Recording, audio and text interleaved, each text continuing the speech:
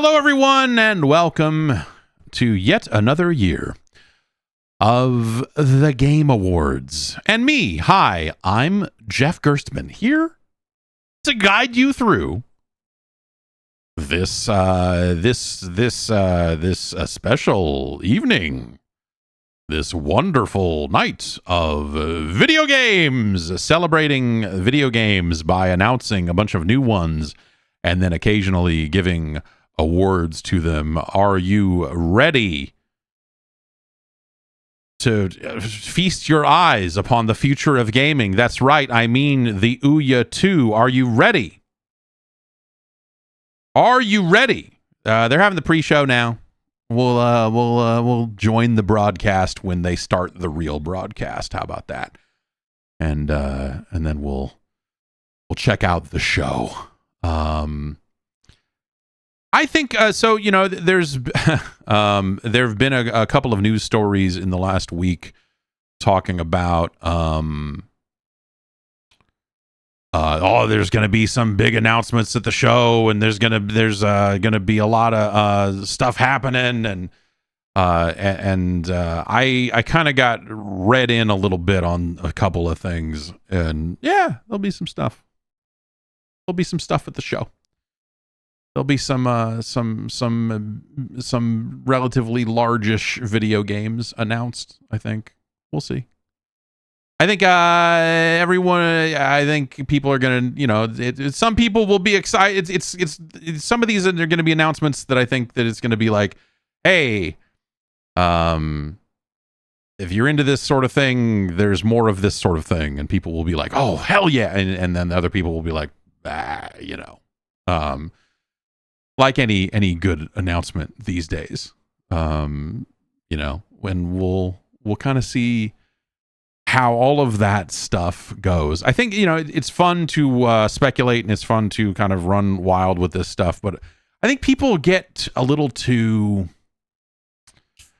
I don't know, like people get out of control, right? I mean, anytime there's any kind of upcoming announcements or like anytime there's any kind of show of new games, there's just like people get weird about it, where they're just like, Phil Spencer's gonna walk out on stage and he's gonna pull a handheld Xbox out of his shirt pocket, and then his shirt's gonna change to say this is an Xbox, and you know, or whatever. And I don't think that's going to happen. I mean, you know, all the reporting around any kind of brand new handheld version of a console or whatever, all of that reporting has been like, hey, this stuff is like years away.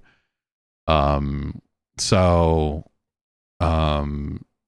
yeah, so I don't know, you know, this doesn't seem like a hardware show. It kind of never was. They've had a few things over the years that have been like a big deal. I think, what was the last, like, was it the Xbox One? Was that the last time that the Game Awards had like, yo man, we got hardware? Or was it the Switch? No, they didn't. They had like a Nintendo thing close a show one year, right? But I mean, I'm trying to, yeah, I don't know. I'm trying to remember. Yeah, was it Series X that they had that out on stage or whatever? Yeah, I don't know. This just seems like a weird time of the year to do that sort of thing. Also, Nintendo is not really, I think if you think about the last couple of years here, Nintendo has not had like a massive presence at the Game Awards.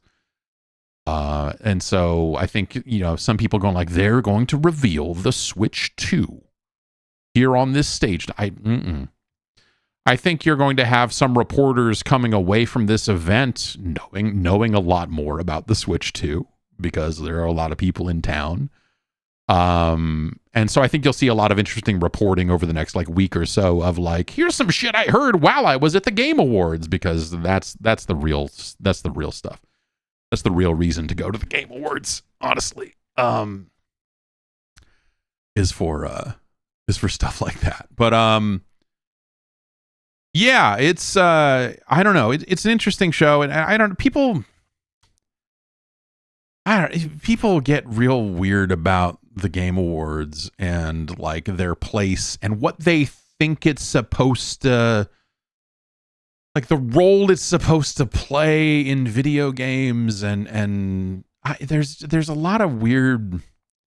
Everyone has a lot of weird expectations about what the Game Awards could or should be, and I think, yes, like I don't think anyone is getting 100%. I don't think anyone's coming away from this show saying like this was the perfect show. This was the perfect show for me and the way I like video games and the way that I want video games to be and whatever else. Like that sort of stuff just doesn't. I don't know. It just doesn't really fly. So I think we'll see some interesting things here tonight if what I heard was accurate, I guess. Which you kind of never know with that stuff. Some of these things change like kind of 11th hour too. So you'll hear like, oh, I heard this was like last year. That was definitely the case where I was like, oh, I heard this was going to be here. I heard this was going to be here. And then, half that stuff didn't show up. And you're like, oh, okay, well, probably that stuff was in talks at one point to show. And then it just, for whatever reason, didn't make the cut and just sort of fell off. And so, even some of the like early, I don't know what's leaked. I don't know if there are like leaks flying around about, here's what's going to be here or whatever. But usually there's some strange lists flying around ahead of the show that are, you'll be like, oh, here's like a 30% accurate look at something and whatever else. But yeah, I don't know. It's always such a strange time of the year because there's a lot of I don't know. People have weird expectations about like what they want the show to be and like, and political stances that the show could take. And I tend to agree with that stuff. It's like, yes, the show could be a lot more, but I think you can just kind of look at it and go like, but also this is like this is the big corporate end of the video game industry. This is not really that end of the video game business. And it's not really, I don't know. It's not really designed for that. And so I think if you kind of go into it knowing what it is, which it's, hey, there's some more, I'm a judge for these things. I always wish that, that more of the awards were given more time as someone who votes on them. Someone asked, what do you think about Elden Ring DLC being up for Game of the Year? I think that's 100% fine because the rules of the Game Awards are thus, like it's what are the biggest things that came out?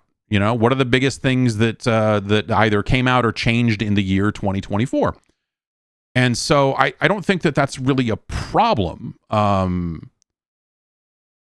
I think that Indiana Jones messed up by waiting to release so late as to not win any awards? I think that you are overestimating the amount that people care about this.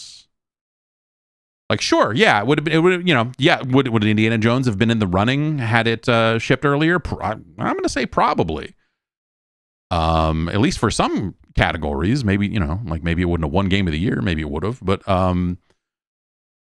it's like, those are the rules. And I think as long as the rules are consistent, it'll be up for awards next year. Will it win them? We've had cases where January games or like December games, was it like Smash Brothers or something? But like, there have been cases where games that were technically released the previous calendar year were a factor in the following year. And so, I think as long as they're consistent to their rules, I think it's fine. And I think the rules that they have around what games are eligible, I think that makes, in terms of like DLC or whatever, I think that stuff is absolutely totally fine because it sidesteps so many bullshit conversations around like, well, is this a game? Is it not a game? Is it just DLC? So it's only up for this and we have a DLC award. There's not enough great DLC every year to have a DLC category. And then you have the argument about like, well, is a microtransaction DLC, is Cody Rhodes in Call of Duty up for best DLC? Like, no, like that's, you end up in dumb conversations around that shit. And so just saying, hey, if it was a thing that was released or was substantially updated in a way that you think this was one of the best things to happen in games in 2024, then yes, it's eligible. And so people arguing about like, the Elden Ring DLC, that doesn't count. Like, fuck off, whatever. Jesus Christ. So I can't like, that's, I think that they're, for something where they, as a judge, I fill out a list of nominees. And then when the nominees are announced, I get a ballot back. I fill out the ballot, and that's that. And I think for something like that isn't going to be like an editorial discussion the way a lot of publications do it, where they argue with each other for hours and hours and hours, and they have time and want to go around in circles about that sort of stuff. I think that's a very different thing. And so I look at this as like, hey, you do what you can with the time that you have. And, hey, these games are not eligible because they were released after that window. Okay. Just keep that in mind. When someone goes like, why didn't Indiana Jones win Game of the Year? You go like, well, it wasn't eligible. Okay, good. Okay, fine. Question answered. And I think that's about as serious as, you need to take the awards. And, and people get to give their speeches. I think I always just wish that, like, the speeches were, I was going to say I wish the speeches were like longer and that they had more time to talk. But in some cases, some people have gone a little too long on some of their acceptance speeches. So maybe that's not always the answer either. At the end of the day, it's an award show. And I think the thing I realized, like, as people were having this argument over and over again, hey, you know what? Awards shows, not great. Not great. Like the first 4 or 5 years of the MTV Video Music Awards were fun, but not because of the awards. It was because, like, oh my God, David Lee Roth is being a nut job, and all of that sort of stuff. And so I think you have to kind of take all of that into consideration. Go like, it's an award show, it's fun, whatever. Like, you're gonna see some games win some awards. You're gonna root for some games, have fun with that, and you're gonna see some upcoming games and announcements and whatever, right? And I think to take it more seriously is to say what you actually want is a well thought out and totally different format for celebrating the year in gaming. And we used to have video game publications. There used to be websites and magazines about video games, and they would do that sort of thing. But they don't. Sadly, all of those are lost to time. And so, maybe someday something like that could exist again, and you could have a well thought out and solid game of the year type of presentation. But until then, here we are, right? And then, I think there are a lot of different ways. I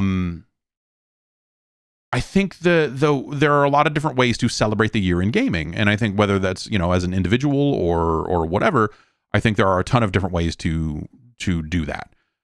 And so when people, I think, start to complain about just like, oh, the Game Awards did this again, it's like, dude, write your own thing about the best games of the year. It's to do it. You don't have to put on a big fancy show. You don't have to go out and get sponsors. Just, hey, put this thing out and go for it, right? So I think that, I think a lot of the criticism of the Game Awards is asking it to be something it literally will never be. It is not designed to be that. It is not striving to be that. Gaming is a very big thing and goes in a lot of different directions nowadays. It's okay for there to be a big budget, weird mainstream thing.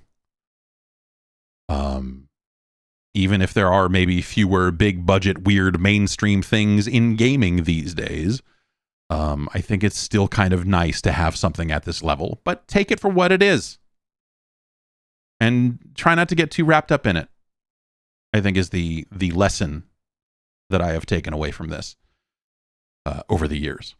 We're just a few minutes away from the show getting started, so we'll cut over. Maybe we'll catch the last little bits of the pre-show here.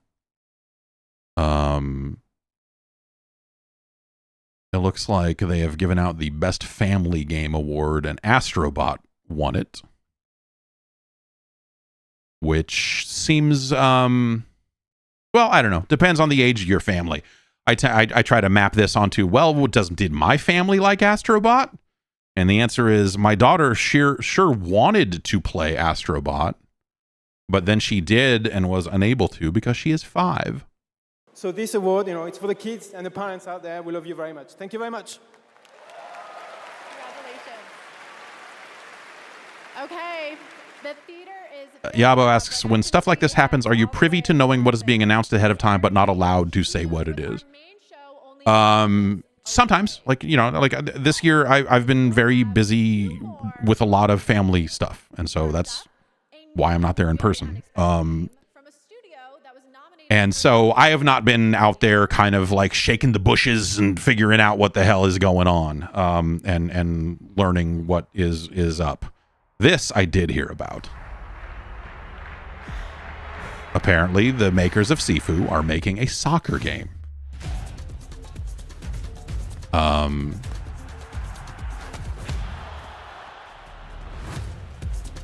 Because why wouldn't you do that? Yeah, Fifu, good. That's good. That's good shit.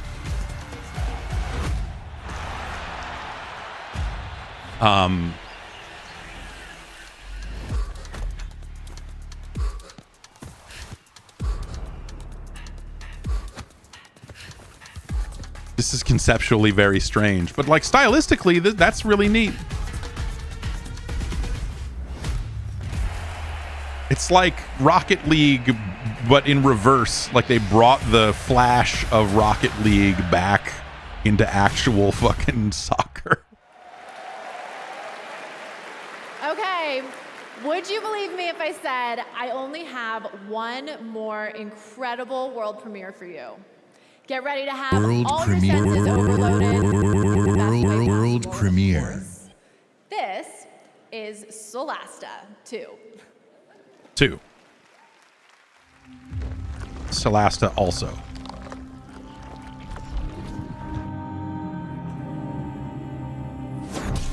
Nah. How dare you come alone, Shadwing? For many years you've sent waves of stone soldiers we've decimated. What can you achieve with your solitude that thousands couldn't? Not thousands. Millions! Oh my.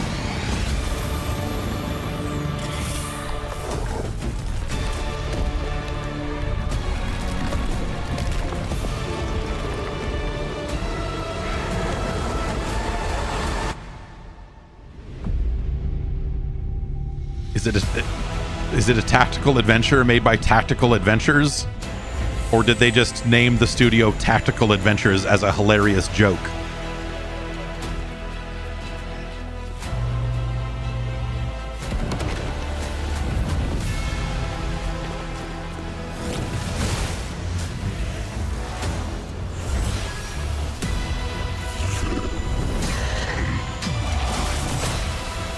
Okay, that looks like it could be a tactical adventure.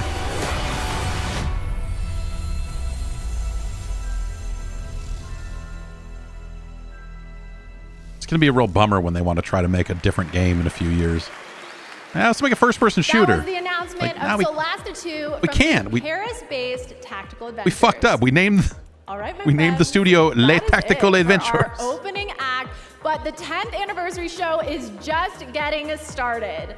The Game Awards main event is about to begin with tons of big awards, big new game announcements, big awards, big new announcements. The TGA Orchestra, I love it. 21 Pilots, Snoop Dogg. Oh, sick! 21 Pilots. More. I love those guys. This is a Game Awards you definitely do not want to miss. There's a problem, this is. The countdown is over. The 2024 Game Awards. When people try to put together music that they think video game people will like, it seems like we always end up with fucking 21 Pilots or Imagine Dragons. Like the most dog shit ass acts. Now, here's your host, the creator of the Game Awards, Jeff Keighley. It's a cool stage.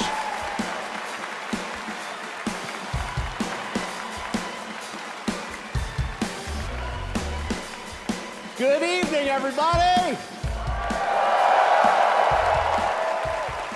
Welcome to the Game Awards, the biggest global celebration of video games out there. Hang on, let's take it again. Joined us 3, 2. on a very special night, our 10th anniversary. Welcome.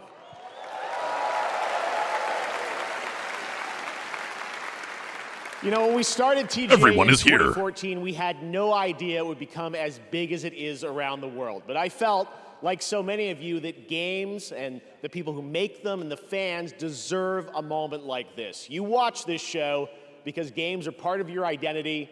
They mean something to you. And tonight is a tribute to just how far games have come, and despite the challenges our industry faces, where they are going in the future.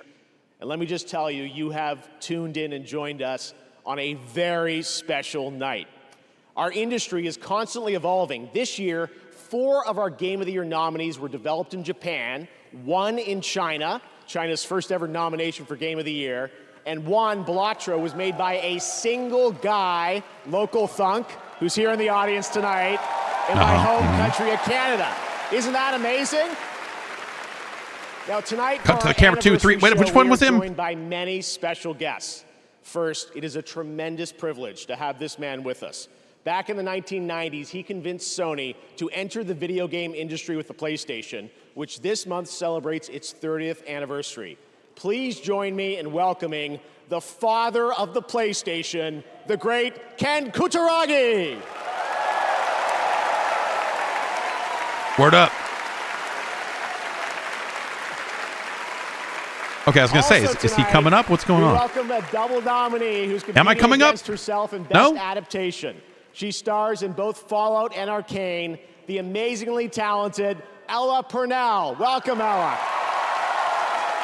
Hey.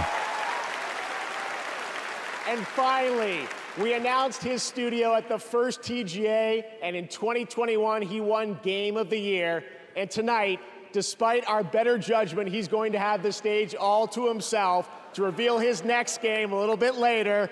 Joseph Ferris, welcome back, buddy.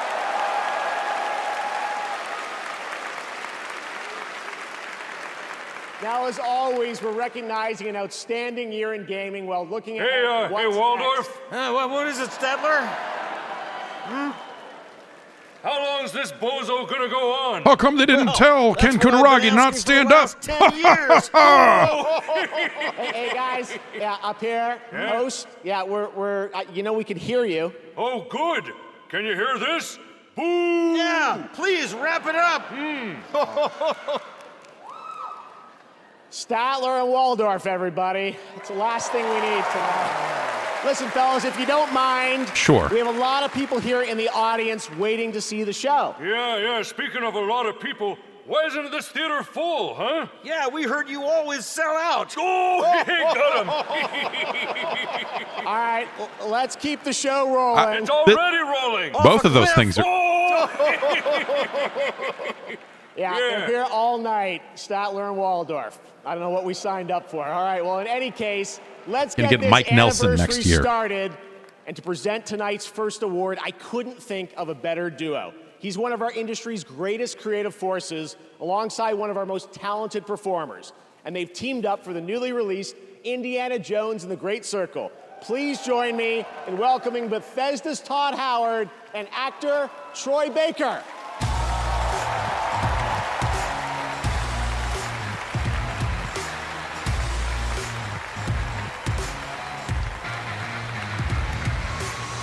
Seemed like a very forced clap there. Thank you, everyone, out for of that being here. dude. Now, as you know, the Game Awards for the last decade has celebrated the best performances in games by honoring some of my peers, some of my friends, like Nolan North, Roger Clark, yes, Laura Bailey.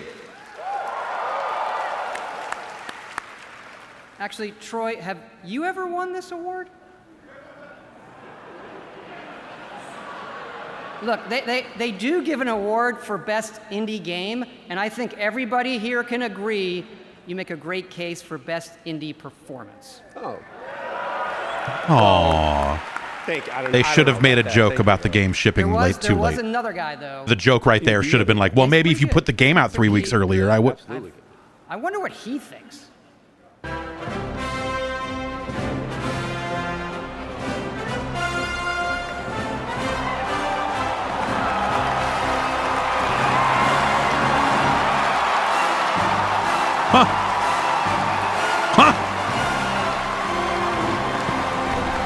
I thought they were going to have like a pre-recorded bit with Video Game Indie or something.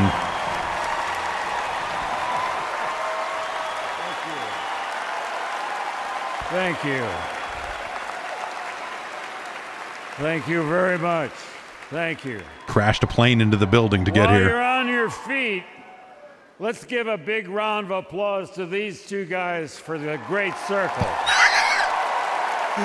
Fucking A. They made it fucking standing. You. I think this guy did a great job. If I'd known he was so good, I would have done it myself.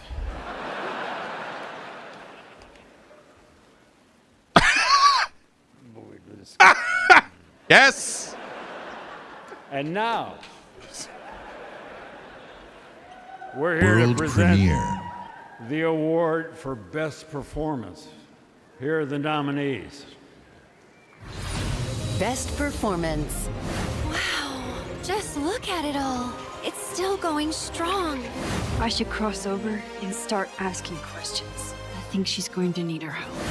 This job, it's a death wish. I'm gonna finish it. I know what you are. I don't need you anymore. The shadow will always hang over me. What will I become? Kind of like the one thing that I'd say that Hellblade has going for it is that vocal performance. Melinda Juergens. Yeah. Like if you're going to give that game anything, this is it.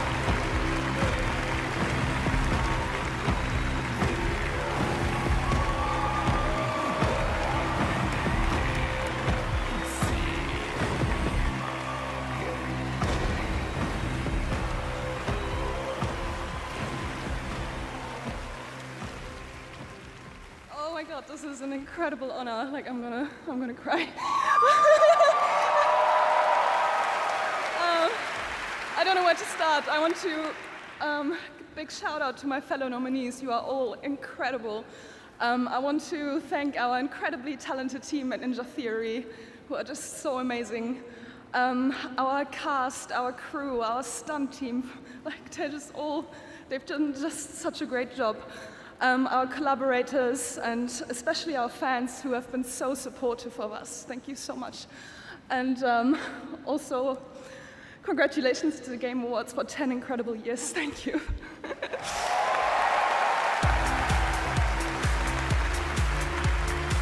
It was a fun appearance. Harrison Ford. That's a good get. Like a more natural fit than when they had Congratulations, Melina. Our first two-time winner for Best Performance. She won back in 2017 I guess she did one for the other one, didn't Hellblade. she? All right, we have lots For more Al awards Pacino. to Al come, Pacino but are was you guys kind of a ready to get weird- glimpse of what's next? Yes, it is world premiere time. Hang on. For our 10th anniversary, I traveled the world world to premiere. ask developers, what could you share with fans that will give a glimpse not just of what's coming in 2025, that we'll have lots of that too, but what lies beyond for the next decade of gaming. What lies beyond? Tonight's first game announcement is an absolute honor to share with you. It comes from a Game of the Year winning studio whose immersive storytelling has thrilled players with every twist and turn. So without further ado, here's a look at the unexpected.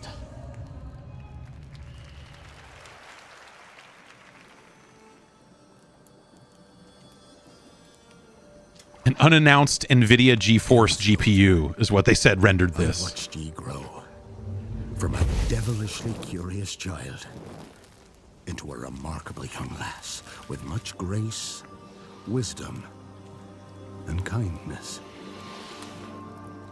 Take the A regular sword and a silver sword. Tis how we rise to face the hard times, what does that for us? Even heart of gold. You've the spirit to overcome adversities aplenty. Darling. Sweeten. Today's the day. Ye fill out your destiny.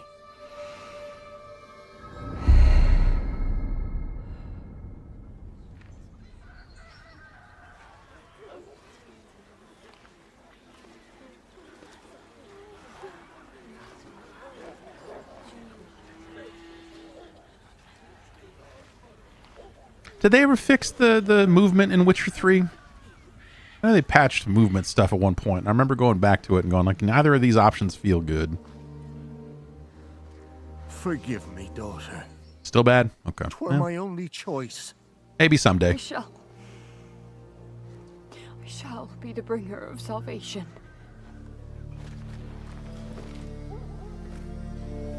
A witcher? Witcher! Whose coin did he take?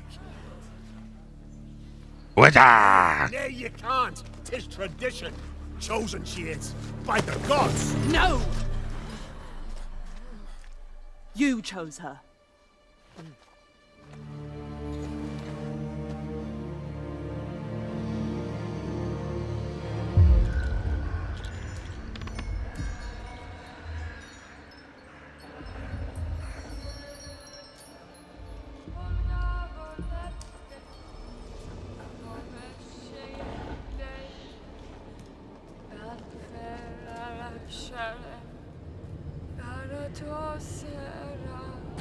I mean, they had said this game is, you know, was like in full production at this point, right? Back to the village. Go, now. Nay! I must save them! Save the village! Save yourself!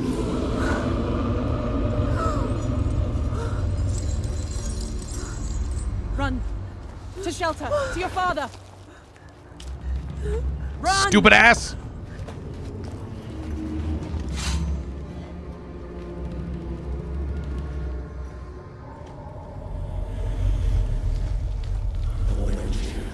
This opening with like saying, "Hey, this is running on an unannounced NVIDIA card" is actually kind of crazy. Like, oh shit! I guess that shit is right around the corner, huh?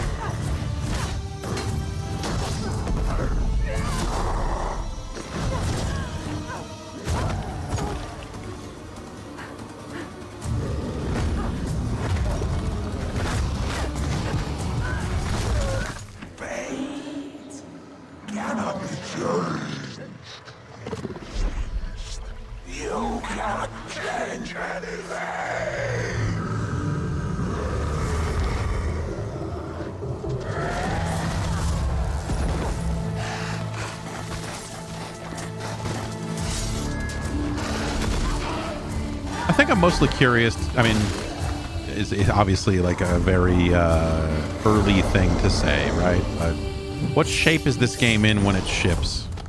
After everything that happened with Cyberpunk.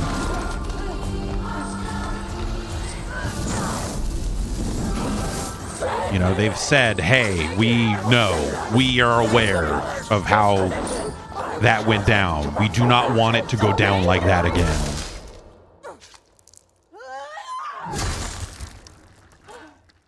But it's not like, you know, it's not like The Witcher 3 shipped in a great state either. It's not like anything. It's not even a CD Projekt Red problem. It's a game industry problem. That was actually one of the coolest things about Indiana Jones is like, and I know some people had issues. It's not without issue, but like I had no problems with it when it came in. Like a week before release, I was like, oh, this runs great. This looks good. Well, fucking awesome.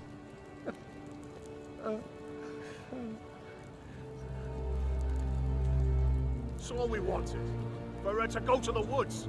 To go to the gods. Gods? There are no gods here. Good looking fire. There are only monsters.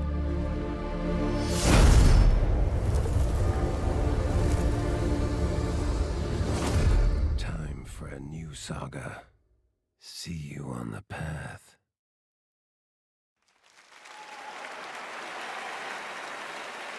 There you have it, the very first trailer for The Witcher 4. What if the humans were the real as you saw, the obviously real Suri monsters? will play the protagonist in that title, and we're very excited to hear more about it. You ready to have more fun? Because tonight, No, trust I am me, not. the surprises just keep coming all night long. Right now, I am proud to present a brand new standalone game. Please watch.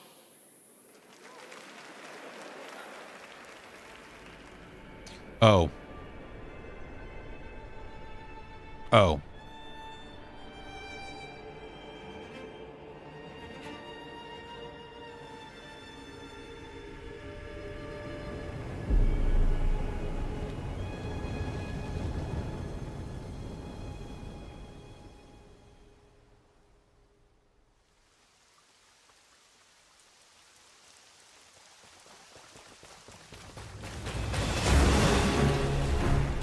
You'll note that they said that Elden Ring 2 was not in development.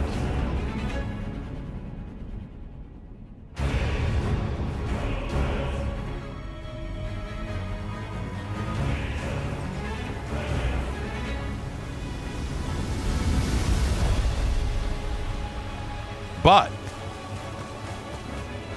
Seekers of redemption, you were chosen. Thrown together by forces beyond our control.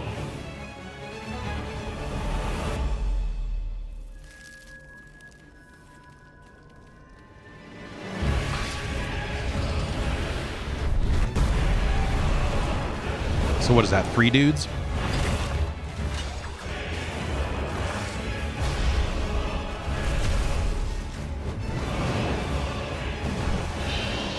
You'll note that he said it's a standalone game also, for people who keep saying, is this DLC? Tragedy must be averted.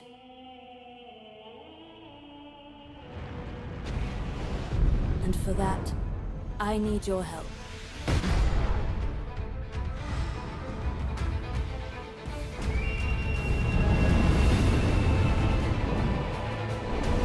Stand tall. The night is far from over.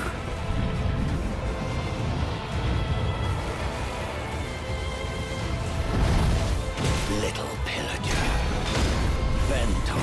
Did it look like 3-player characters? That was 2 there, but I thought it looked like it was 3 in that first shot they showed. And all who dare approach.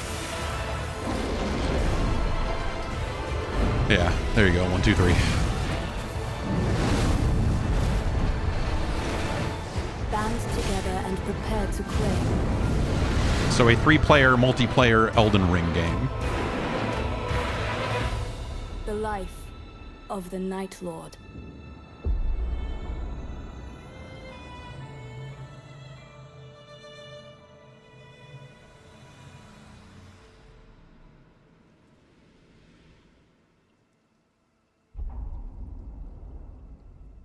Console, PC, not mobile, for people who were wondering about that.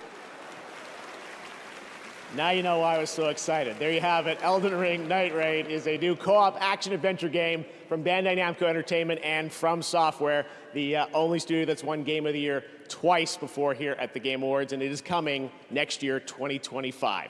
Now, trust me when I say we are just getting started. Some of the biggest surprises, believe it or not, are still to come, as well as performances by Snoop Dogg and 21 Pilots, and awards presented by previous winners like Hideo Kojima and Sam Lake. But right now, here's news on a new platform for one of this year's Game of the Year nominees. It's coming to the Ouya 2. Time to kick it up a notch. Had they not announced that this was happening? I guess I don't keep track of platform stuff. But like, yeah, hey, guess what? The time has come. The time has come. Is it today? At last, our long-awaited reunion. The PC and Final Fantasy. Did someone say Xbox? No, what? What is that? Let us hurry. There is nothing to fear here. That's what scares me. World premiere. World premiere.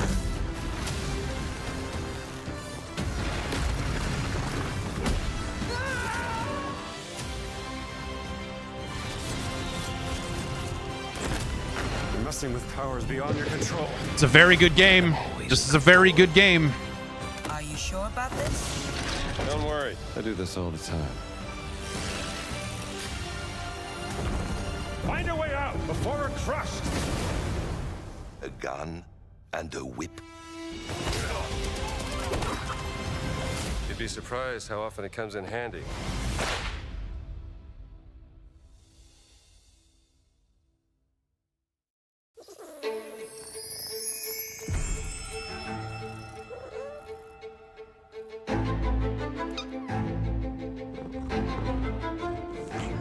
Rendered on an unannounced NVIDIA GPU.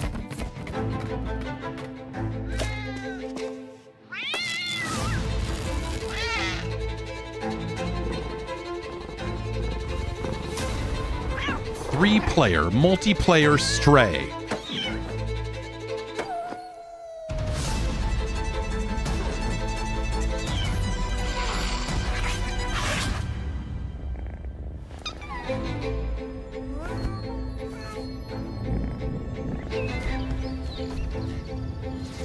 Is this just an ad for Facebook's VR stuff or something? What am I even looking at?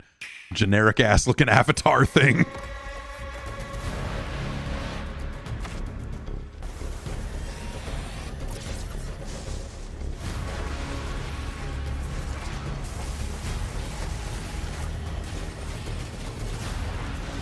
So are these the parts of Path of Exile that I can't see because the game keeps locking up on the first real boss fight? Or what is this?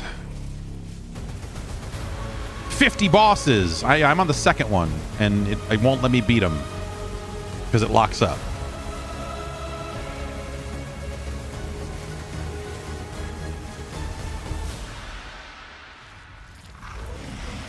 Yeah, maybe if I bought the $480, DLC pack with all the cool cosmetics, maybe that would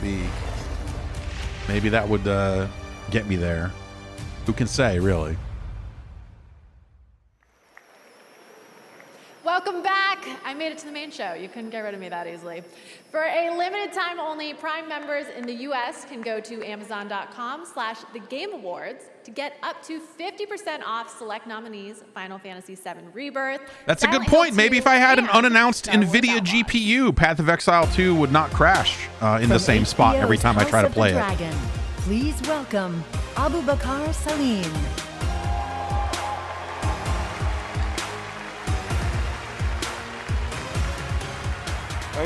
Thank you. Don't worry, I'm not gonna cry about my dead dad this time.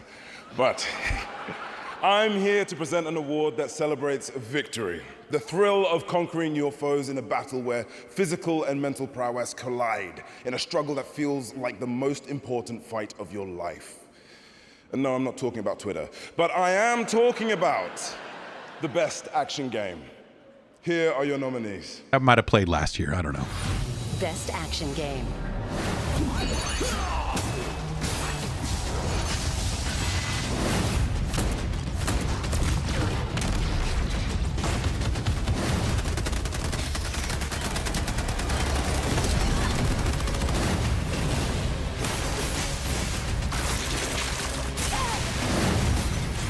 feel like Helldivers probably wins this. I don't know what wins. I don't know what wins here.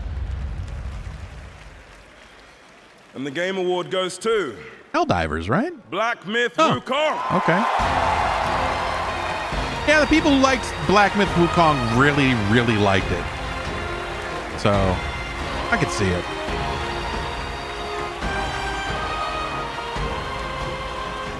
Helldivers had its weird, like, everyone hates it for a month because of the PSN login and whatever else. Like, there's, the people got salty about Helldivers at some point. 谢谢大家。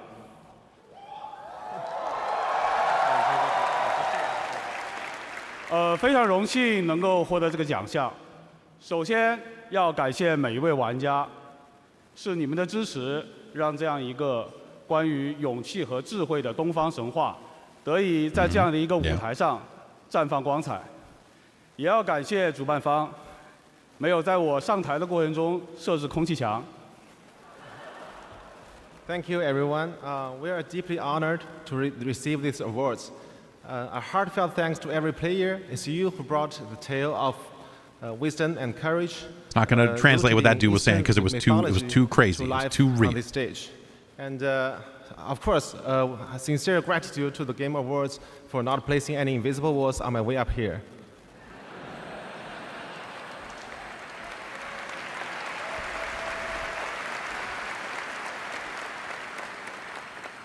这份荣誉属于团队的每一位成员，也属于在幕后默默支持我们的家人和朋友们。如果没有你们，我现在大概率还在调试和增强二郎神，而不是代表团队站在这里领这个沉重的铁坨坨。This award belongs to every single member of our team, as well as our family and friends who have supported us behind the scene. Without you, I'd be like sitting at home testing the boss rush mode and buffing Erlang instead of standing here representing our team.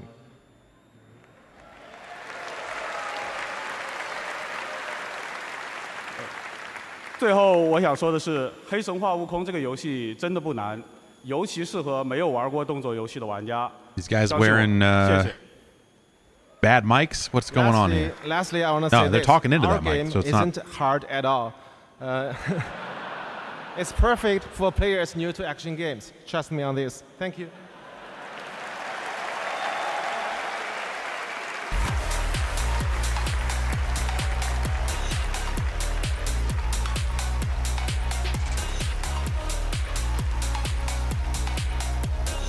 sounded like interference on a microphone somewhere. Congratulations, Game Science. At the Game Awards, our aspiration is to create moments that define our medium. I like and science, remind but us game all science? Why we became fans in the first place. 5 years ago, I had the pleasure of having lunch with one of our industry's most treasured game makers. And just recently, he finally shared an ambitious vision for his next project. Tonight, as a very special gift for our 10th anniversary, I am beyond honored to reveal this stunning new project for the first time anywhere, with an early look at real gameplay footage of this studio's highly anticipated upcoming title. Let's take a look at this announcement trailer that I'm sure will capture your imagination.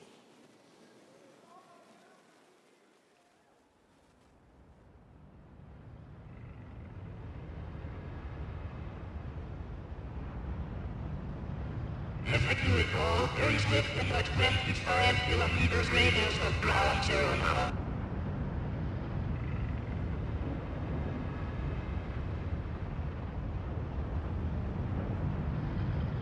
Huh.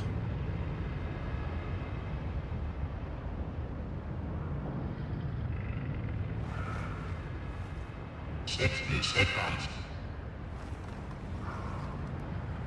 55 seconds. 50 seconds. Quick, I've got to teleport over here so we can hold someone's hand and save the universe. Sit on this bench with me. It's the only way. 35 seconds. You should have started moving like 15 seconds ago, dude. 25 seconds. Oh, you're just getting up here to watch it, huh? 20 seconds.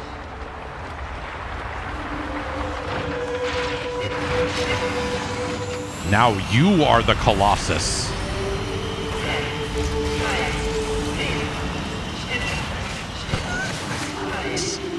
Can separate the saucer section, dog. It's bad out here. Deck 10 Battle Bridge, man. Fuck.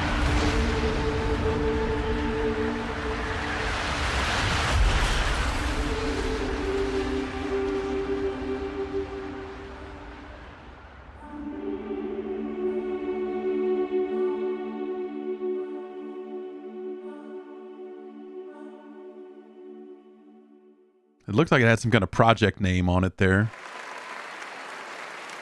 That was your early first look at the untitled next project from Fumito Ueda-san, a creator who pushes our medium forward with each of his incredible creations, You can just feel the emotional depth of that game in that beautiful piece. A mix of cinematics and gameplay. I assume the gameplay part is the part where you climb the ladder. Next February marks the release of Sid Meier's Civilization VII, the latest installment in one of our industry's longest running and most successful franchises. Tonight, we are honored to welcome the Game Awards Orchestra, conducted by Lauren Balfe, to world premiere the stunning theme to Civ 7, composed by Grammy Award-winning composer Christopher Tin, who joins us tonight. I think you're gonna love this. Maestro, take it away.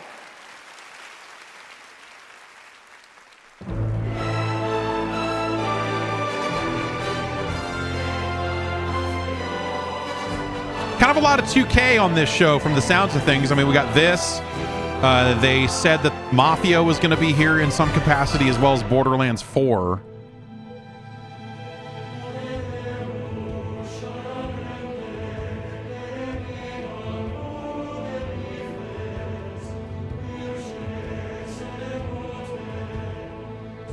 What about WWE or NBA? Those games, no. WWE is big enough to just warrant its own. You know, they announce that stuff whenever they need to, right? I mean,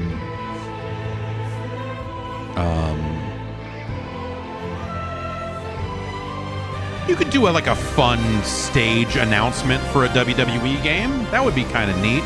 But like WWE has their own platforms to announce things, and 2K has a pretty good cadence down with their announcements and all that stuff. So,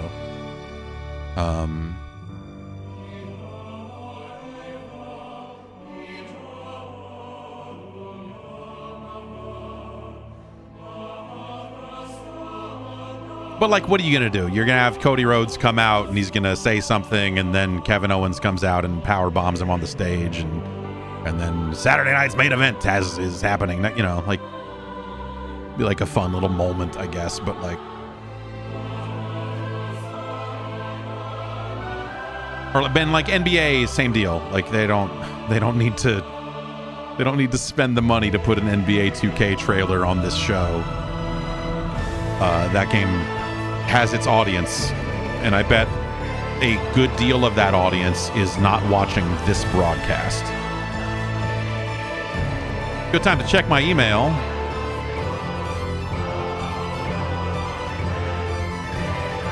Renowned game studio Gen Design, creators of the critically acclaimed Eco, Shadow of the Colossus, and The Last Guardian, debuted their highly anticipated new title at the Game Awards. Watch the trailer here. Led by visionary game director Fumito Ueda, composed of a team of veteran developers from those games. They're based in Tokyo. It will be published by Epic. Absolutely incredible. That's it. Thank you to the TGA Orchestra and Lauren. There's much more to come from them throughout the night, including our signature Game of the Year medley. You can look forward to that. Right now, it's time to get the first look at gameplay of a project from a studio that has previously been nominated for Game of the Year. You don't need these like 3-sentence like, and they've been nominated, and they did this, and that, like, it doesn't.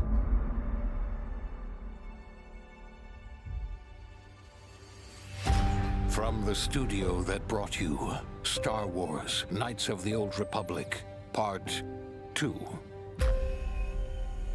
Neverwinter Nights, Part 2. And Fallout 3, Part 2. Comes Good a shit. completely original Part 2. And like all good sequels, we've included everything that should have been in the first game.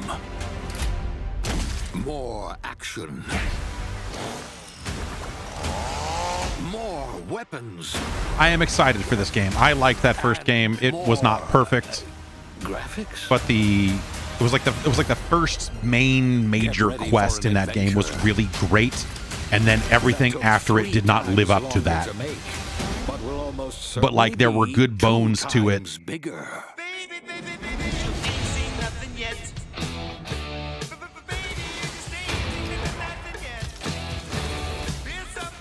So them taking another crack at it, like, I'm all for it, man.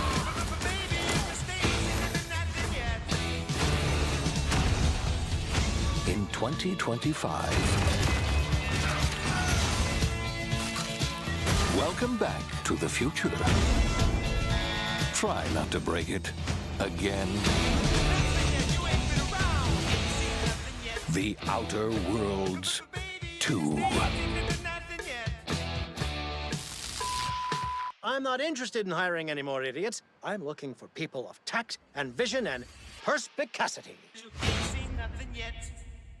Okay. So we get Avowed at the beginning of the year, and then presumably that closer to holiday. Please I assume welcome they. the director of Hazelight Studios, winner of Game of the Year for It Takes Two, Joseph Fares. All right, I can't tell you how pumped and excited I am to be here today to show you our next thing. I mean, I'm telling you, at Hazelight, we have a saying where we say, we fuck shit up without fucking up. And no, listen. This time, it's some next level shit, I'm telling you. I mean, This game leaked. I mean, really like the name of it and some of the details, I know I sound right? cocky, but it's really hard not to be cocky when you have a game like this. Are you ready? All right. Like a while Let's ago. roll Hazelight's next co-op adventure. Go.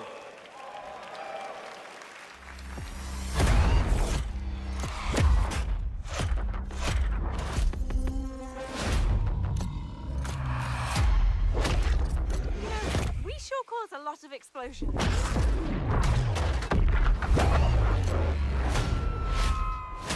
The Curse Man is here. Is he? Wait, is he the fuck you guy that everyone's talking about?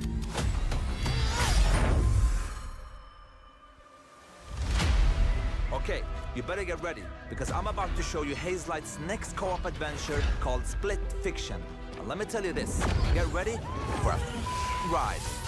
I love that the asset is bleeped and he was not on stage.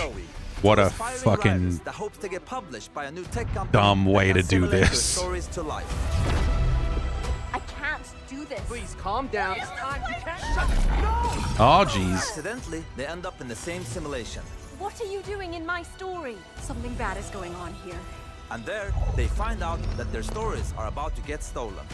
No one escapes my simulation. No one. And in order to save them, they have to escape back to reality through the very worlds that they created. Hands above your heads. But the thing is, they're strangers, and Miyu writes sci-fi, while Zoe Did they writes pitch this as a fantasy. Tron game and get Every shot level in down? the Like, game what are jump we between a doing? Sci-fi world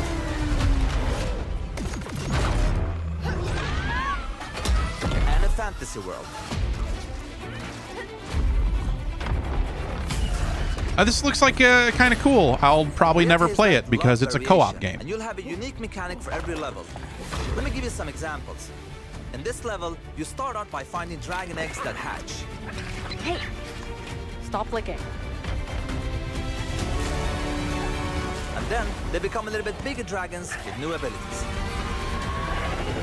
But in the end, they grow up to be full-ass dragons. And now you can fly around and kick ass. This didn't need. In another level, you play these ball droids that can magnetize and shift. Oh, to so different like how the forms. dragons can roll, now you play as rolling balls? So, okay. And then the droids Was this become Cameo your 2 over here?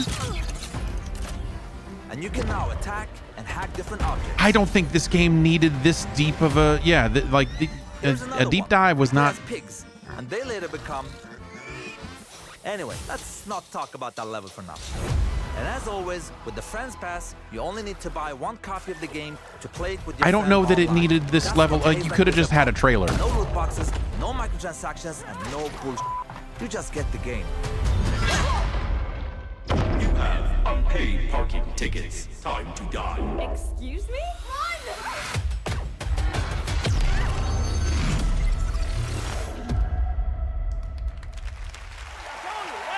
Like, nothing about this game seemed that deep that it's like, no, we need to explain it. Like, this game is coming out March 6th, so you will be playing it in 2 months, so that's nothing. it's three. One well, more thing. Look, Just want to say in the trailer, just wanna they say, called me and fuck Zoe, you! My daughters, it's their name. They're also in the audience. Put the camera, let them show how cute they are. Eat shit out of an ass! Hello! Hey, Papa! Yeah, of Daddy course. cursed on My wife is stage. beautiful too. I don't forget to, of course. Yes, and I would say one last thing. My team Hazelight is watching at home. my beautiful team, I just want to say thank you, jag älskar er. And thank you everybody, I love you so much. I'm looking forward to be part of this industry. I love everybody. Goodbye. Okay. That looks all right. Looks like he is making another one of the games he I spent some time makes. with him in Sweden this summer and played a few hours of Split Fiction. It really is everything you'd want it to be. A great follow-up to It Takes Two that Joseph won for Game of the Year. It's been so amazing to have so many Game of the Year winners back with us again tonight, revealing new projects. All right, we have much more Game Awards to come. During the show, those of you in the U.S. can head to tgalegion.com for a chance to win one of 20 Glacier White Lenovo Legion 7i laptops, which have the power to handle the latest games. This Lenovo Legion 7i has the power we need to finally beat the impossible level.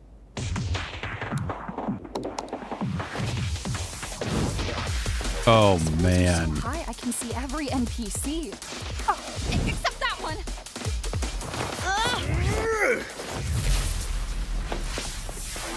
You guys like that Japanimation? Reach your impossible. Lenovo Legion.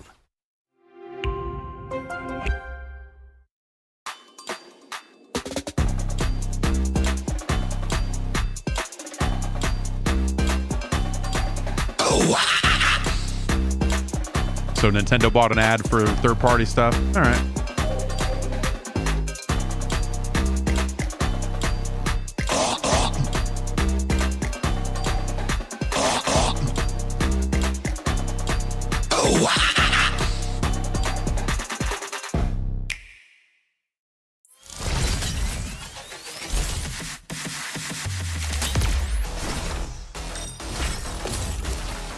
They ran some play tests for this, right?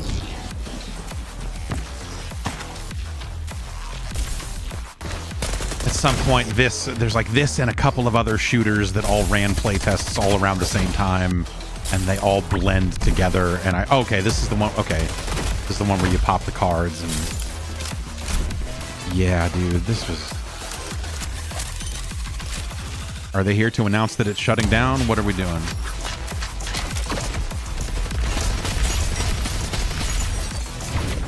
Card Effects, Sunset video game.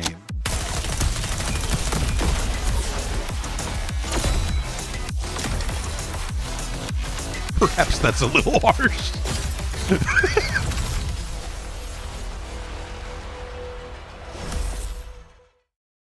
The world's best gaming processor, advanced by AMD.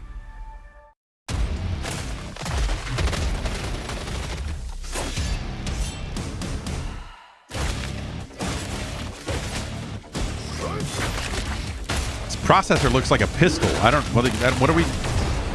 Do I put the pistol into my case? What do I shoot bullets into the computer to make it run faster? How does this? How does the CPU work? Oh wait, that was a. It appears Moorcroft's little project is as real as they say.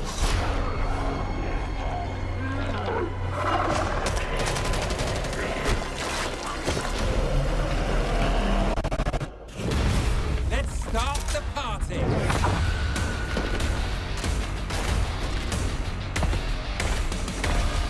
Our cast of class-based goofballs is here to ensure you've always got skins to buy.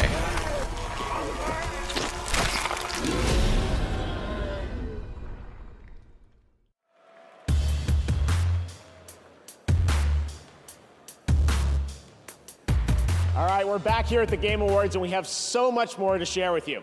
Now, when we created the TGA in 2014, I wanted to celebrate the people who devote their lives to entertaining and sometimes comforting or affecting us through video games. In fact, 25 years ago back in college, I started writing a series of articles called Behind the Games, chronicling the development of games like Half-Life and Metal Gear Solid 2, because I knew games were nothing without the people behind them. Now, the sad reality is that over the past few years, the gaming industry has suffered significant and unprecedented industry-wide layoffs. Those affect the games we get to play and, even more importantly, the people who make the games we love. We can debate and certainly disagree with the reasons why, and honestly, as a show, we kind of struggle with how to address these topics in a constructive way. But this year, inside of these challenges, we found greatness. I'm proud to share with you the story of a single individual who who saw developers in need and did something truly extraordinary. Meet TGA's first ever game changer. It'd be funny if it faded out and just a picture of Jeff Keighley faded up. It's me! Significant waves of layoffs started in the games industry. So is this the guy who made the big spreadsheet about right? Like a ton of bricks? What am I supposed to do? Tens of thousands of gamers have been laid off at a level that is unprecedented in the industry's history. I love this brand, I love this company. Oh my goodness, what am I going to do? I actually started in games relatively late. Even though I've loved the industry ever since I was a little child, because there weren't games jobs around here, I stayed passionate about it and broke through in basically my late 30s. I had seen a few friends get laid off before Thanksgiving, and I said to my wife, Jess, like, this is unacceptable. Hi, everybody. It's Amir, and I'm here to help support you as you look for your next opportunity in video games. I can't imagine what it must feel like for someone to have to go to their family around the holidays and say, I don't have a job, I don't know what's going to happen. I had a robust background in things like data analysis, and I said, well, I can do something with this. I started a community with one resource. We just started putting together a list of all the job openings out there. And over iteration after iteration. Yeah, by all accounts, this dude has helped resources. We have 2,300 a good number of people. Volunteers who've given people over 50,000 community coaching conversations for free. He's pure pro bono, Amir. There is no payment. He doesn't take anything back from the community. I'm proud to say we've helped place nearly 3,000 people in jobs. Amir is like career Santa Claus. If it weren't for Amir and for this community, I wouldn't have even known this job was here. He has created this like beacon of light. Please join me in welcoming a man who has the well-being of the game developer community in his heart. On behalf of the Game Awards, I'm honored to present the first ever TGA Game Changer, Amir Satvat. That's cool.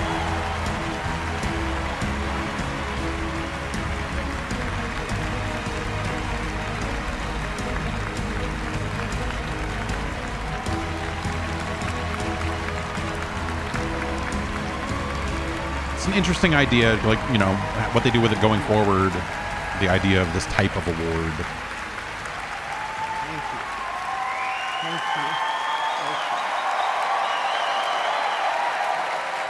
You should just get up there and be like, hey guys, all of you are going to be laid off in the next 6 months. So here's my web. Here's the. Thank you so much. No, you're breathtaking. Thank you, Jeff, and the Game Awards for this extraordinary honor. I can't help but say that I love video games with all my heart. To all game makers everywhere. Yeah, the number of people in this room that made the bad calls that got some people laid off. Over the last 3 years, it's a weird. We've lost more than 34,000 jobs. A staggering amount of games experience eliminated. This has consequences. You can't make great games without great people. Like, people in this audience should be squirming about this. They should be like, yeah. I'm proud of so many of you who have already joined me to make an impact. And I really have to thank everyone in our community who gave all their time and commitment to build it. As we gather here tonight for this amazing celebration, I challenge everyone to ask themselves, what more can we each do to make our industry better? I dedicate this to my grandparents in heaven and to our Game Awards watch party back home, my wife, our 3 sons, and my parents, who really devoted their lives to me and taught me that my value lies in how I treat other people. Growing up, all I ever wanted was to be a part of the video game industry. As a kid from Farmington, Connecticut, it felt a world away. Not anymore. Thank you very, very much. Thank you. Thank you.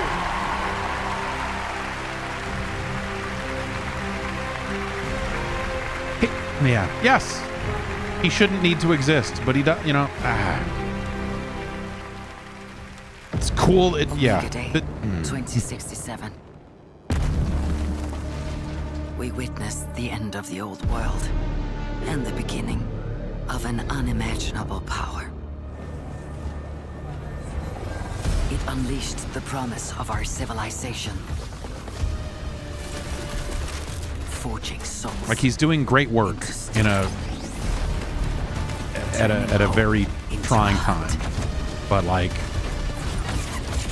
for the fate of humanity. Yeah, it's an interesting room for him to get up in front of, right? I mean, literally some of the people in that room.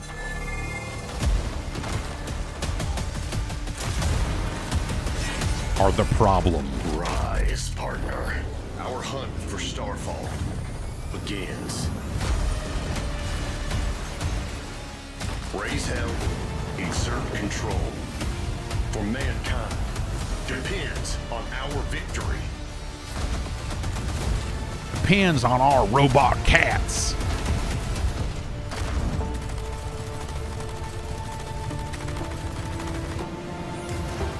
You will face a new power and devastating enemies.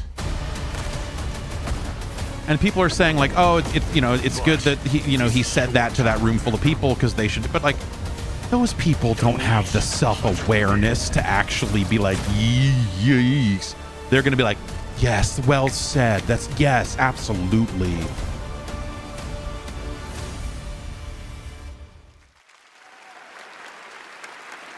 That was the announcement of Steel Hunters, which you can play been test so tonight. hard. I played that back in the summer, and it plays as good as it looks. Definitely has a Transformers vibe to it, as you can see. Really fun game. All right, and now I'm proud to reveal one of the most beautiful games I've seen in a long time, developed by an incredible team up in Canada.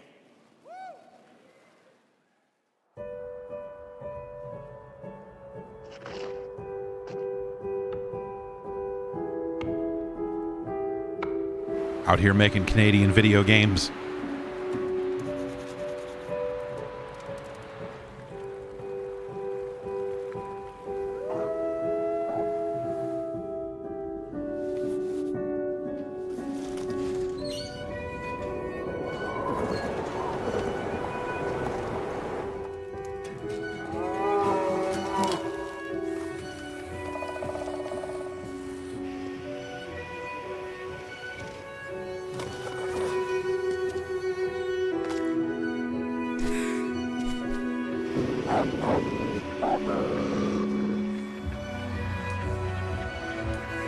Bramble.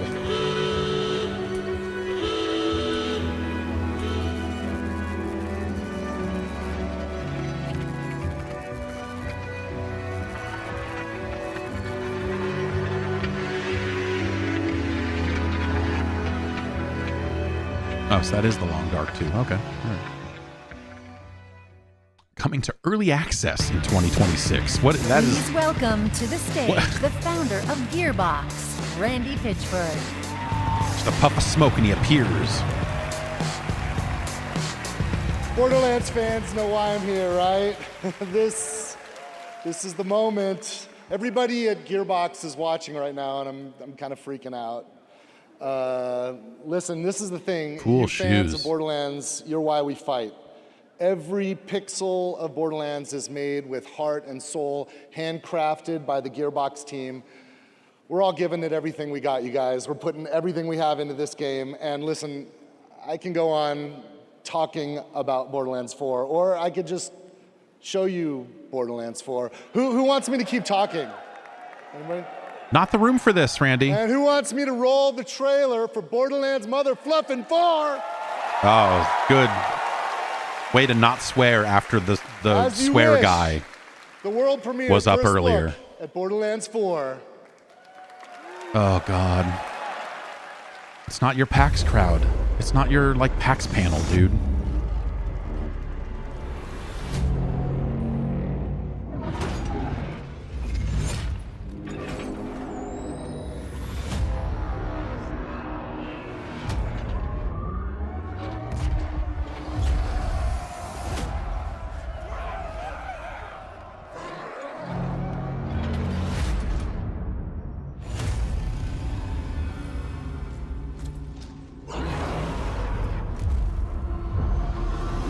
making a Muso game this time.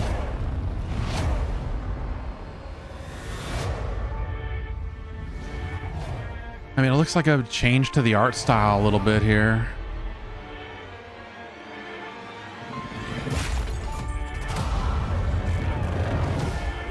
Or, you know, more of an evolved look on some of the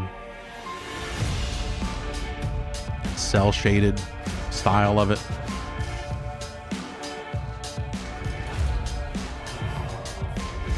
Yeah, it still has the look.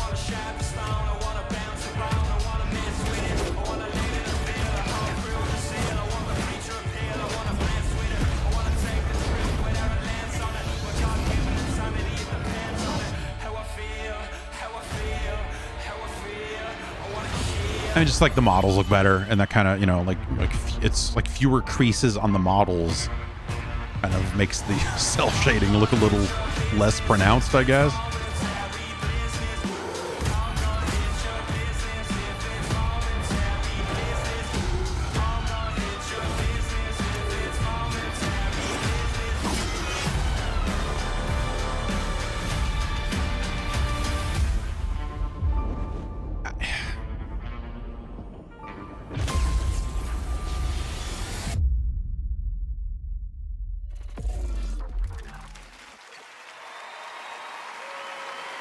How many shift keys did I get for watching that? And now we have an exciting and unexpected announcement from a legendary role-playing game franchise.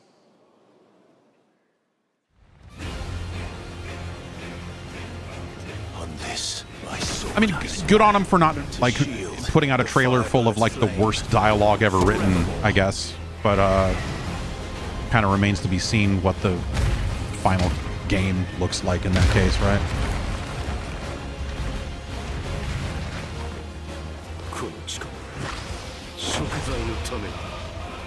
Word?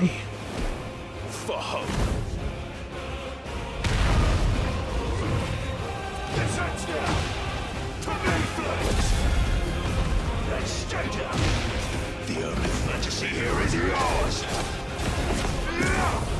Afraid. The flames burn as one.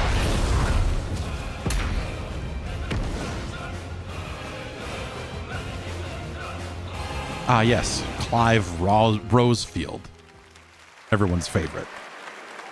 There you go. Clive is joining Tekken 8 next week. Clive. Right now, we want to recognize more nominees and winners in some other categories here at the Game Awards.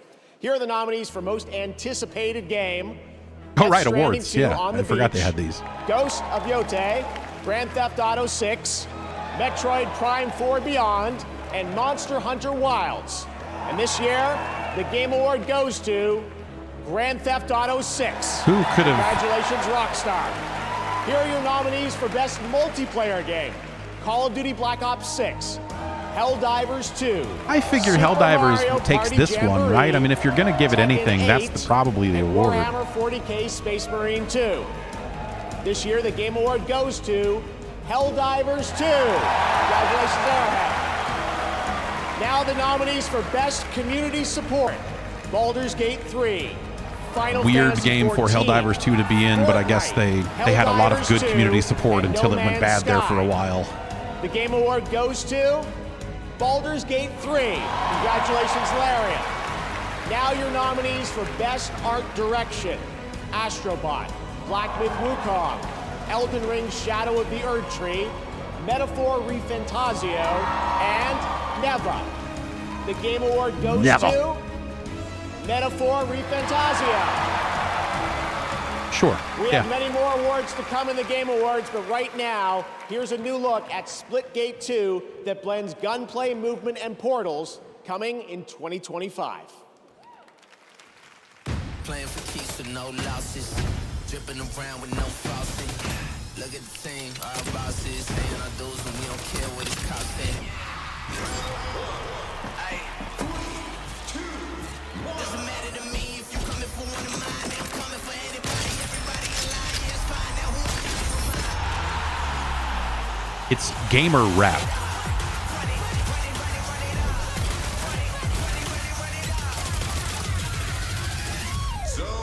Finally, rap music for gamers.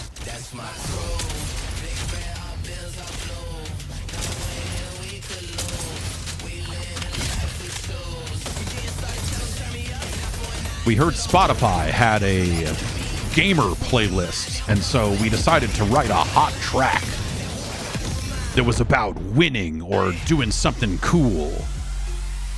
All I do is win. Gonna shit on him. Oh, no, don't curse. It's bad for the trailer. People seemed very unhappy about the announcement of Splitgate 2 when they first started showing it. Like, I don't know if the Splitgate community seemed bummed. I don't know if I have the exact right read on that, but like I don't know how that rollout is going for them.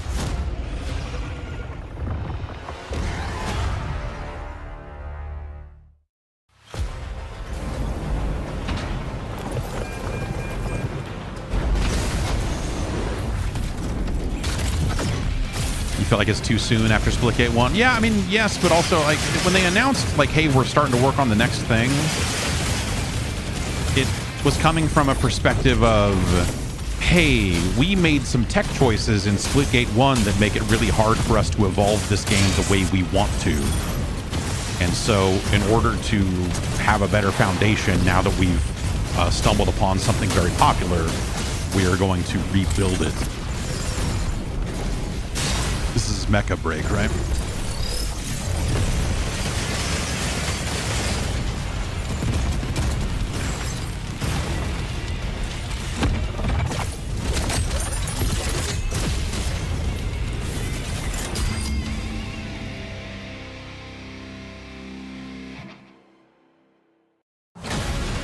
K-Vess. This is your one shot. It's a good game. Oh, see, and then when he said one shot, he took one shot. So that's just editing. That's just good editing. And pull off the right greatest heist the Outer Rim has ever seen.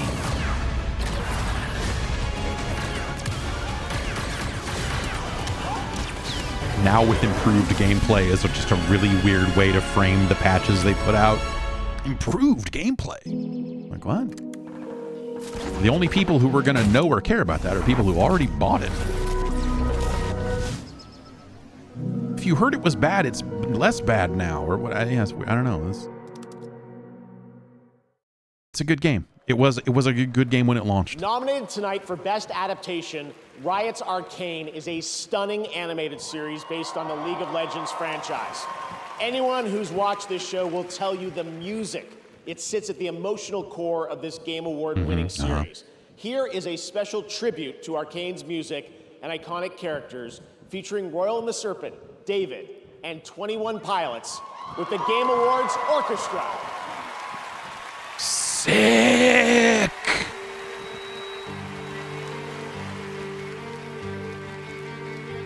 I could just lay my head down and run. If there was nothing to fight or attack, maybe then I could finally be free. Maybe death is like falling asleep. This world is a wasteland where nothing can. It just sounds like too many pilots to me. I don't know how many planes you've got, but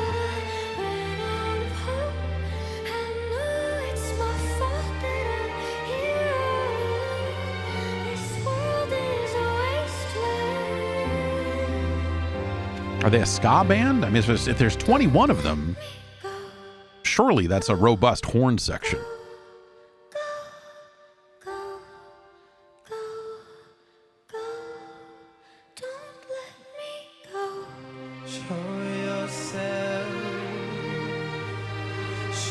Was Imagine Dragons busy?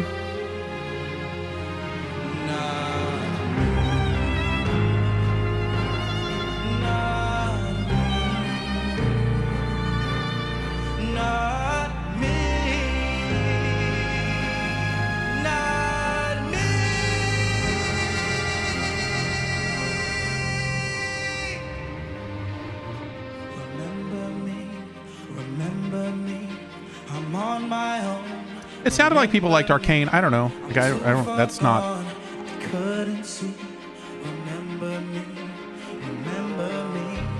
Nothing about that looked interesting to me. I don't know. Yeah, the season 2, people seem kind of bummed out about it, I guess, and that's like the final season, right? They're like, hey, here's like we intended this to be a 2-season thing, and it's done.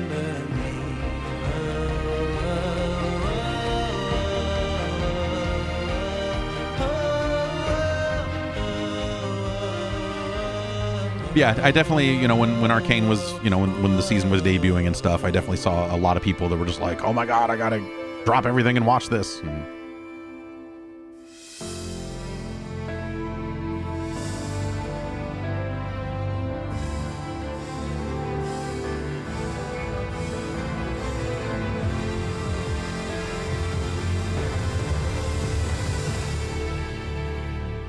My body's on the line now. I can't fight this time now. I can feel the light shine on my face. Did I disappoint you? Will they still let me over if I cross the line? Take a seat, but I would rather you. you know, I don't know. I don't know what you do, man. Like, I get the need for, like, hey, we're gonna have some musical acts on our show, and this is one that is, you know, this is like what? It's a song from a very popular show.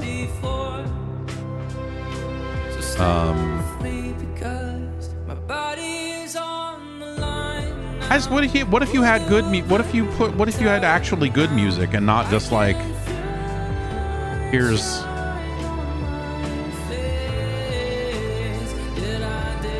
I think the answer is society doesn't want good music. Society wants the fucking most middle of the road horse shit that they can get their hands on.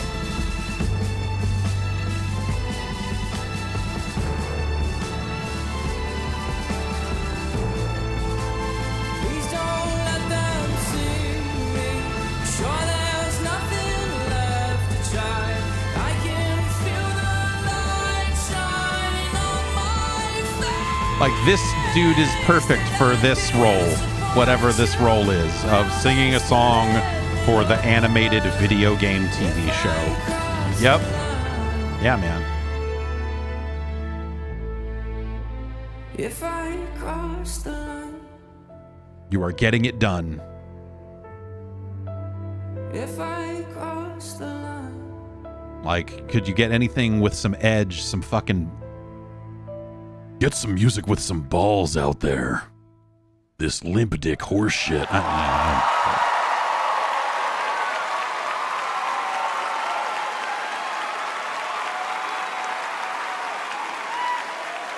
don't know. What a beautiful and emotional performance. Thanks to Riot and those artists for putting that together. Incredible. All right, let's take a look at this very exciting brand new game announcement prepared just for the Game Awards 10th anniversary. They had J-Rock perform when GTA was doing that, right? Didn't the Game Awards have J-Rock that year?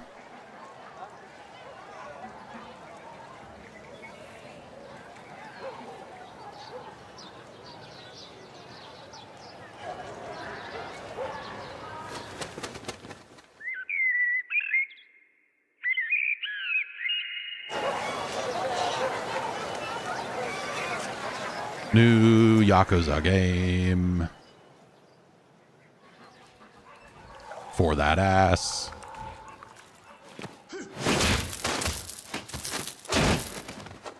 Right? It's from that studio, unless this is... Unless... No.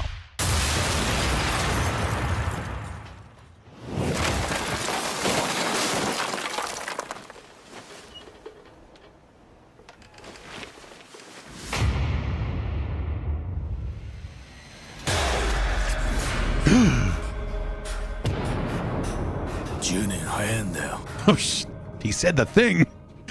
He fucking... Jesus Christ. I just went, because he said the thing. That's all it took. We gave him a hat and a fucking... Jesus Christ. Holy shit. Oh, man.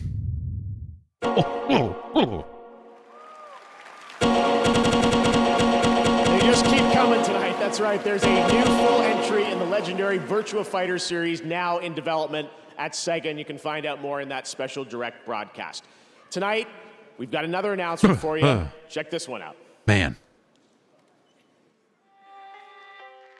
They made a they put a hat on that motherfucker. That's all it took. That's all it took. They put a hat on that motherfucker, and I'm like, ooh, ooh.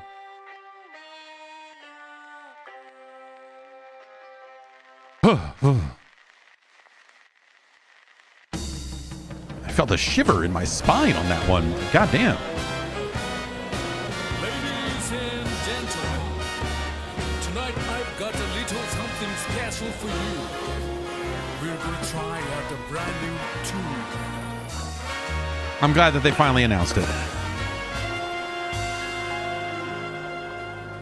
Oh my, your music, your setting praise. Let's sing together. And also a little bit of this for you. Let's keep on singing on night and day. With music I'll never stray. Walking up the streets with your farming implements. Fucking these dudes up. Mr. Shakedown is double pissed now. Let's keep on singing night and day. With a music our name. Stray.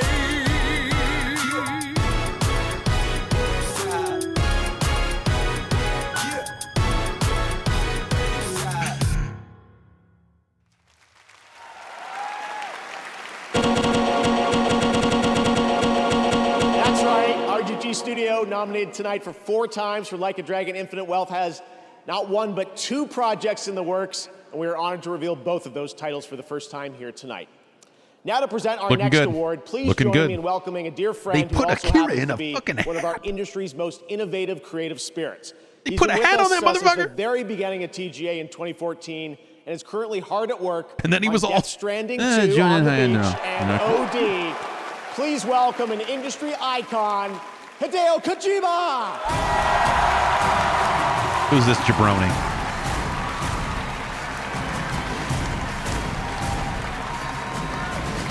Coming out with his ladder liking game.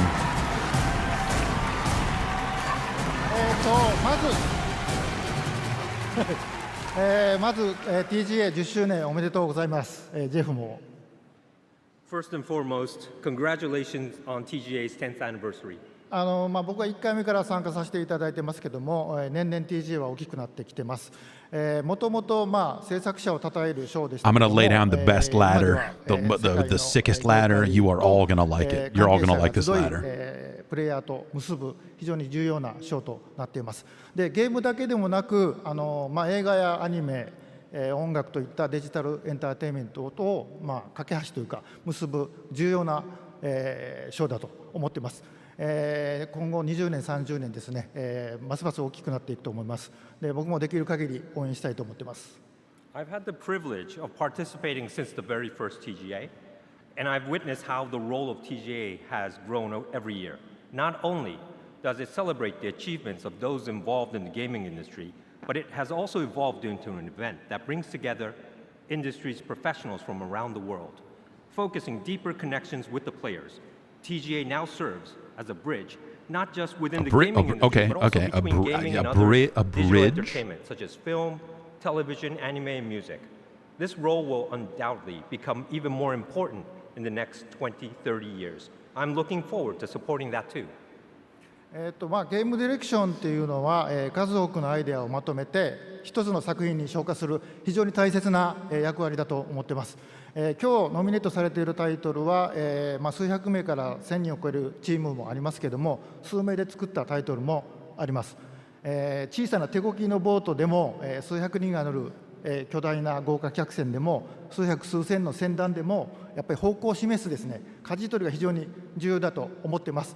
まさにその舵取りがゲームディレクションだと思っています。Game direction plays an important role in bringing together countless ideas and uniting them into single cohesive work. Tonight's nominees for this award includes projects created by teams of hundreds or even thousands, as well as those made by just a few people. Yet, all of them have a clear and unified vision. Whether it's a small boat, a large cruise ship, or a fleet of boats, a helmsman is required. And that helmsman is the direction. はい、ではノミネート作品を紹介します。 So, someone involved in direction, I'm honored to introduce the nominees for Best Game Direction. Best Game Direction. Best Game Direction.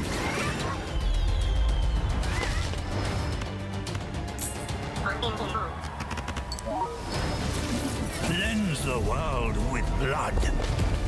Come now and travel to the realm of shadow. It's good to have you back, Cloud. I can't call it, man. This one. With our own hands. And now, I think the Black winner Myth is gets it again. Astrobot. Oh, okay.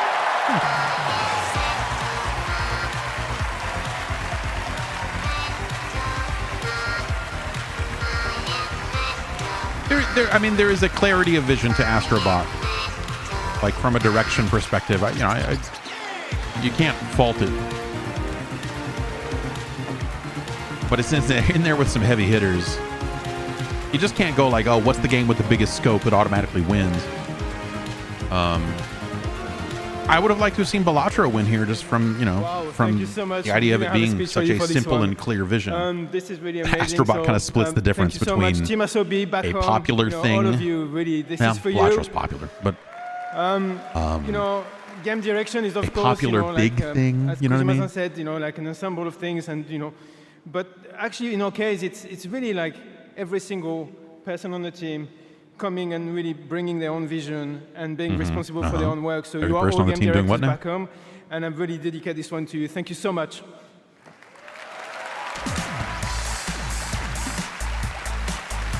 Wonderful game, Astrobot.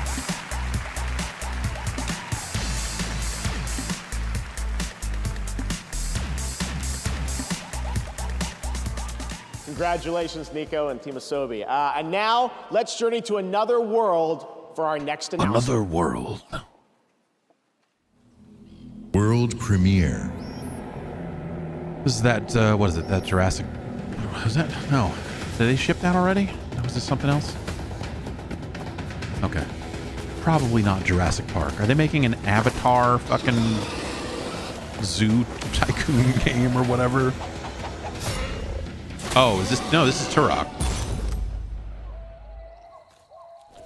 Cerebral bore-ass video game.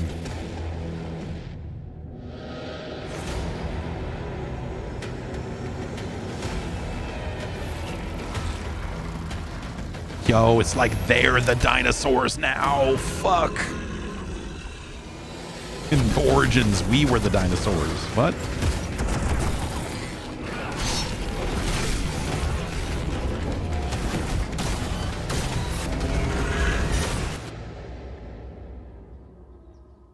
Why does Universal have a piece of that? I guess, well, the Turok property exist. Yeah. It was always a comic book, right? So they must have, through dozens of corporate mergers, Universal now owns Turok. Attention, citizens! Across the galaxy, the valiant Helldivers have fought to protect our way of life. But I am here with grave tidings. Managed democracy is imperiled like never before. Homes are being ravaged. Families are being abducted. And you could be next. That is, unless you direct your undivided attention to the following announcements. And remember, freedom conquers all.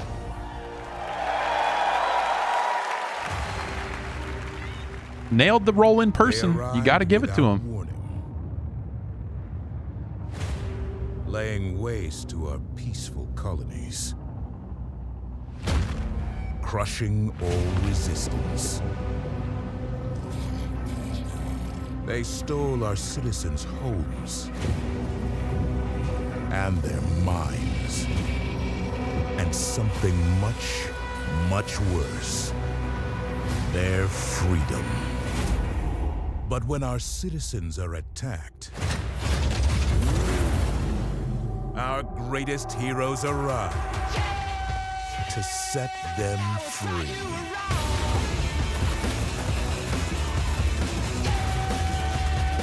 Okay. Yeah, I mean... Together, we will save our people from this tortured existence. These guys look like zombies, kinda. For we are those who stand in the way of old tyranny, who will give our lives today for a freer tomorrow, who will take back control of freedom.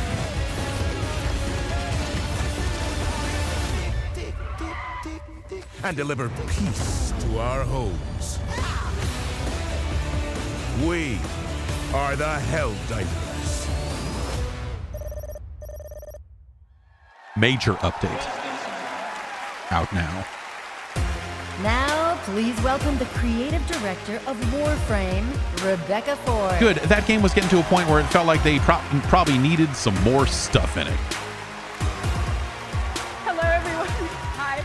Thank goodness for waterproof mascara. The music has been a lot. That's amazing. But hi, everyone. I'm here I feel on the behalf same way of the Warframe about 21 team. Pilots. We are here at the 10th year of the Game Awards. It was actually 12 years ago that we launched the alpha build of Warframe, and it changed the lives of our team. Our irreplaceable community has allowed us the privilege to be up on stage 12 years later to present to the world our next major update. This thing We are going sounds to show you neat. the final trailer for Warframe 1999 and the release date. But before we hit play, if you don't know what Warframe is, if this is your first time hearing it, we don't know anymore either, but we're still we're still having a lot of fun making it.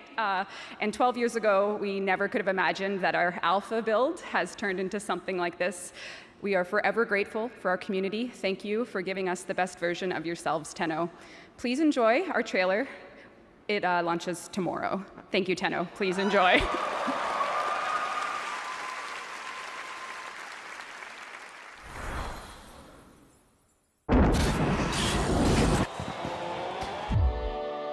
I realize what I am asking.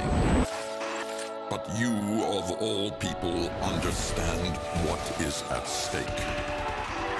For the sake of everything before and to come.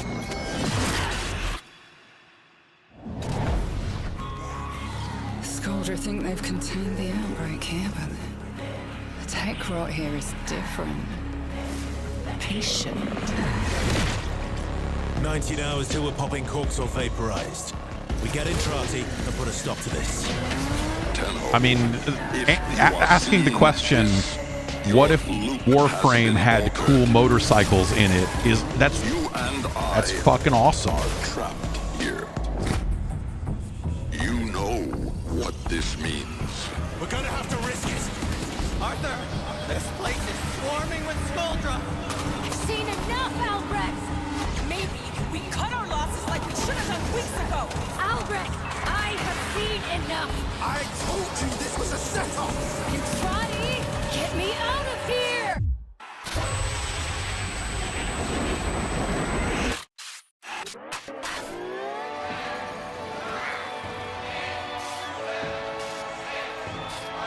They did their weird mall thing that they put into the main game a little while ago.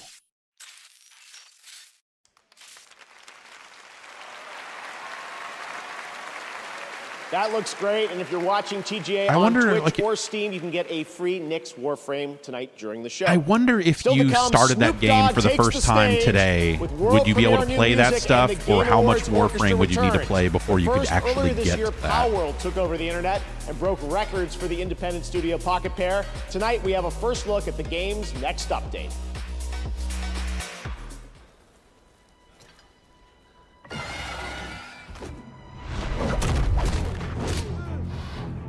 We've added a bunch of lawyer characters that you can just mow down with.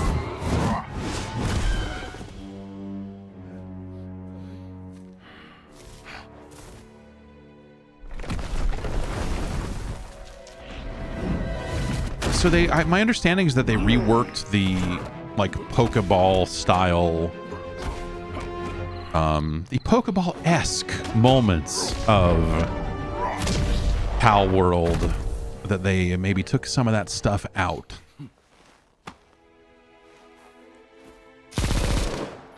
Oh wow, Arcade Sage on the Discord posted an image. Get your account ready for release. Be ready to hit 1999 running by making sure you complete the prerequisite main story quests before the update releases. So yeah, you won't just be able to jump into the 1999 stuff. I mean, that makes sense, but kind of depends on how much of it there is.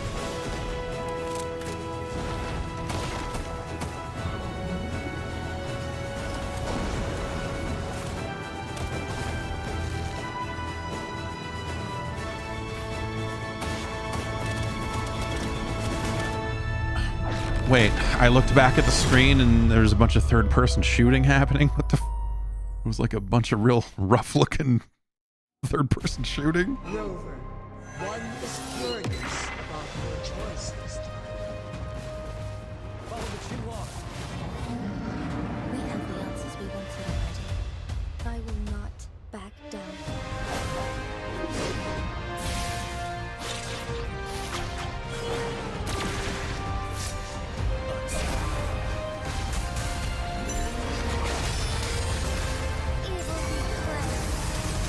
Oh wait, this is this Genshin Impact, or is this whether it was which of the which one? I just want to lay down. The Montelli family extend an invitation for you to grace Laguna with your esteemed presence and partake in the celebration. I too am curious to see what you have seen of them. Okay.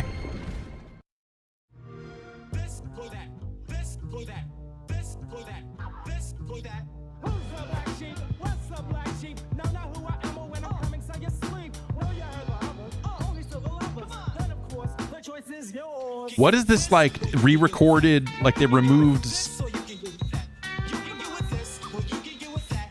Did they just like interpolate all the stuff that was previously sampled so it would cost them less to exist?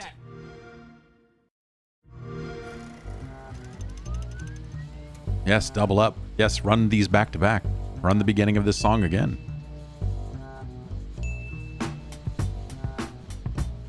Ah, see, but this one is just the instrumental track. Make it an Xbox. Add a screen to it. Done.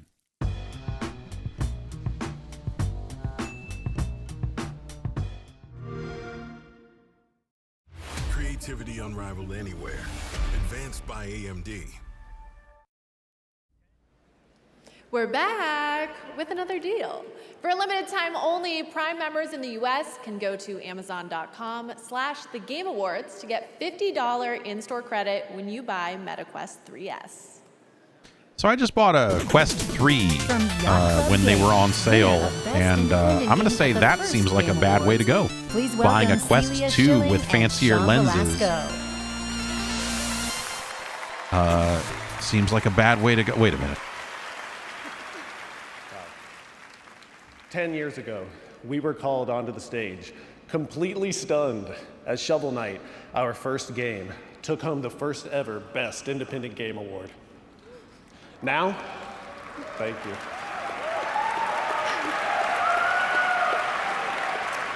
And now, Shovel Knight is getting old enough to become vintage in its own right. This year, a new set of developers released their first game. They're just getting started, yet they've already created something extraordinary. We're excited to see how their talents will shape the industry for the next 10 years. These are the nominees for Best I really like the choices for Indie presenters so far. I think they've done a really good job debut indie. at picking presenters.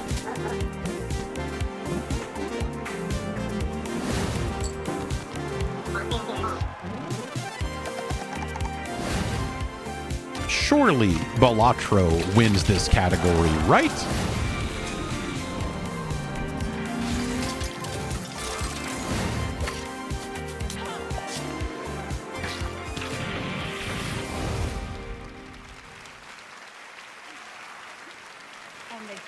Award goes to Volatro. UFO 50 is better, but like it's not any of their first games, right? I mean, it's their first games together as a group, so maybe that counts. But for best debut indie, you wouldn't. Yeah, well, I don't know. I appreciate that, but none of us are local thunk. We are honored, though, to accept this on his behalf. And while he's not one for the spotlight, he does like to shine his spotlight on other games that he thinks deserve equal recognition. So not only wants to recognize all nominees tonight, but also all indie games that were launched this year that might have flown under the radar. Now, what he would like for you is to explore this world of indie games, and I think you'll find a scene of extremely talented and creative developers who are crafting beautiful experience for you to enjoy every single day. Now, Local Thunk, I know you're probably thinking if you can give this away to another team that you think deserves it more, but sorry, Arco, he has to take this home. So, Local Thunk, you have earned this, and you deserve this. And everyone at PlayStech is just so proud of you, of what you've done. And I hope that at least tonight, you get to enjoy this. Thank you.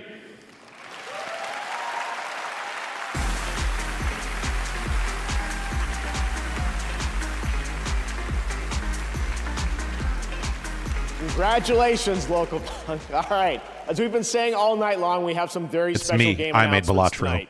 And this is certainly one of those. Enjoy.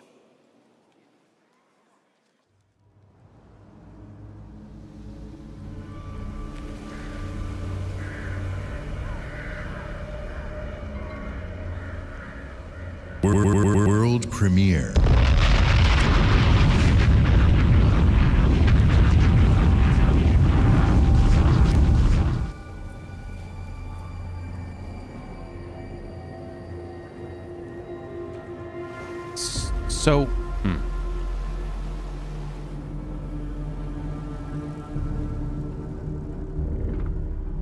So, yeah, they're gonna fucking do this.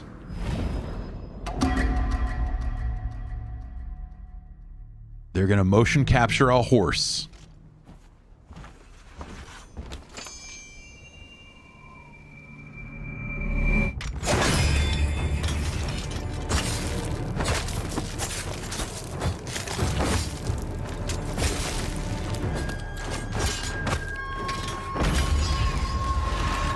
I love that they are doing this. I was never the biggest. I was a fan of this franchise from a distance. You know, it's like seeing the lengths they were going through to make Onimusha. The very idea. Feels like I'm getting less human by the minute. Same. It's two things. One, how rad is it that they're going to make a new Onimusha?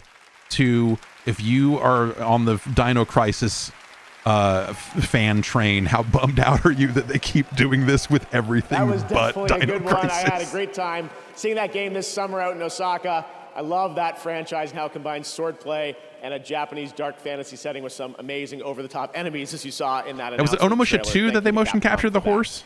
All right, now let's get an update. They made on the such a big deal about mocapping Zon. a horse. They were so proud of their horse mocap. Hey everyone, I'm Joe Russo. And I'm Anthony Russo, and we're thrilled to be back on the Game Awards to introduce a brand new trailer for the first Berserker, Kazan, a game rooted in the legendary Dungeon and Fighter universe. Our studio Agbo collaborated closely with our friends at Neopol and Nexon to create this action-packed cinematic trailer brought to life in Agbo's signature style. We're excited to unveil it here at the Game Awards along with the official launch date. Stay tuned until the end and enjoy the reveal.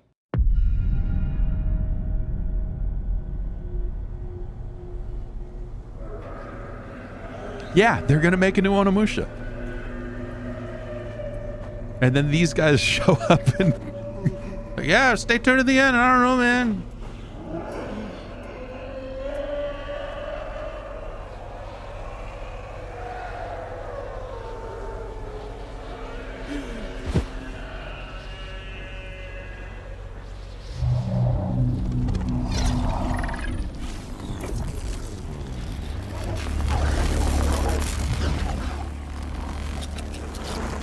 Feels like Chad is getting a little behind the action here.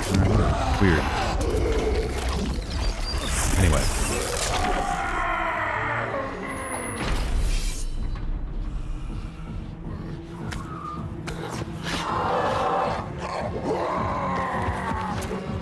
So what was this? The first Descendant, the first Berserker? What? The last? The Kaz?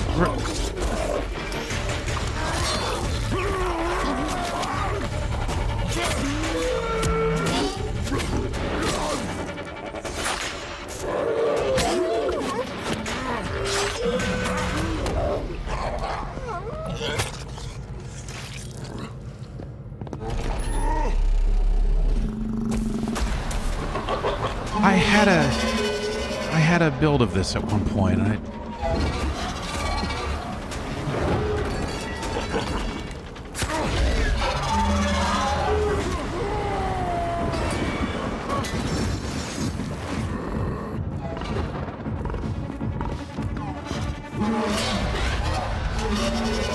it's a big sword. I'll give him that. Big guy, big sword. Little guy, little sword. They're not doing little guy, big sword, because that's been done before.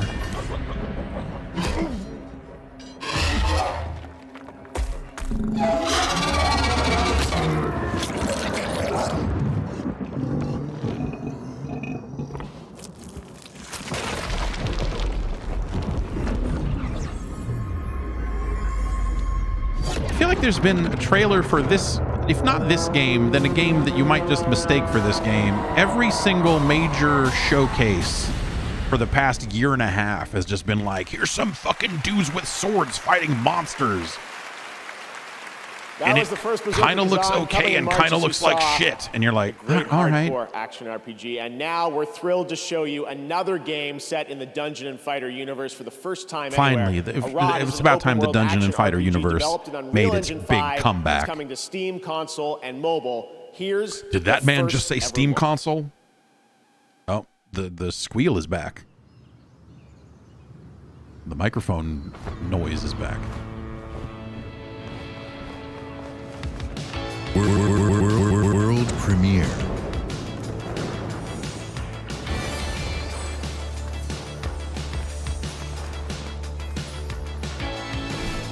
I don't wanna give up. Everybody wants love. Tell me how you got here. Oh no. Play this song live on stage. Someone to love.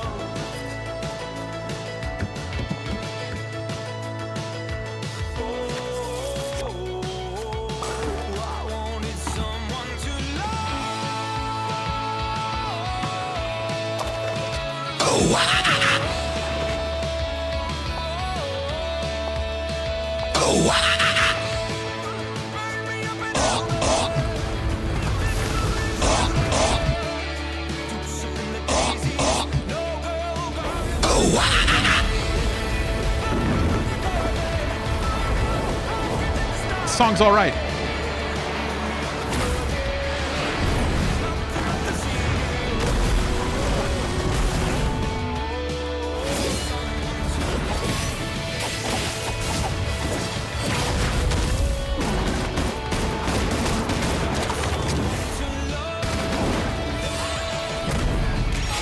If you get a 5-star pull of me with the gun, I have a different colored skin.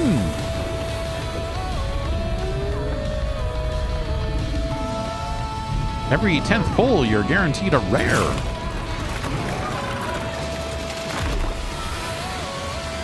Did I say 10? I meant 100.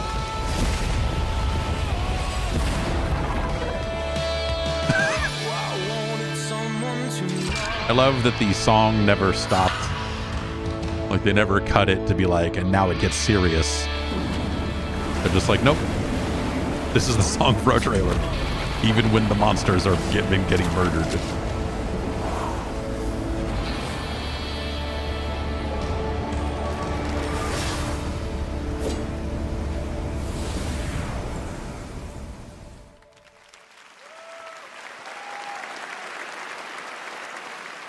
Looks great. All right, next is the open world zombie adventure Dying Light, the Beast from Techland. We announced this at Gamescom. It's got combat, parkour, and nights you may not survive. Here's a brand new look at the game, which is coming in the summer of 2025.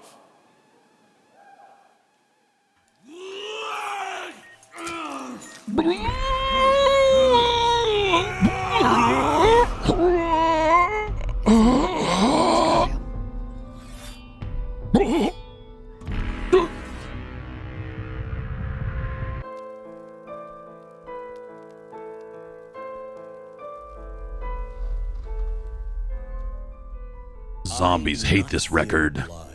To believe that the same God who has endowed us with sense, reason, and intellect has intended us to forego their use. What is this fucking like late 90s Capcom ass VO? Code of nature, and it's our highest purpose we must strive to accomplish. I only answer to this divine calling. Like, it's kind of incredible.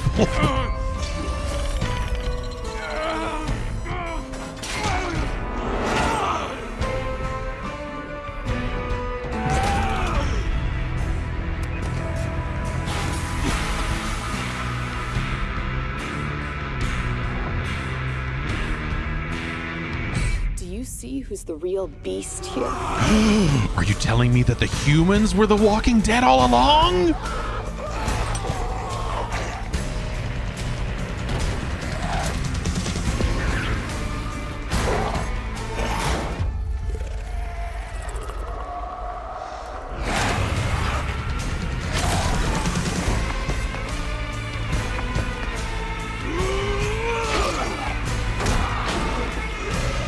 So what is this, like a little bit more out, like a little bit more woodsy, a little more forest, a little less city?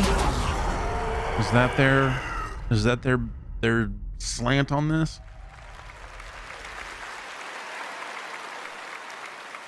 Now we'd like to honor some of tonight's other nominees and winners. Here are the nominees for Best Action Adventure Game: Astrobot, Prince of Persia: The Lost Crown, Silent Hill 2. Astrobot is an action adventure, just doesn't like that's not an adventure. Like, this year the Game Award goes it's a platformer. It's an action game. Platformers are action games. They are not adventure games. 3. Here are the nominees for Best RPG: Dragon's Dogma 2, Elden Ring: Shadow of the Erdtree, Final Fantasy VII Rebirth, Like a Dragon: Infinite Wealth, wins this, right? and Metaphor: ReFantazio. And the Game Award goes to Metaphor: ReFantazio. Congratulations, Ashina Shojima. Here are the nominees for Content Creator of the Year. Oh, man. Queso, Illawan, Techno Gamers, Typical Gamer, and Usada Pekara. And the Game Award goes to Queso. Congratulations. Here are the nominees for Best Sports Racing Game: F1 24. The Gamer of the Year award curse begins now, I guess. NBA 2K25, Top Spin 2K25, and WWE 2K24. Gotcha. And the Game Award goes to EA Sports FC 25. I was surprised that the college football game didn't make it into the mix there. People seem to really like that Age of one. Mythology Retold, Frostpunk 2, Kunitsugami: Path of the Goddess, Manor In a Lords, just world, and Kunitsugami would have gotten a little bit more shine than it did this year, but hey. Frostpunk 2. Congratulations to all An honor those to be winners. nominated, I suppose. Did you catch all that? No, but I wish the rest of the show went that fast. Yeah, it's like the game commercials with award interruptions. Oh! Yeah. You can't. Hey, someone don't- watching online saw us on the show. Oh, yeah? What did they say? Let's see. Riverrunner445 said, "Have you two ever considered becoming developers?" We're already developers. We are? Yeah. By watching this show, we're developing an immunity to bad entertainment. Oh! Wait. Huh? There's Kojima, look. Did you know that Jeff Keighley's friends with him? Yeah, but does Kojima know that? Oh, boy. I mean, like, you can't. Wow, You're writing the looky jokes that people say all the Apparently time. right It's now, not. I mean, 100 million people around the world are watching this show. Yeah, it's and fine. the other 8 Whatever. billion It's people fine. have better sense. Yeah, hey, look. Jadebot 6 is asking, why are Statler and Waldorf at the Game Awards? It's a great question. I've been asking myself the same thing. Help! Help us, Jadebot 6. You're our only hope. Yeah, make the commercials stop. Yeah. Please. Please. Please stop. Make it stop. Oh. Make it stop.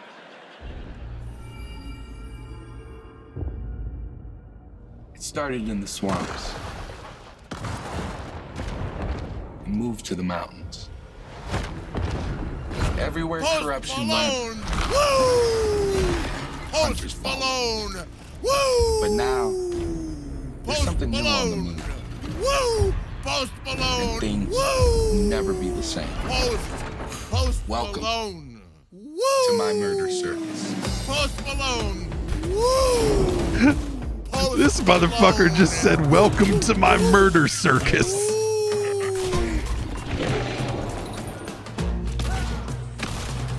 I've gone around the bend on this like 4 or 5 times. I like Post Malone. I don't want to listen to Post Malone's music per se. That dude just seems like he's probably all right. He just wants to fucking hang out and play Hunt Showdown. Just people just want to fucking just like leave me alone. That dude's whatever, man. Hell yeah, Post Malone. Do your thing.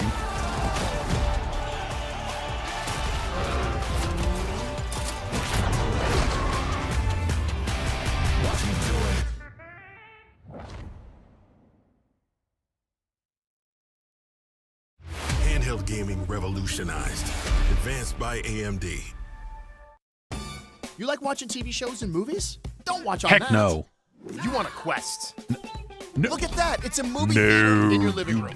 You know what I'll say? The screens on the Quest 3 are like the fidelity pretty Hey, good. you remember But no. Bring the gym to you. Let's do this. Ah, that's what I'm talking about. Whoa! And do you want to play the hero or be the hero? Wait, I could be Batman? Yep. Bang! Time to become The Knight. Okay, y'all. Yeah. You got this.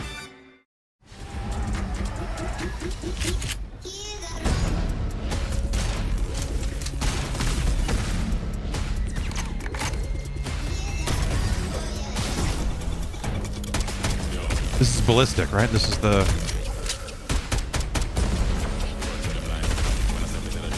I played some of this last night. I don't think it's very good at all. I'd be curious to see what like actual CS2 players think of it, but it feels very... It feels like it is extremely missing a hook or any kind of like it just feels like a very generic ass shooter. But you can be Goku in it, so it's got that going for it. I don't know.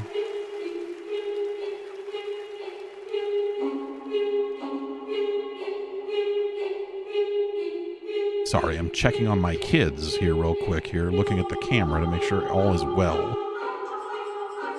Okay.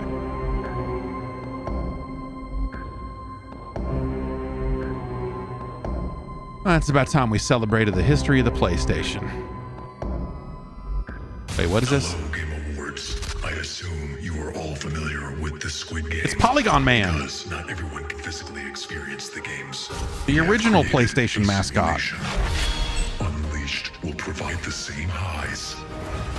Or for the unskilled, lows. To all players watching at home, access will be granted to everyone on December 17th, whether you're a Netflix member or not. Be on the lookout. In the following weeks, my team will be unveiling the next round of the games. I have brought with me a special preview. Is this just some kind of half-assed Fall Guys thing? Like what? We believe games can reflect and improve society. Whether we succeed will be for you to judge. And to all the heads of the studios and CEOs in attendance, your places are ready in our VIP suite. Oh man. Please welcome the founders of Death Row Games, Cordell Brothers Oh and Snoop no. Dogg. No. Don't do this. No, do this. No, definitely do this. Definitely do this. Absolutely do this. Absolutely start a game studio. This year, my father and I launched Death Row Games with the dream of bringing minority stories to the gaming world. We intend to create a hip-hop gaming universe that could stand beside some of these nominees tonight.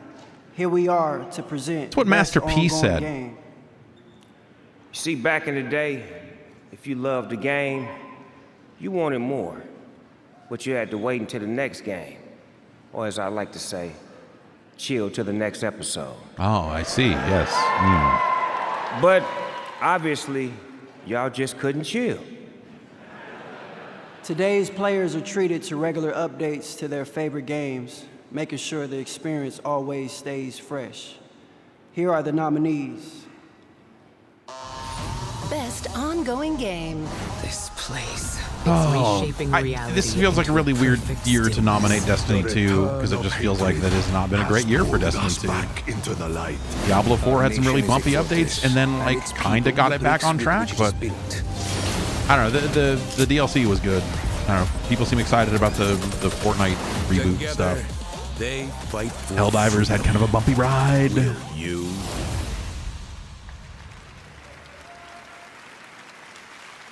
Them were some dope-ass trailers. Shutting down Death Row Games. We can't compare. And the Game Award goes to...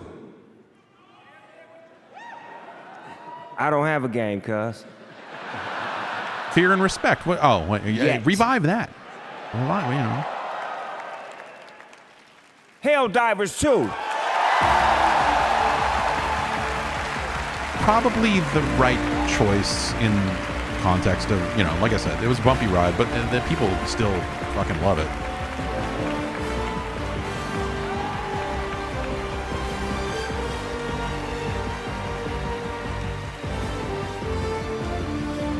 But yeah, they just did that thing in Fortnite, right? Well, I did not expect that. All right. Or they're doing the. Yeah. I'm very honored to be accepting this award. They're doing the on In behalf of Time the thing. Is that amazing based on team the over in hit movie Stockholm, In Sweden, Time? that made this possible. So please, a round of applause for our amazing devs. Yeah. Thank you. Yes, So, they're thanks going to make a Game game Awards based for on the this Justin honor. Timberlake It's really movie an In honor Time. for That is all what of us. Death Row Games is doing. Thank you, PlayStation and our partners, for believing in us over all of these years. And also, and most importantly, thanks to our amazing players for the support. Along with over New this last Regency year. and all that stuff. Yeah. It's been super inspiring to see everything that you've done with the game since we launched it. And we are very committed to keep going with this game for many more years to come. So thanks a lot. And for Super. If you've seen In Time, then it's kind of, I mean, it's kind of, it's kind of just one big battle royale, you know.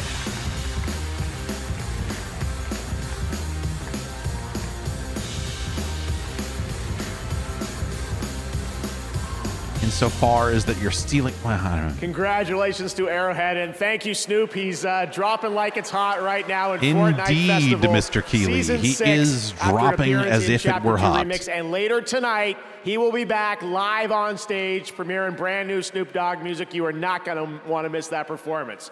But right now, we're thrilled to share A lot of the announcement stuff I have brand new heard game off of the for a new beloved Snoop Dogg game album developer. has not. There's that song with Sting, and Who? Never heard of them. Oh, that game. You got way too angry playing that. That game turned you into a psychopath. What? You threw a right tantrum. No, I didn't. You said if I tried to pass you one more onion, you'd... I told you 1,000 times we didn't need any more onions. Okay, yeah, things did get a little heated. Oh, sorry. Excuse me.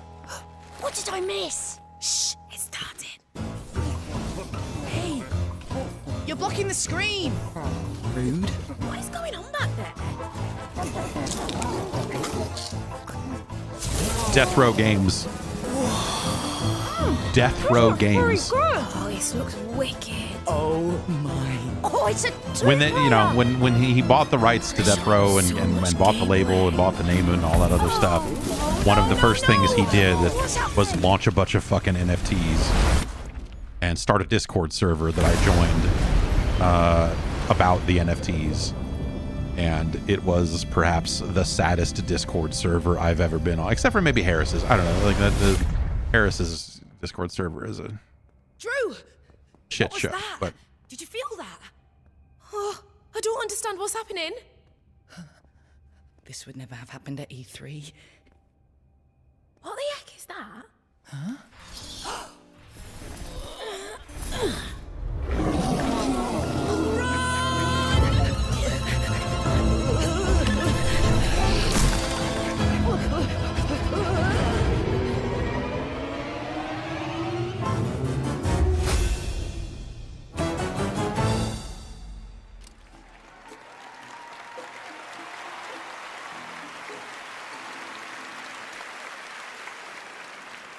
That's a fun one. Stage Fright is the next co-op game from the incredible team at Ghost Town Games, the creators of Overcooked, that I know we've all played over the years, and I am so thrilled to share that with you tonight here on the show.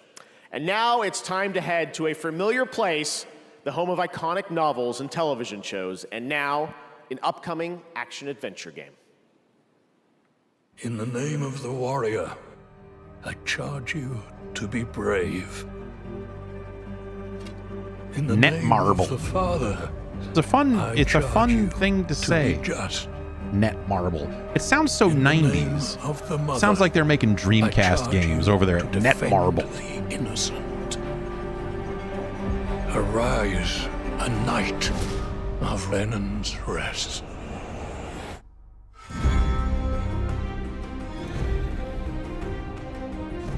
Castle Black is the only thing standing between the White Walkers and the Seven Kingdoms. We could use your help. I'm nothing but a northern bastard from a powerless house. Same. Don't underestimate northern bastards. Someone must gather the support. I'm told of it's the great grim up houses. north. Attaining your father's name will be hard. Making your own will be harder. It is up to you to decide which is more worth your while. Modesty won't get you very far in King's Landing. Do at least try to feign a little arrogance. We find it far more familiar. You've seen the White Walkers yourself. You know what they can do. They have to be stopped.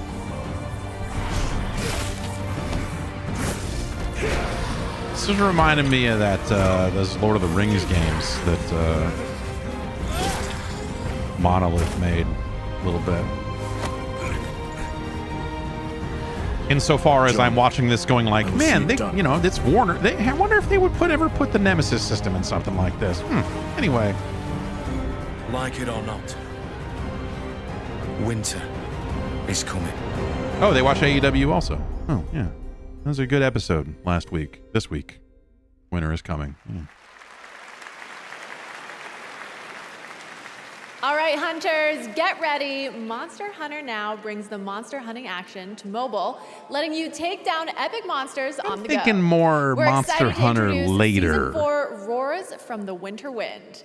Introducing Switch Axe, Tundra Habitat, and even more monsters to discover. Look, there's one right now. Tonight, you'll get an exclusive bundle to kick off your next adventure by using the code TGA2024. So, grab your gear, download Monster Hunter Now, and prepare for the hunt. Now, here's the trailer for Season 4. Let's check it out. What? Oh. Stick there! You got it! Sit down! Go, go, go, go, go! Hit! Oh my god! Danny!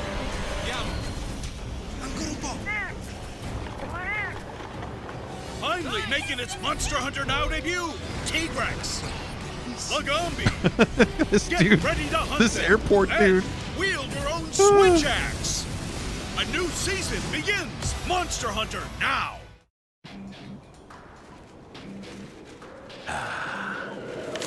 It begins. Another battle. Oh, yeah?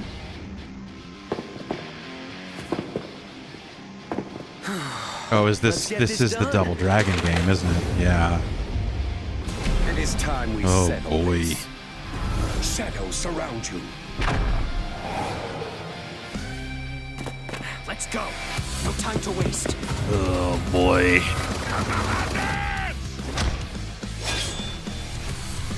Feel the dragon's wrath. Tensatsuya Jinken.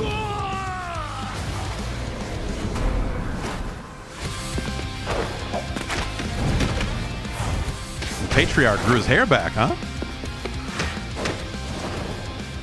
Let's end this. I was hoping that maybe this trailer would do something. October 2025. Like, you did not need to announce a day and date for the Double Dragon reboot.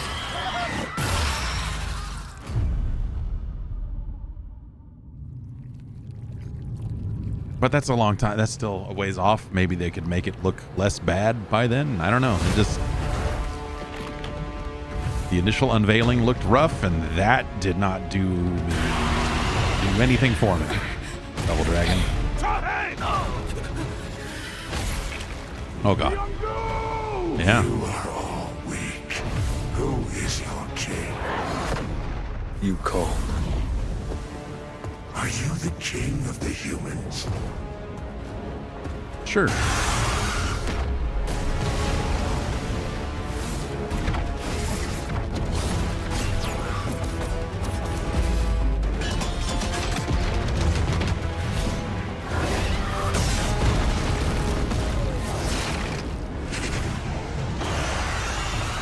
Arise.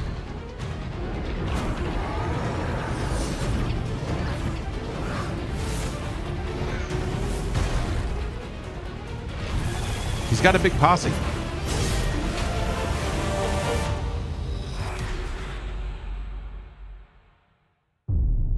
Net marble. See, it's fun to say. Power your dreams. Advanced by AMD.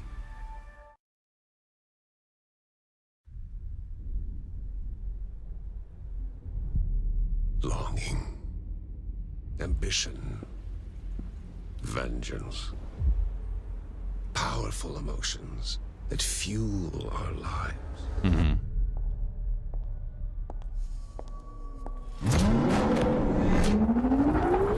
But are they enough when death lurks around every turn?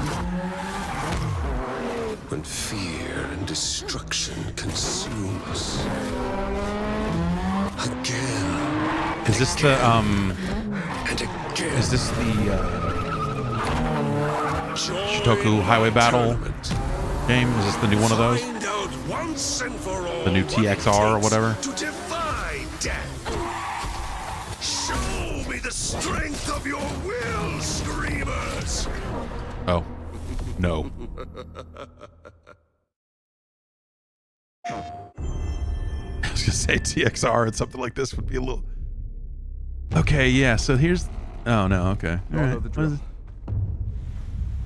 On your routes, clear any infected you see. You run into anything you can't handle, you come back. Spooky. Dina, run! This way! Hurry!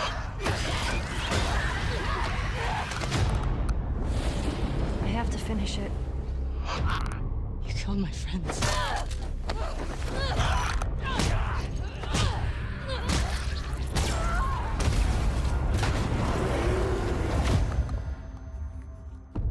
I thought this was already on PC. What is...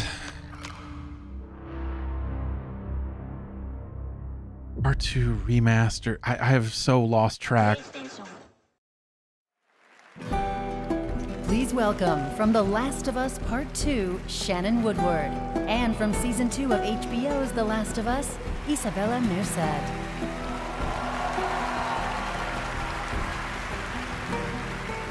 Hello. Hi, Dina. Oh, hi, Dina. Hey. So. What brings you here tonight? Well, I'm just really excited because we're about to present the best adaptation, and we were a part of an adaptation in many ways, and there is no words right now for me to read, so this is all riffing and improv. Okay, I was gonna say, and like, it got me there's- thinking. I know that while we both spent a lot of To time say, with wow, the Ellie, chemistry, we but heard okay, they are having so technical many lame difficulties. puns. Oh God, so many lame puns. You know, actually, there was one. Did she ever tell you the one about tripping over your girlfriend's bra? No, not this one again. No. Yeah, it was a real booby trap. Oh, yeah. Heard the one about trying to catch some fog? Damn, son, where'd you find But I this? missed it. Wow, guys, these puns could not be worse. But Ellie's pretty great, yeah? Yeah, she has her moments. Okay, but last one. Did you hear about why the Scarecrow won an award earlier in the show? Dina, please. He was outstanding in his field. Much like these TV shows were outstanding in their field of best adaptation. Here are the nominees. Drop it! Best adaptation. Wrath must be met with wrath. You look out at this wasteland, looks like chaos. I am an echidna warrior. People did not seem psyched about the Knuckles show. Was to be a dragon. I'm looking for something connected to my past. Something important. You gotta figure this is either the League of Legends thing or And Fallout, the right? award goes to People like the Fall- Game Award goes to Fallout. Yeah, I'm gonna say.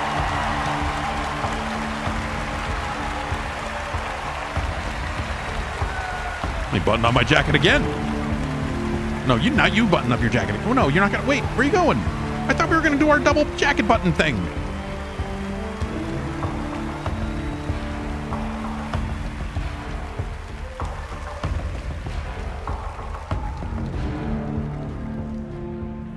I've spent most of the evening coming up with ways to heckle Ella for when she won for Arcane, so I don't really have a speech, but I want to thank Graham and Geneva, our extraordinary showrunners who can't be here tonight because they're too busy making season 2.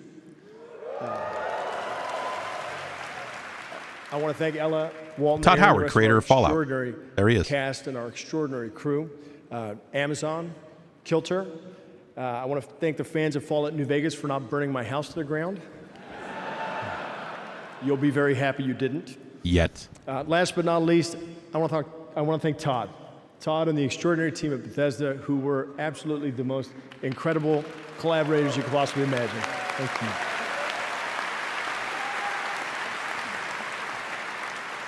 I too have to thank our cast and crew, everybody involved in this show, led by my friend and the incredible Jonah Nolan. And really to everybody who's worked on Fallout over the years, everybody at Bethesda that I've worked with on Fallout for 20 years now, it's been incredible. We are so blessed with the best fans there are. Thank you all for supporting everything we do. Thank you.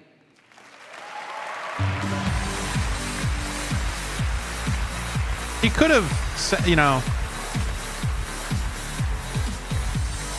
he could have said also people at Interplay, but honestly, those Congratulations fans to Fallout. Next up, we head to the brutal. year 2097 and the co-op heist FPS Den of Wolves from Ulf Anderson, the creator of Payday 1 and 2 Right, and this GTFO. thing. Here's your first look at the gameplay.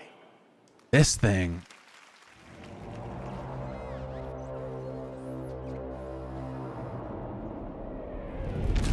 Midway City. An unregulated Home of NBA Jam World. Mortal Kombat. Sit downtown Mortal Kombat. The only thing that matters here. Root beer tapper. Is the bottom line. Industrial espionage. Sabotage. Assassinations. Bubbles. Who gets into this line of work? Robotron. Smash TV, you know.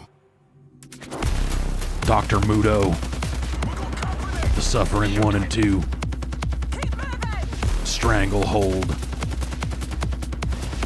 This looks like it could be cool. As long as it's not as fucking crazy difficult as GTFO was.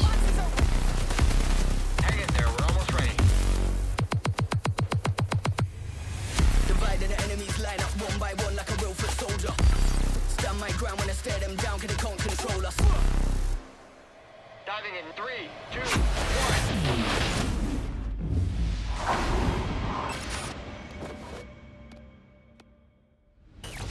1. Up the system, right. Oh man, what year could it possibly be? This is the takeover. This is New Eridu, the last city on the planet. Despite the seemingly hopeless situation, we've UK clung to grime a strange sense artistes. of joy, enduring one wave after another. Even if our destruction is inevitable, we'll confront If we're it on our gonna own just terms. do like, if we need game appropriate This is the place. hip hop, Target detected. Prepare for action. I think we could get like 9 and Dex on the case or something, I've just never like hesitated to fight for you. something I yield my specific blade about only British hip hop against and evil. grime that I actually do think works quite well in this format. Take it easy. For now, right? They'll play it out, but It's all because of her. Led us to a dead end.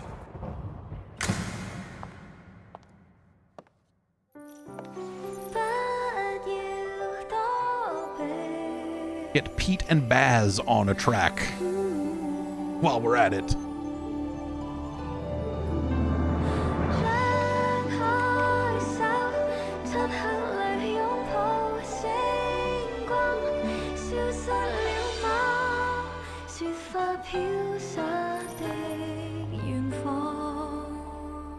The stage is set for your moment to shine. Sorry, what was that? Did they? That's a new look at Zenless Zone Okay, Zero. yeah. And I was like, did they even say what revealed game? Astra, the most well-known celebrity in New Eridu. And now here's a new look at version 3.0 of Honkai Star Rail, coming in January. Finally, 3.0 of Honkai Star Rail. In Amorphous. I was wondering when we were going to get our Hoyoverse block, our like. Car ready for detachment. 3, 2, 1.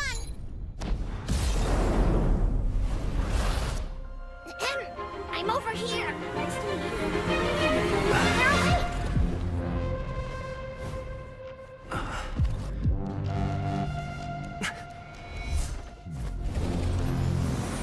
It's like every one of these big free-to-play studios needs to like pump all of their games in here because that's the name of the game in free-to-play is user acquisition, right? So you spend your big money here to try to get in front of a really big audience with your big flashy trailer. Then they download it and go, oh, this is a gacha game. What have I done?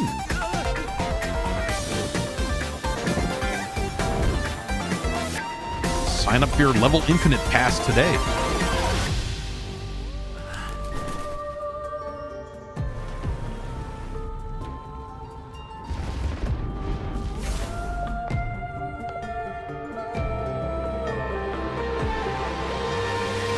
They're getting very good. Like stylistically, I think these games are getting really good. Like I enjoy watching these trailers, honestly, because I think they're like a lot of these games look really good. I played quite a bit of Genshin Impact, and I was like, hey, this is fun enough. Not fun enough for me to put money into it, but hey, I'm having an alright time. But man, I do not want to play Honkai Star Rail. Last month, Snoop Dogg simultaneously took over Fortnite and Times Square with one performance. Well, tonight, he's here at the Game Awards to finish the fight, to help us celebrate our 10th anniversary like no one else can, debuting a brand new song from his new album, Missionary, with Dr. Dre, that drops You see, tonight. his first album. Game Awards. Oh, that's out. Yeah, that's out. All right, that's out in a couple hours. So his first album was called Doggy Style, and so this one is called Missionary. You at a party, Get it? One more thing I want to say to y'all. Thank you for letting me be myself. Can we get high? Yeah. Please excuse me while I kiss the sky. Thank you for letting me be myself. Can we get high? Yeah. Please excuse me while I kiss the sky. Things just ain't the same for gangsters. Times are changing. Young homies is dangerous. Rich is shameless. Oh, they played some of this song, or they debuted some of this song on I'm rolling up. It's like Nori's podcast or something. I'm unavailable somewhere in Malibu. Somehow I made it off the avenue. Once upon a time, the dog would do it all. We draws and breaking laws, the streets and my paws. In the field, ducking sales. Drink champs, yeah. Big whales got fish scales that snow. That's what it was. Hold up, I like to thank me.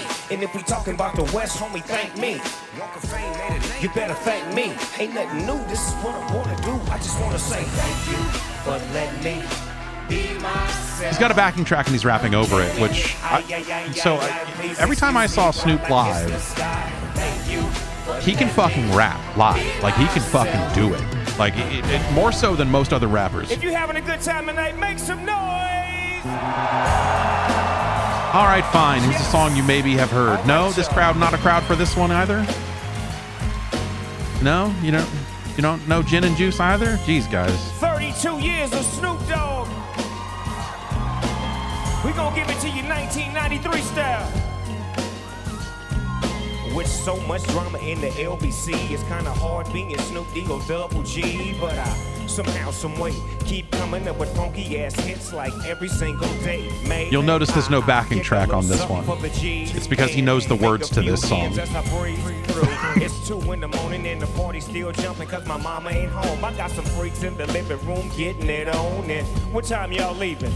6 in the morning. So what you wanna do? Look, I got a pocket full of rubbers and my homeboys do too. So turn off the lights and close the doors. But what? We don't love them now. So we gon' blow an ounce to this. G's up, freeze up for a second now, bounce to this. They should have let him perform the real version of the song. I mean, if... Laid back. What everybody saying? Rolling down the street, we smoking in low, sipping on gin and juice. Laid back, with my mind on my money. Now that I've got me some Sega gin, and everybody got their cups, but they ain't chipped in. Now this type of hit happens all the time. You gotta Is that gonna get Johnny a talking to? Everything is fine when you listen to the D.O.G. I got to cultivate music that be captivating. Hey, who listens to the words that I speak as I take me a drink to the middle of the street and get the maggot to this freak named Sadie. She used to be my homeboy's lady. Now it was 80 degrees when I told that freak, please raise up these and UTs, cause you get none of these. This is not the first time Snoop Dogg has played a corporate gig where the vast majority... This is not the first time Snoop has played a show where the vast majority of people there have no interest in it, right? I mean, let's be honest. Rolling down the street, we smoking and yo, sipping on gin and juice. Laid back, with my mind on my money and my money on my mind. Thank y'all.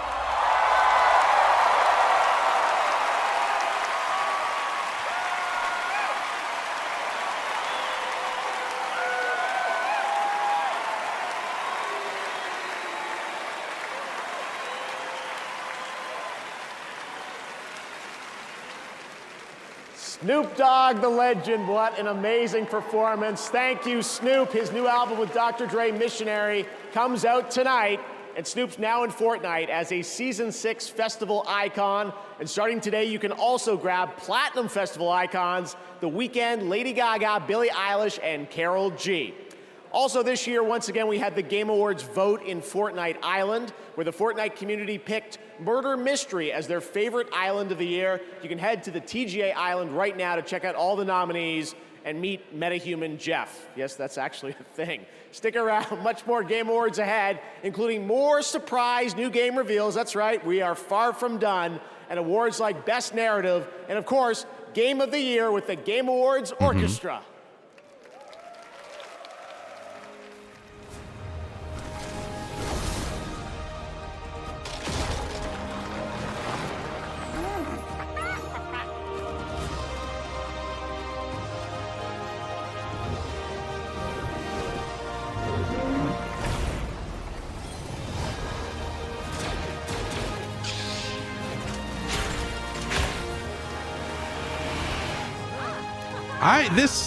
Yeah, he's just said they're far from done, but you know.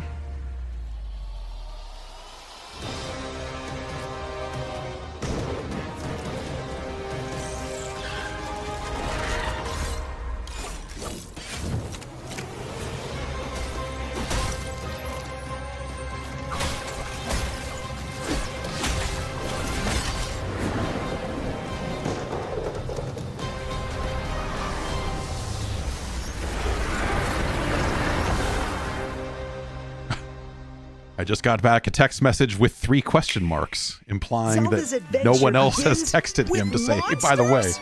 She can learn echoes of pots, meat, and even enemies. Ha, a delicious distraction. Uh-oh. Plan B. Time to fly, Zelda!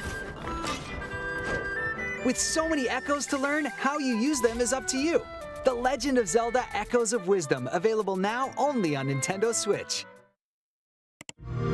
Hey, you're in a PC Game Pass ad. Want new games on day one? Yeah. Bet. We got you. A cool safe house. Next. How about a new career with EA Play? How about Ribs you give got us some food. extra money and you can play Avowed even earlier? Office party. I want to play with all the League of Legends champions. Riot benefits. Say less. We got you. I meant the ones in the game? Hey, PC Game Pass. We got you. This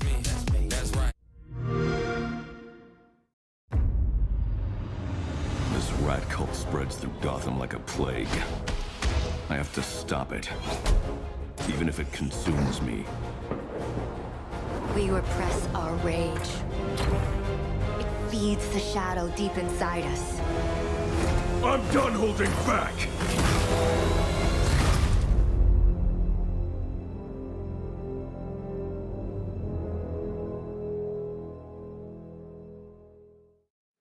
Okay. Welcome back. We still have a few big awards to hand out, but first, for a limited time only, Prime members in the US can go to amazon.com/thegameawards to get up to 50% off select gaming accessories from brands Turtle Beach, PDP, SteelSeries, and Razer. Now, please welcome singer-songwriter Khalid.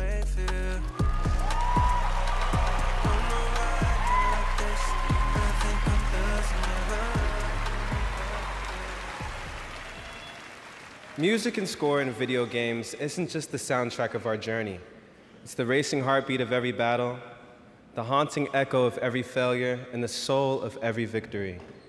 From soaring orchestral pieces to intimate melodies that break our hearts, the right music makes games unforgettable. Here are the nominees for Best Score in Music. Okay. Best Score and Music.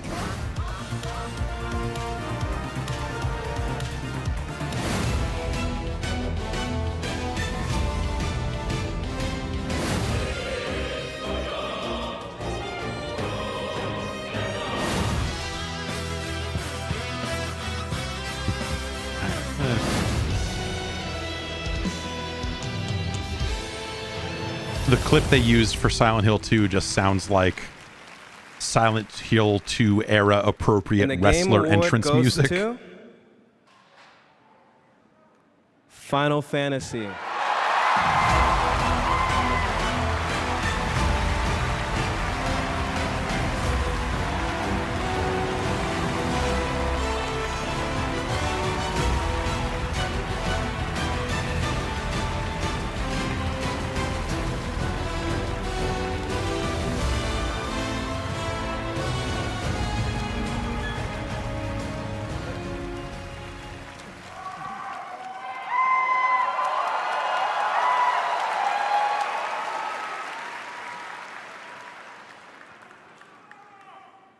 ありがとうございます。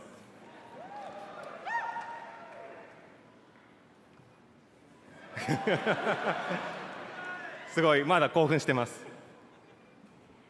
Thank you so much, everyone. I'm so excited, I have no words.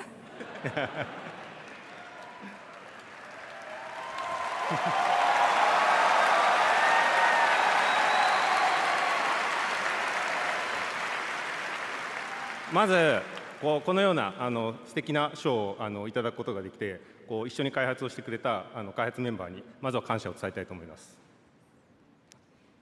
It's truly an honor to receive this award here at the Game Awards. And I'd like to take this moment to express my sincere thanks to our development team that helped create this wonderful game together.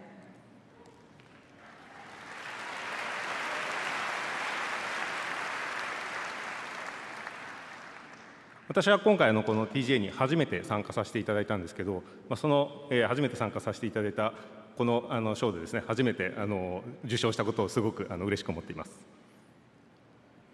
This is my very first time attending the Game Awards here today, and I'm so honored and pleased to receive this award.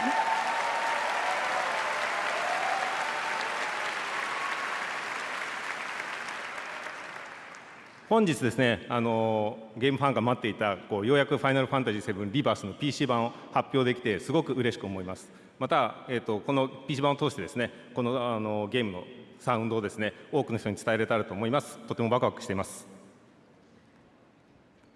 And I'm equally pleased today to be able to finally announce the PC version of the game.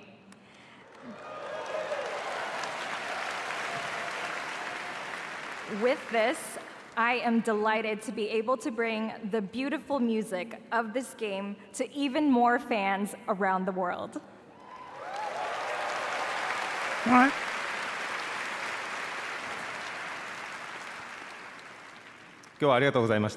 Thank you.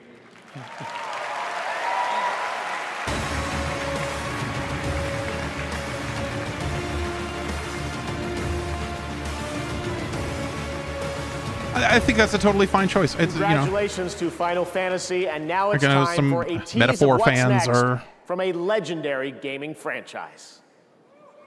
Not happy with that, obviously, but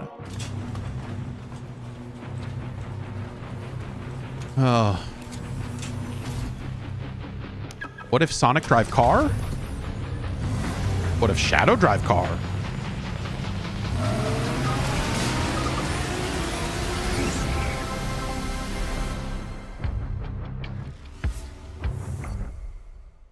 Jun, jun, jun, jun, jun.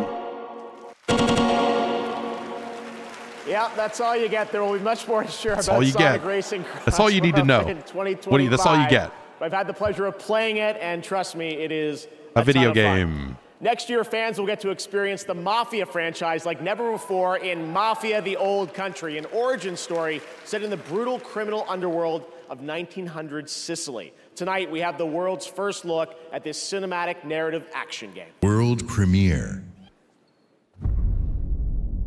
All of the men in this room are bound by blood. This is a family. And in this family, we follow a code of honor. It is not forgiving. To betray one is to betray all. Do you wish to commit yourself, your life, to this family?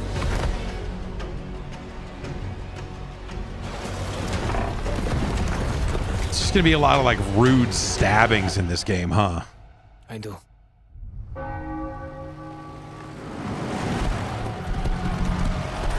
Hopefully they don't go too gun heavy. I just feel like To become a man of honor, it should be a game about sticking people. repeat these words.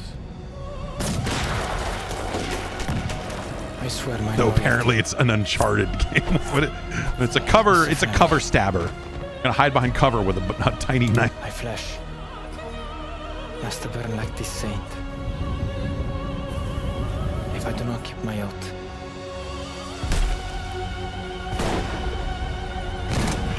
All right, that's a lot of guns. That's more guns than I wanted to see, honestly. Welcome, Enzo. I just want to see more people getting stuck.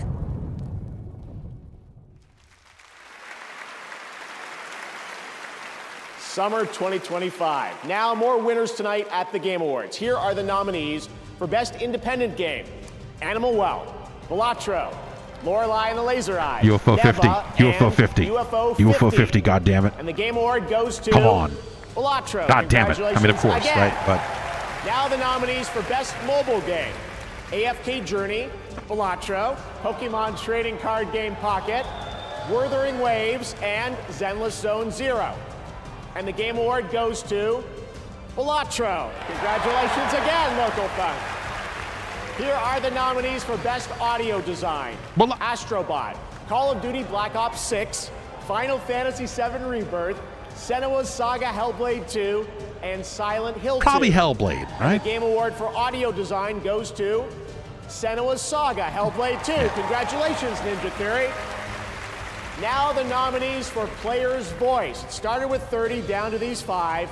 Black Myth Wukong, Genshin Impact, Elden Ring Shadow of the Erdtree, Wuthering Waves, and Zenless Zone Zero.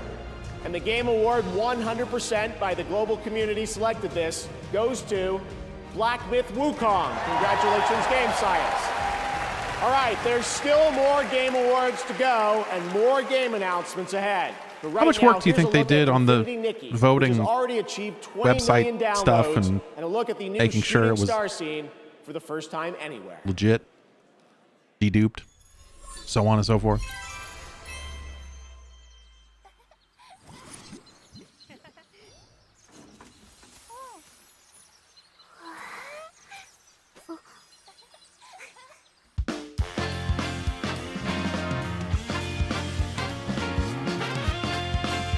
I want to play this game, but I was completely unable to log into it.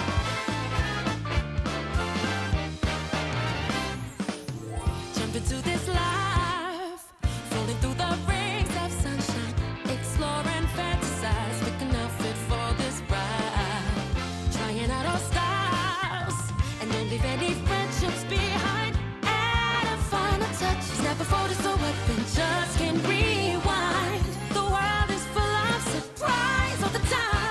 Make a wish and your dreams will come to life. I want to play a bowling mini game. I want to ride a bike.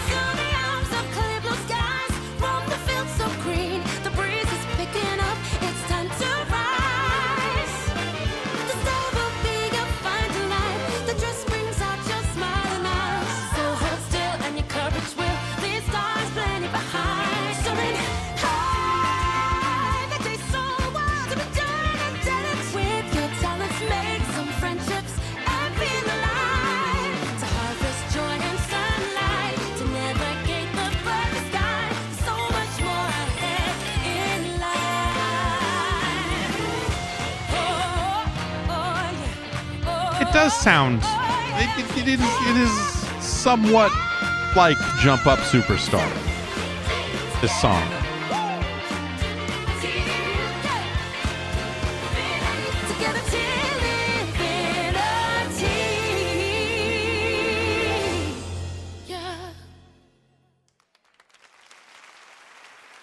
Everything I've done. Now here's more Infinity Nikki.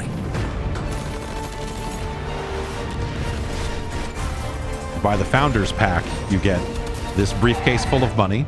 Family and who you're born with is who you die for. Hat Squad.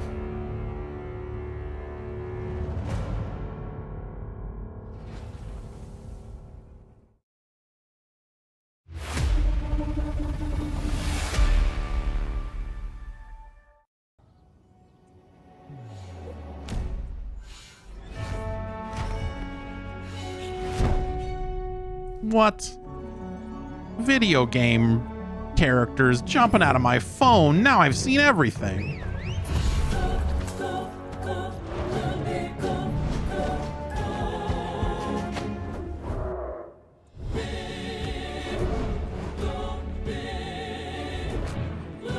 We've got to get to the television. Oh wait, it's a computer. Oh, that's right. They let you. Yeah, Google made a thing.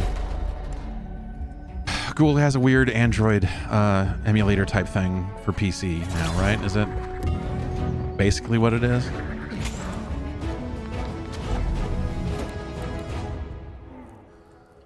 This has been around for a little while, but it was like always like weird beta stuff. So yeah. I mean, like Microsoft removed or they're in the process of deprecating their Android emulator that's built into Windows 11, get to play the games. which worked Wuthering Waves fairly and well. Solo Leveling Arise are available No on one Google trusts Play BlueStacks, games so on PC Google for making both their own Android thing, and I think, iPhone makes sense. users. But The best part, with the Google Play it games, is limited. you can seamlessly sync your favorite titles across mobile and PC. Check it out and go play. Please welcome previous Game Awards winner Laura Bailey and Emmy Award winner Aaron Paul.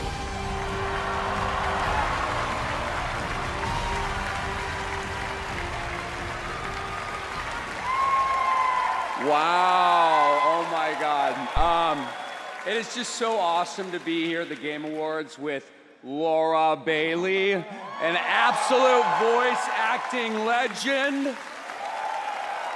Right? I mean, Last of Us, Spider-Man, Critical Role.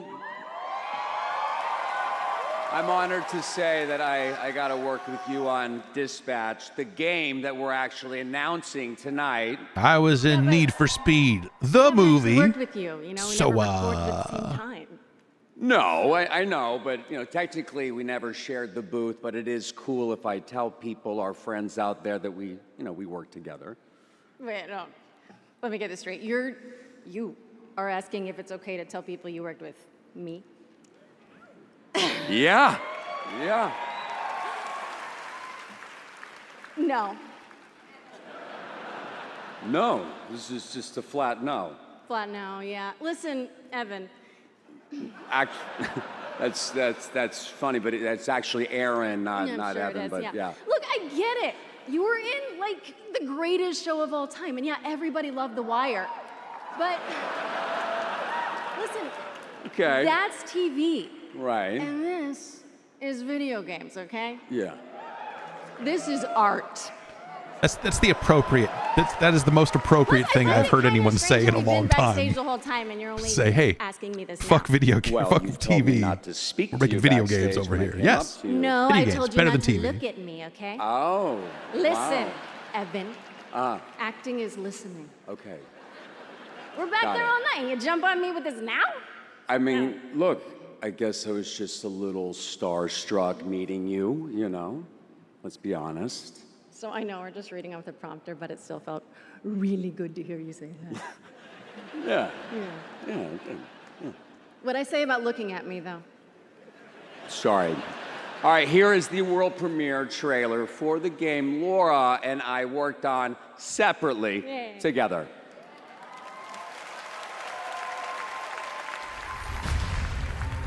Could have tightened it up, but it was good. Whatever. You're dead, I thought.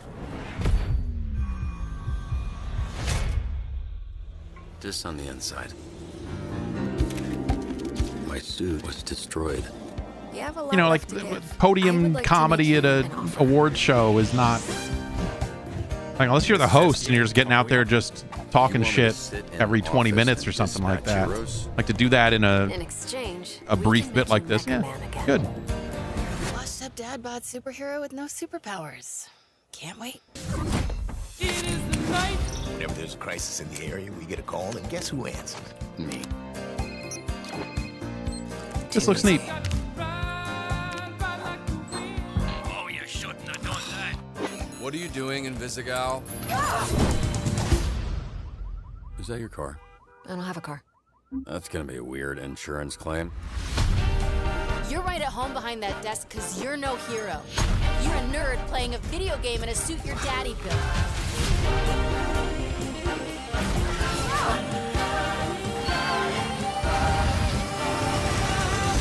This has a really great style to it, man. Eat those Twinks? That's not what they're... You know what? Help yourself.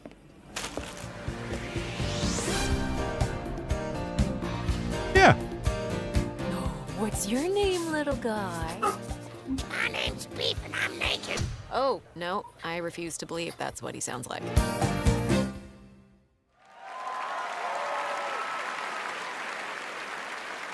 That was Dispatch, and now to present our next award, please welcome a Game Award winner from last year. He's a visionary creator, Sam Lake from Remedy.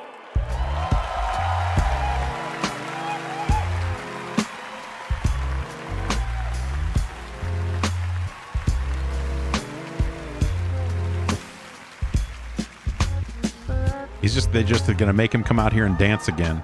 This time all by, yeah, see? I was back at the Game Awards. Yeah. It felt like a loop.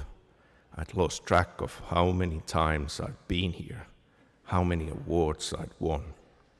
Something kept nagging at me, forcing me to snap out of my reverie. I was here to do a job, hand out the award for Best Narrative. The nominees were each incredible. Frankly, I was so impressed by the storytelling genius I was overcome by a nasty fit of jealousy. But they would never need to know that. Play it cool. On the stage, I felt an urge to dance. That's what they all wanted. I'd save it for another time. Keep this short. Here are the nominees for Best Narrative. It's fun. Best narrative. It's good. You here to pick a fight? Why not take Sam us Lake. on? It's upon us. I'm sending you to Hawaii. Someone there who wants to meet you. You ready for this, Kasuga? This is the way of the real world! Scour! I will show you a world with honor! The heartbeat of the lost ones. I can feel them on my skin. Mary died of that damn disease 3 years ago. So then why am I looking for her? And the Game Award goes to Metaphor, Re Fantasio.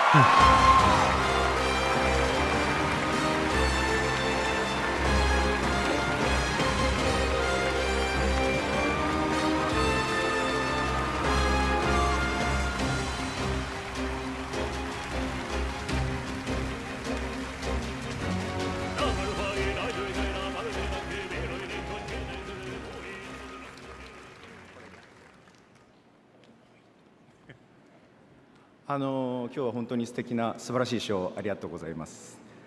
RPG を今まで作ってきて本当に物語こだわって作ってきたのでこの賞をいただけて本当に嬉しいと思ってます。関係したスタッフみんなと I think it's hard to vote for something like a Silent Hill 2. Just because it, with it being a remake, I mean, not that it's all old narrative or anything like that, but So first of all, I think it's fantastic. I feel so happy and so honored to be up here on stage at this incredible show. I think storytelling is a really important part of games. And I think knowing that we focus on making stories throughout our career, and knowing that we've been honored here in this way today is really honoring.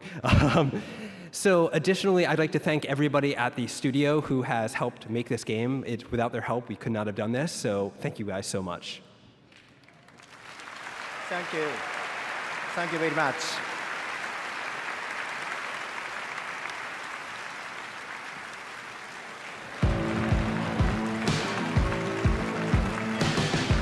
come on, Sam Lake is there. I mean, couldn't you just, you got a couple of games in the works. Congratulations, Hoshino Sojima. That's really amazing. Show one of them. I love these moments where we're able to pass the torch from a previous winner to a brand new honoree. Thanks to Sam Lake as well for coming out for that.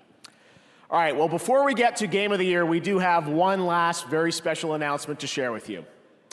This year, the stars aligned for some very magical things to happen at our anniversary show. Things that might not have ever seemed a possibility. If you truly love video games like I do, this moment is for all of us.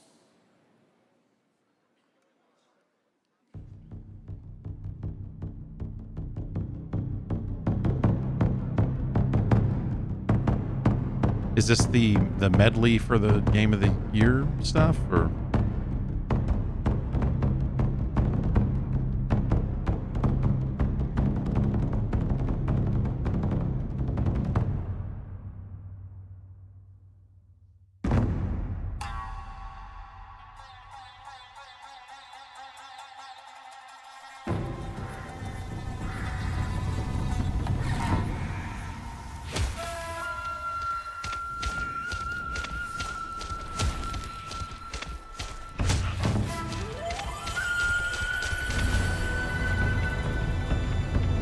Right.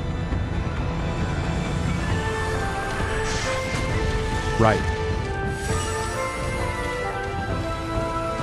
Right. Can you fucking believe this shit?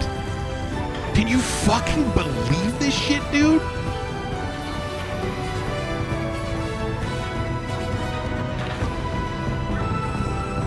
Can you fucking believe this shit, dude?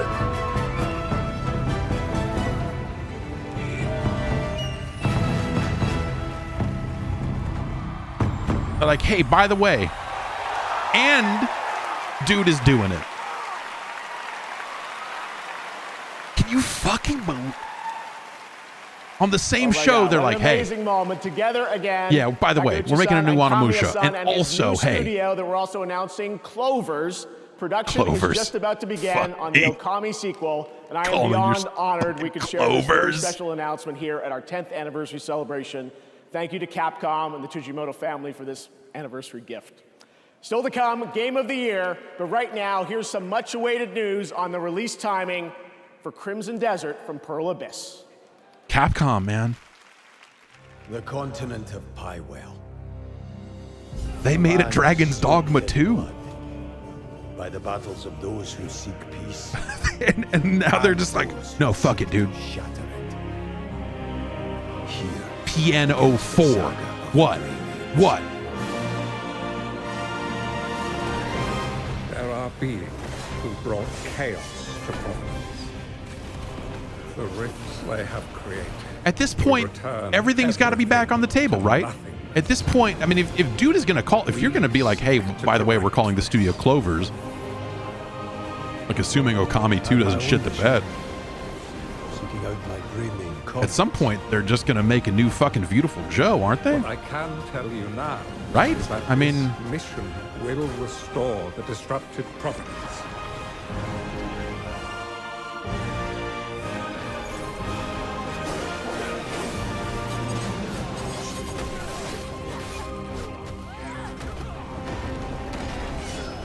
It's like Kamiya woke up one morning and said, wait, so you telling me that Kojima started a new studio and just called it Kojima Productions? Like the thing was before? Like he just used the same fucking name? But like a little different? Fuck. Why didn't I? Shit, man. What, hang on. Give me a pen. Put an S on the end of it. All right. The world's best gaming processor. Advanced by AMD. Now is my time. No. You heard of this game? Fortnite. Walk up with my tootie, what they do? Meet me in the alley with the troops. I got red shooters, I got blue. Let that thing down and point at you. Billy or the Rari, hold that true. We gon' ride the plane, bring the loot.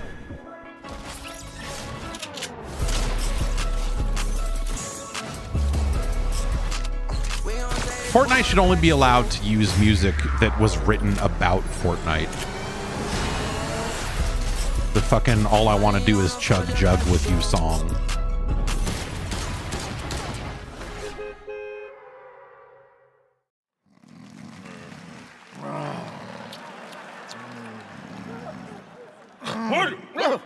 Oh, Waldorf, you old fool! What a nightmare I was having. I dreamed we were still at the Game Awards. We are! No! Yep. And even worse, I heard a Final Fantasy game is up for Game of the Year. Well, my Final Fantasy is for this show to be over. Yeah, right? And I also heard they nominated DLC for Game of the Year. That's like giving a Lifetime Achievement Award to pre-order bonuses. Oh! Oh, hey, look! I think the show's about to get better. Okay. Oh, yeah. Time to watch Keighley make a fool of himself again. Exactly! I love this show! More Jeff Keighley! Yeah, what a moron! Look at him! Give it! Bring it to us! Look at him just standing there! What a maroon! Ah, the Muppets. All right, welcome back to the Game Awards, everyone. Before we present Game of the Year, I just wanted to come out here and reflect on the moments we've shared over the past decade. And tonight, there have been so many incredible announcements. I can't believe the show that we're able to put together, and thanks to all the studios and developers for helping us make it happen. So I just want to say thank you to so many of you here in the person who have believed in me along the way and trusted our team to create this event. And thank you to the fans around the world for taking your time to watch this show every year. Gaming's greatest days are ahead, and I can't even begin to imagine where this industry will be for our 20th anniversary. And we're going to keep working as hard as we can to keep the Game Awards and the game industry growing around the world.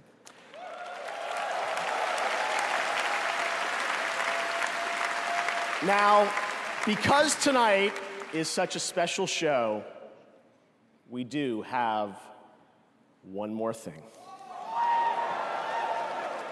One of our industry's most celebrated developers has been hard at work in complete secrecy, building a brand new original world unlike anything they've done before. What you're about to see is captured entirely in the game engine. And we're happy to share with you tonight's final world premiere at the 10th anniversary Dino Crisis sequel.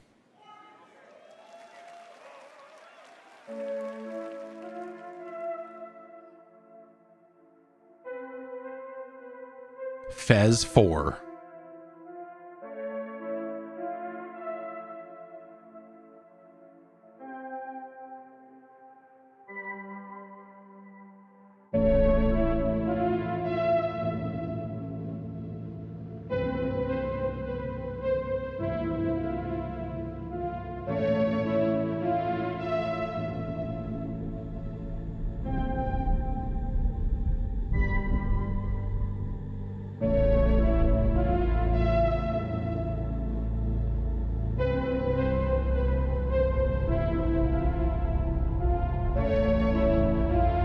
Nothing like a nice Porsche.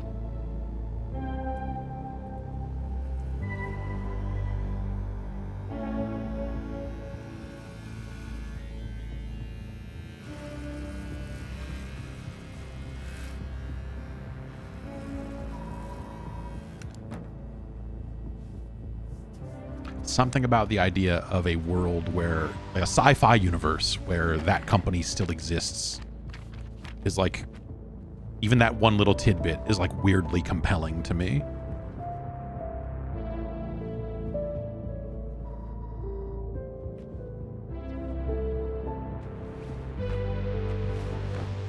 As long as it's integrated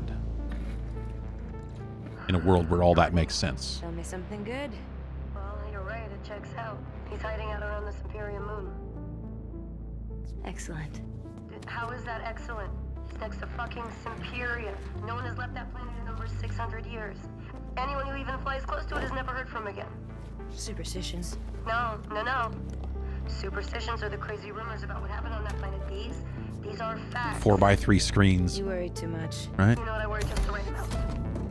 I say, Or am I crazy? wait to leave, or how about we find a new lead? He's not worth it.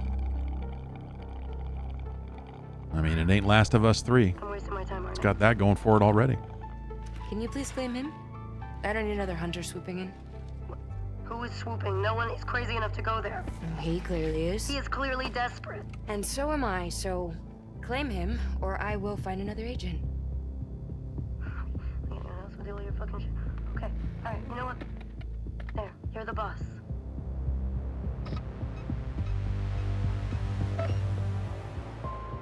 Thank you. Listen, kid. I'll see you on the other side.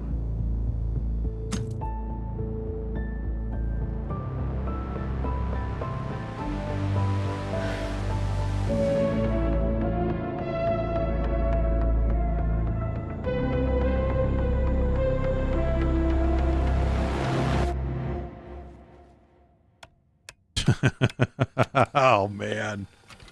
Fucking old Sony logo. Jesus Christ. I guess they get to use all that, huh?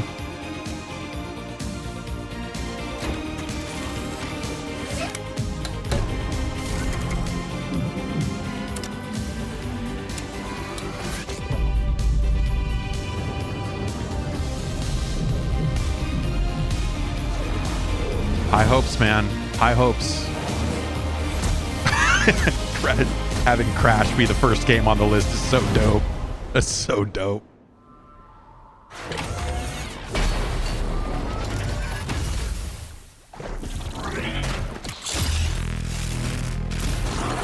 Huh.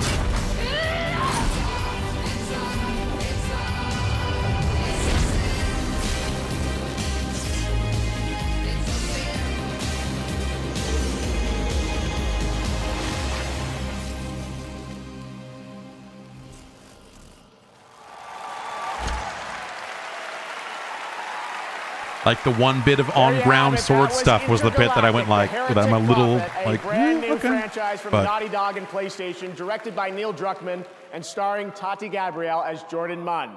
I'm also happy to share that the trailer you just saw and the full game will feature a new original score from Trent Reznor and Atticus Ross. The game has been in development since 2020, and we can't wait to learn more. Thanks to Naughty Dog and PlayStation for that special announcement. And now to present the biggest honor it's a of the very night. interesting Over the fucking past trailer. decade, 10 It's a distinguished very titles interesting have been direction recognized for as Game of Naughty the Year. Dog. Please welcome last year's winner from Larian, As Sven someone Vinca. who does not much care for most of Naughty Dog's work, I think that looks pretty fucking cool. So, I don't know. Like, they're super talented, but they have not much liked most of their games. But I still have some time credits from But last that year looks to cash fucking in, cool. So it turns out They have left that me not wanting only to will know I a lot be more. The one who will know as first which game wins tonight. They actually also know which game is going to win next year, the year after, and the year after. Now, how do I know this? Well, an oracle told me. She said, change is coming. It's a modern oracle, so they made me sign an NDA. But I trust all of you. I know you can keep a secret. You will never leak it. The oracle told me that the Game of the Year 2025 was going to be made by a studio who found the formula to make it up here on stage. It's stupidly simple, but somehow it keeps on getting lost. Studio made their game because they wanted to make a game that they wanted to play themselves. They created it because it hadn't been created before. They didn't make it to increase market share. They didn't make it to serve as a brand. They didn't have to meet arbitrary sales targets or fear being laid off if they didn't meet those targets. And furthermore, the people in charge forbade them from cramming the game with anything whose only purpose was to increase revenue and didn't serve the game design. They didn't treat their developers like numbers on a spreadsheet. They didn't treat their players as users to exploit. And they didn't make decisions they knew were short-sighted and function of a bonus or politics. Does he know They which knew that game if you won? put the Because game I don't know and that the this team describes first, every single the game on revenue this will follow. list. They were driven by idealism and wanted players to have fun. And they realized that if the developers didn't have fun, nobody was going to have any fun. They understood the value of respect, that if they treated their developers and players well, those same developers and players would forgive them when things didn't go as planned. But above all, they cared about their game because they loved games. It's really that simple, said the oracle. Winning Game of the Year turned out to be a life-changing event for us. It was an amazing thing. To those who will win Game of the Year 2024, you have no idea what's waiting for you. It's an incredible honor, and you're in for a heck of a ride. Now remember, should you be told to wrap it up for tonight, you can always come back next year and chat for 3 minutes, okay? So, now, to pay tribute to the nominees for Game of the Year, once again, Lorna Balfe and the TGA Orchestra. Okay.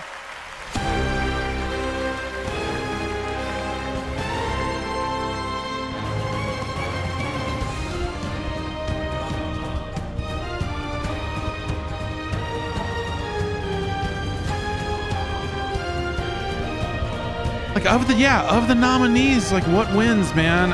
This is a hard one. Metaphor has done really well so far.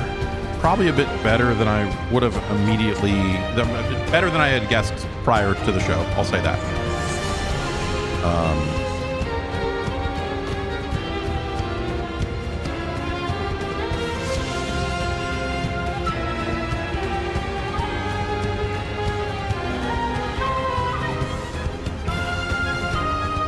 So the nominees are Astrobot Balatro, Black Myth Wukong, Elden Ring Shadow of the Erdtree, Final Fantasy VII Rebirth, and Metaphor Refantasio. Of those, man,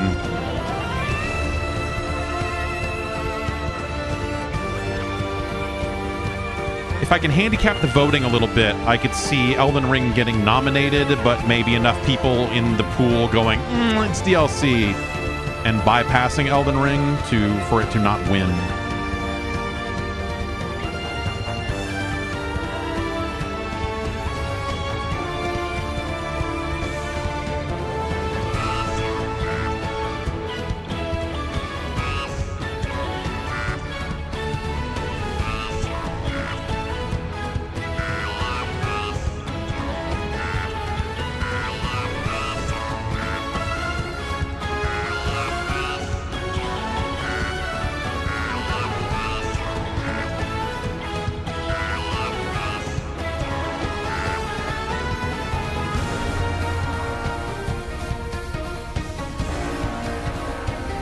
So I like Astrobot a lot. I don't think it hangs.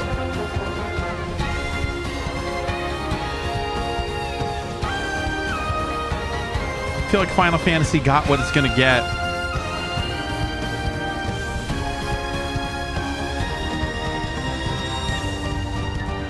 I think it comes down to Metaphor or Balatro, but honestly, like the weird love for Black Myth, Wukong kind of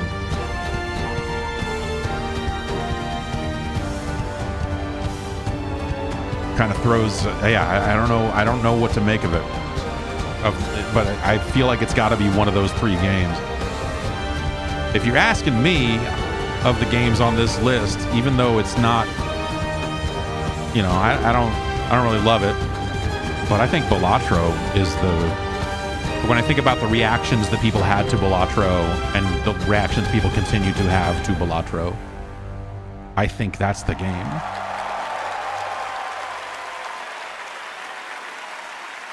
But I could see it being Metaphor and then like maybe an outside chance of Black Myth Wukong. Cool pants.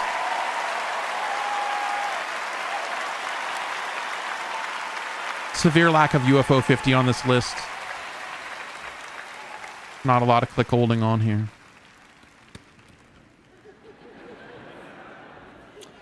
And the game of the year is...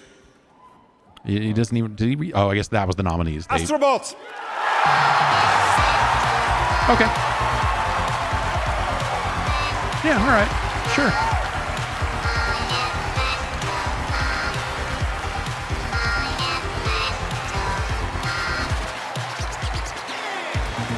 All right. Yeah. I mean, that is actually probably the game on this list. That is 100%, 1,000% the game on this list I like the most. Personally. I guess I'm just not used to having the game I like the most be the game that actually wins any of these things.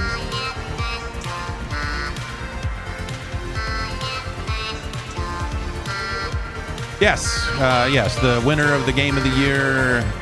They respected their developers. That's Sony. Sony definitely, yeah, they absolutely. Sony hasn't done anything weird, or they didn't lay anybody. Wait, hang on. I'm just getting word. Wait, Sony. What's Japan Studio? What is that? What is that? I don't know what that is. Someone's.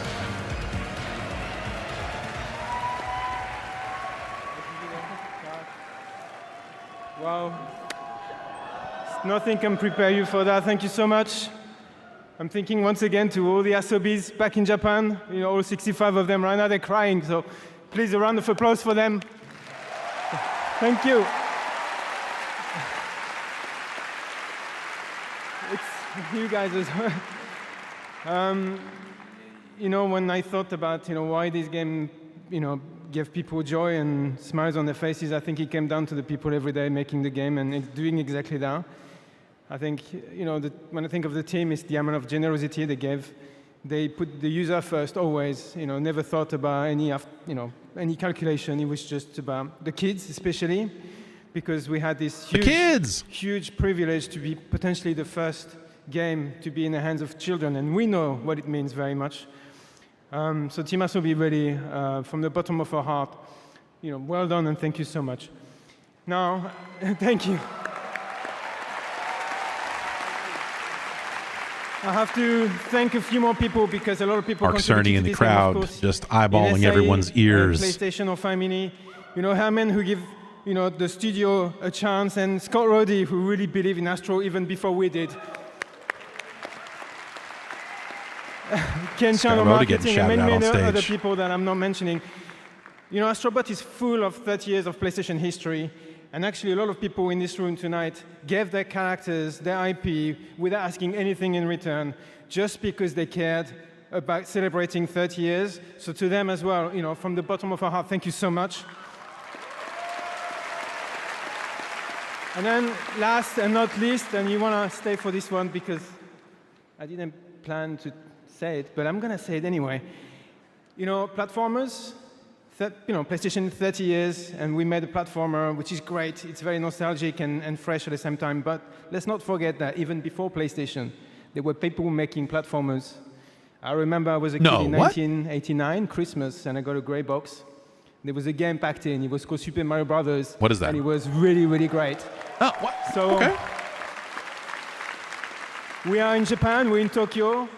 They are in Kyoto. But I want to pay tribute to the company who really put platformers and showed us innovation and quality consistently and inspired us to actually make the game that we made. So that's also, and I've managed not to mention them, have you noticed? But you all know who they are, and many other companies that have been inspired over the years. So that's really, really important, and we want to pay tribute to them tonight. So from the bottom of our heart, thank you so much. It's amazing, and we'll see you again. Thank you so much.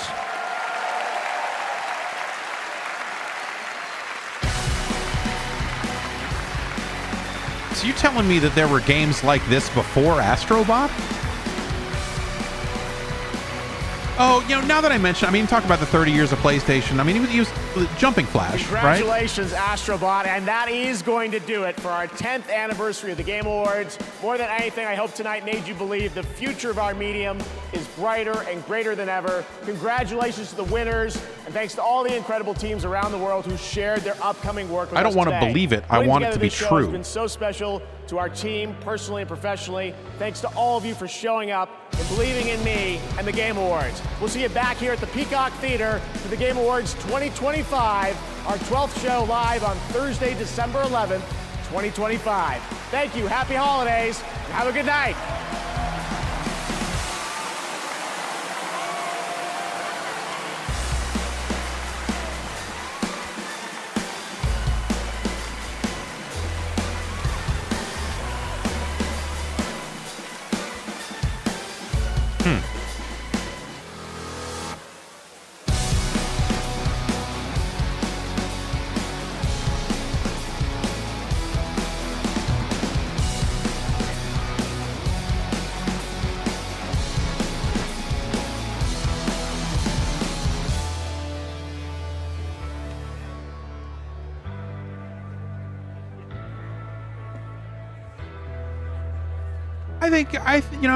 It's hey, the special thanks is nice here, but you could, credits.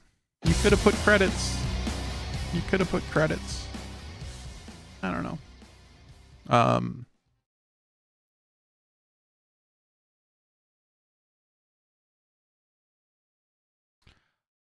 Yeah,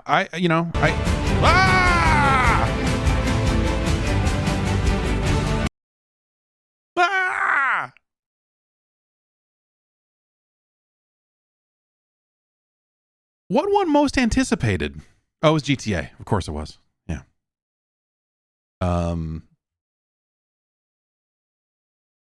That's a decent list. I don't know. Like when I look at the winners, I can't. There's not too much. There's not a lot that I am looking at on that and going like, hey, that seems completely out of whack. Metaphor did well with Best Narrative and Best Art Direction. Hellblade 2 won Audio Awards, it won the Audio Award and the Performance Award, which I guess is technically more than an Audio Award these days.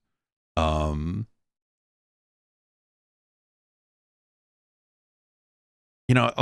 Best Ongoing Game going to Helldivers 2, that whole category, with the exception of Final Fantasy 14.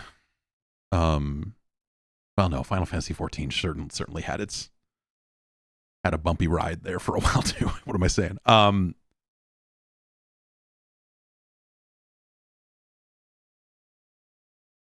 that's, I don't know. All the games in Ongoing had bumpy, they had their moments where it was kind of rough. The Best Community Support Award is another kind of weird one. Where's that?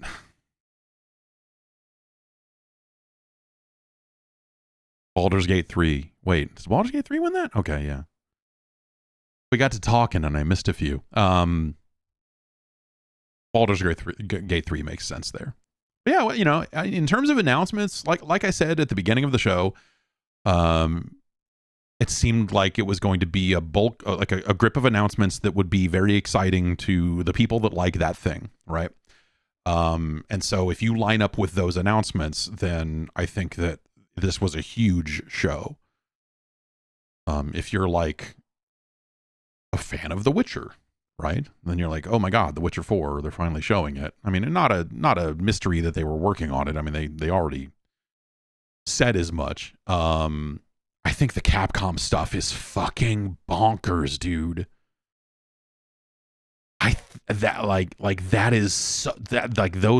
That's some crazy shit where they're just like, oh, by the way, we're gonna make a new Onimusha, and you're like, oh, word. And then they're like, oh, by the way, Kamiya is here and he's going to make Okami 2. Like, what? Fucking what? After all these years and everything, just, huh? And he's starting a new studio and calling it Clovers. That's so good. I love that. That's the Capcom. You know, people always say like, oh, I want to see Mega Man, and obviously Dino Crisis is, you know, it comes up all the time. I love what the choices that they're making with this stuff.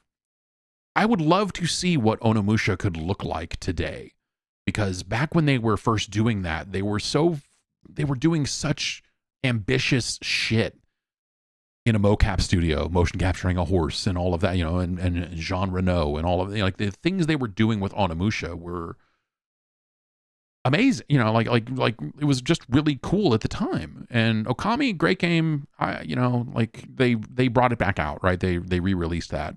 But the idea of like, hey man, we're going to make another one of those, and Kami is like, it's really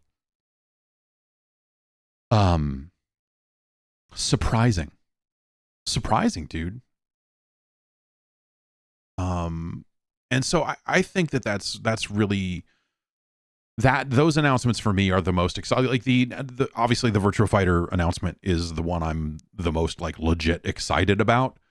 But that was, you know, we knew that was coming. Maybe not here, but we knew that game was being worked on.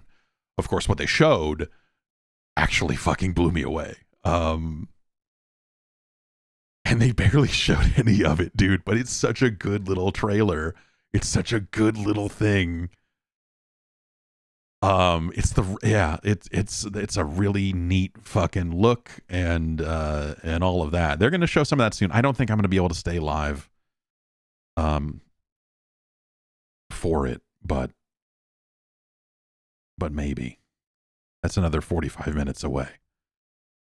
Or no, is it tomorrow or is it? They said stay up tonight for Virtua Fighter, but I don't know if that I'd have to check. But what I really have to do is go to the bathroom. Tomorrow is okay. I mean, it's like it's tomorrow somewhere, right? Like that's technically midnight, but that's 9 p.m. Pacific time. So I don't know what they're counting.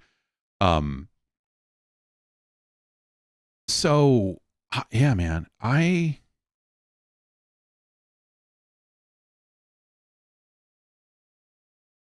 think that was a good show. I think they had a good, you know, batch of announcements, a good amount of John Vignacchi, like a great amount, honestly. Like they made the most of it. You know, you didn't get a lot. It wasn't like a long moment with Johnny V, but it mattered. And I think that was great.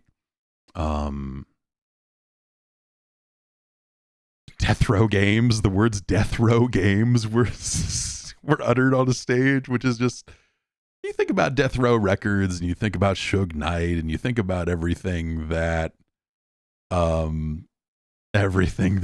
was, the idea that now, obviously, you know, when Snoop took it over and he bought the naming rights or whatever it was relatively recently, like I said, one of the first things he did was launch a bunch of fucking NFTs. It's like super gross. Like the stuff he's, you know, some of the stuff he's done since acquiring the name.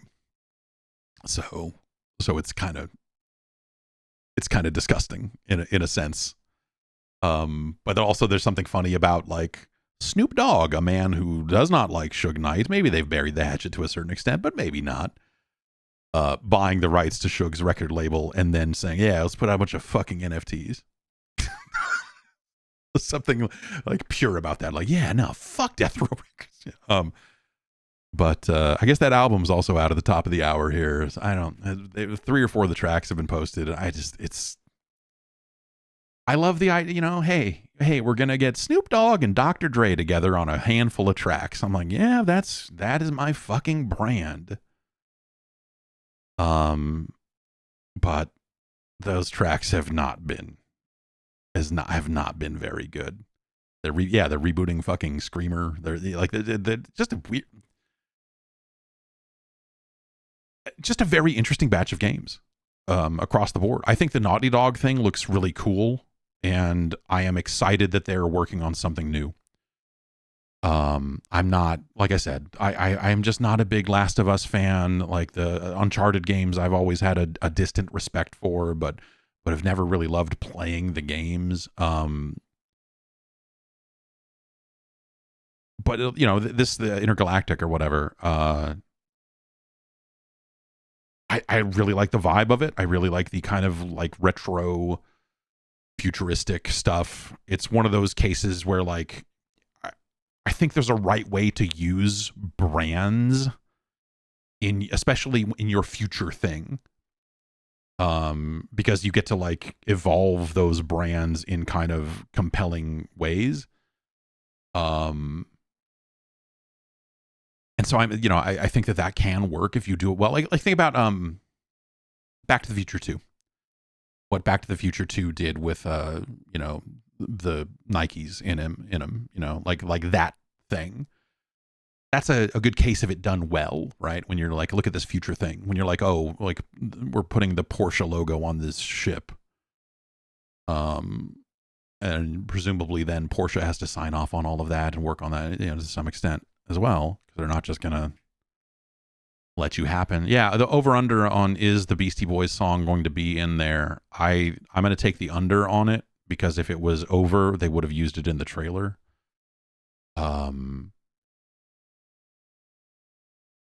And I hope they don't. I hope they don't, because that's, you know, your sci-fi use of Intergalactic already happened in the Star Trek reboot. Like you already got it there, right? So that's kind of a weird. That would be weird, or that would be not weird. That would be like, I don't know, disappointing. And so I think there's interesting ways to use brands as a way to ground your universe, right? Especially on a sci-fi thing, when you say like, oh, like Adidas still exists and Sony still exists and, you know, Porsche still exists. I think, oh, that was Sabotage. You're right. That was Sabotage in Star Trek. So,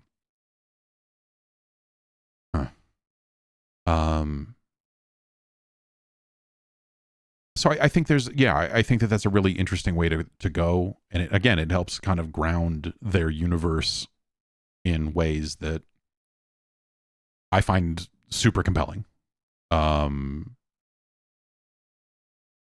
So yeah, I don't know. Like that leaves me definitely like, I want to know more about that game. Absolutely. Yes, use a different beast. Yes, put Professor Booty on the soundtrack to this game.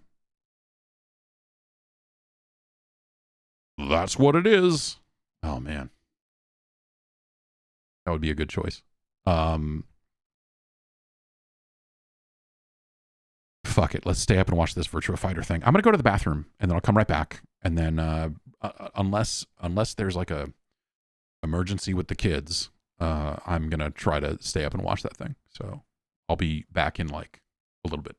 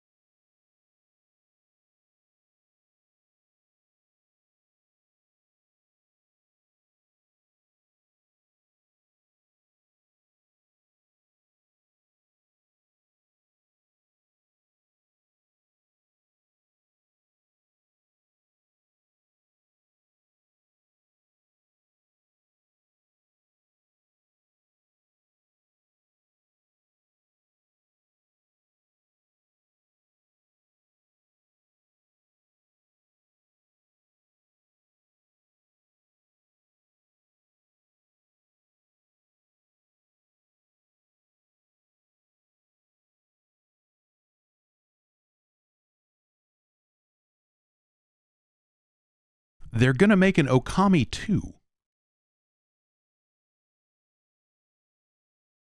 Fucking what?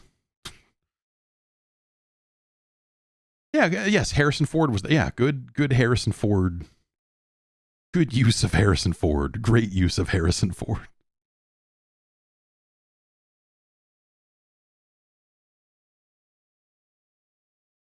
I got to check this camera, make sure these kids are okay. They're rustling around.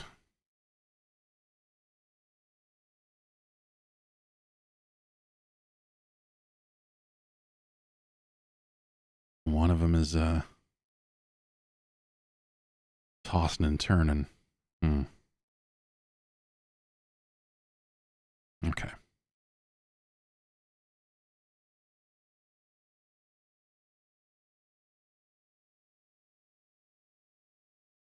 Yeah, I guess I got to say, I thought it was a pretty solid show. You know, not every joke lands. I think, you know, like at the end of the day, like I was saying, award shows, you can kind of only expect so much. And I think that they, you know, like the Muppet stuff this year was like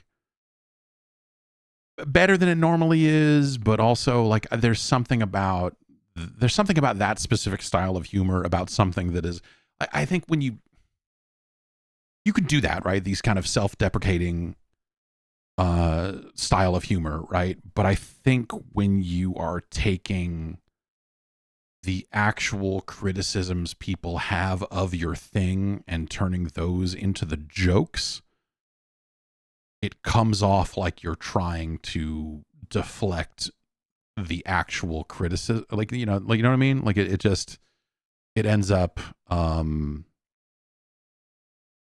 it ends up kind of like you watching, go like, oh yeah, those are the jokes, but also like that, yeah, but also yeah.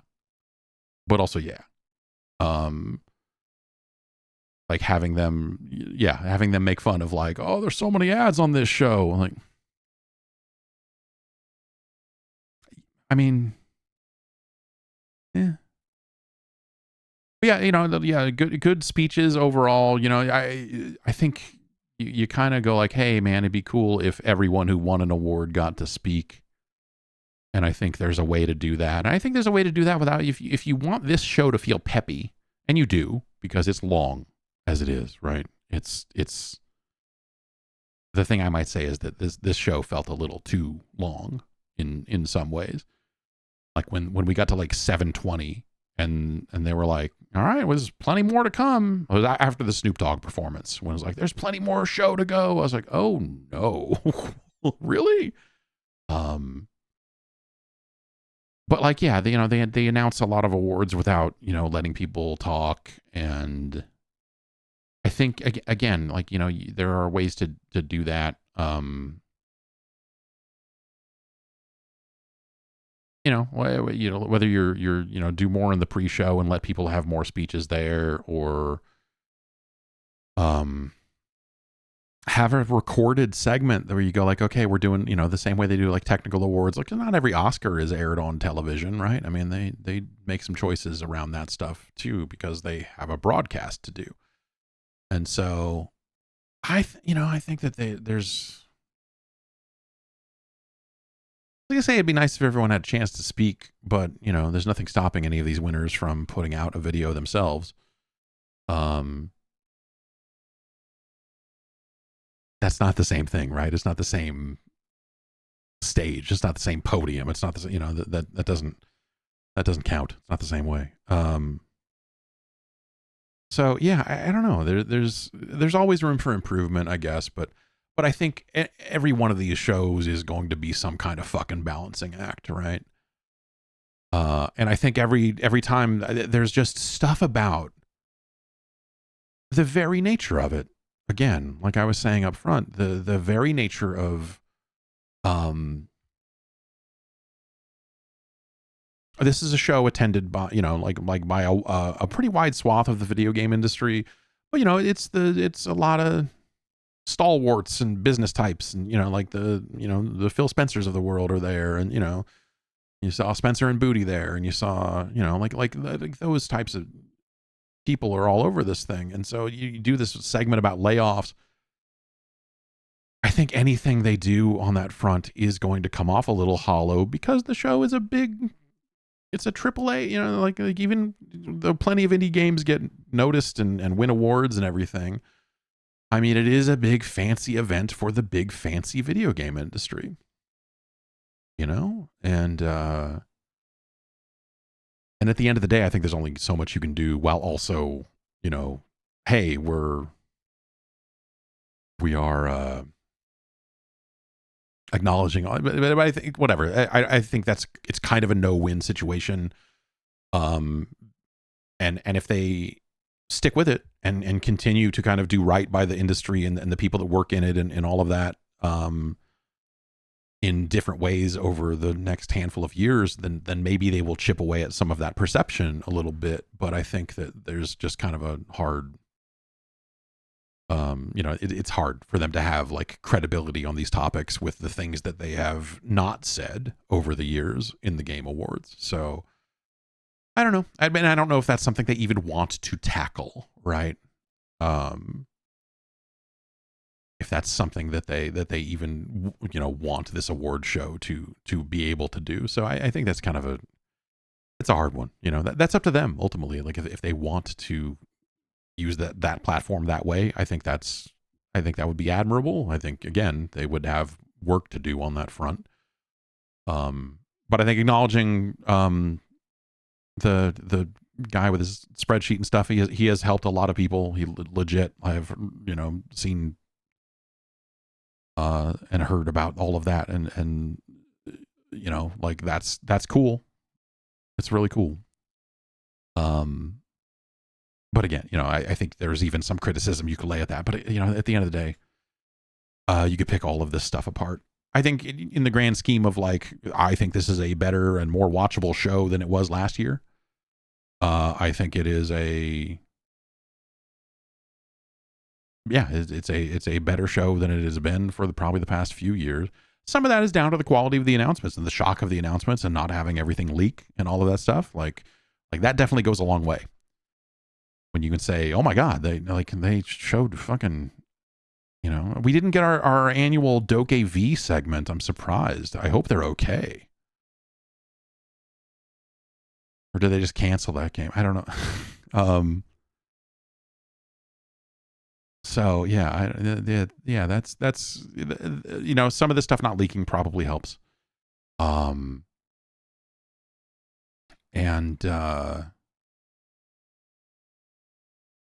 the quality of the show itself, I think, was solid.